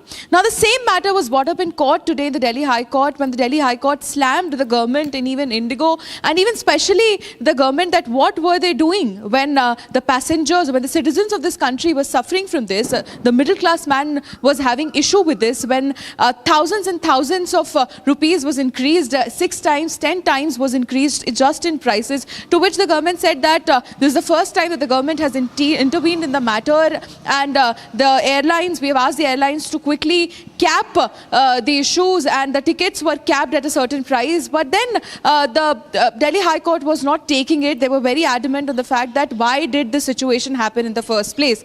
Why did you let the situation persist in the first place? So now that the DGCA has formed 2 teams where 8 senior flight operations officers will be there as a part of the team, but 2 of them will be permanently stationed at the Indigo office in Gurgaon, and will make sure that Indigo resumes its everyday operations just the way it was before this entire Indigo crisis. It will also help Indigo with presenting its revised schedule, or even the updated report regarding what are the routes, or what is the updated timing with the same. Back to you. All right. Thank you, Shambhavi, for those details. Just stay with us because this is a focus we're having. We're also having viewers. Shambhavi, join in right now. Captain Hassan Khalid, an aviation expert, is joining us on the phone line. Captain Khalid, how are you looking at the situation? We've seen so many things happen today. The Delhi High Court has slammed the government. Of course, they've questioned the Indigo for this mess. Today, now, an oversight committee has there. The DGCP has set up a 24/7 monitoring team. There's someone going to be at the headquarters of Indigo 24/7. But the passengers have suffered. These flight guidelines were there last year. It's this year that everyone is waking up. Interestingly, the lawyer for the government in the court says the Civil Aviation Ministry is not someone responsible for this. It's only the DGCA. Lots of things coming. One thing is clear. Nobody wants to take responsibility for the biggest aviation crisis in the country. Captain Hassan Khalid. All right. Look, the things that have happened to do the damage control, I think they are sufficient. In the sense that the routes are being curtailed, a close monitoring body has been appointed, the CEO has been given notice, they are now in the public eye and regulatory eye 24/7.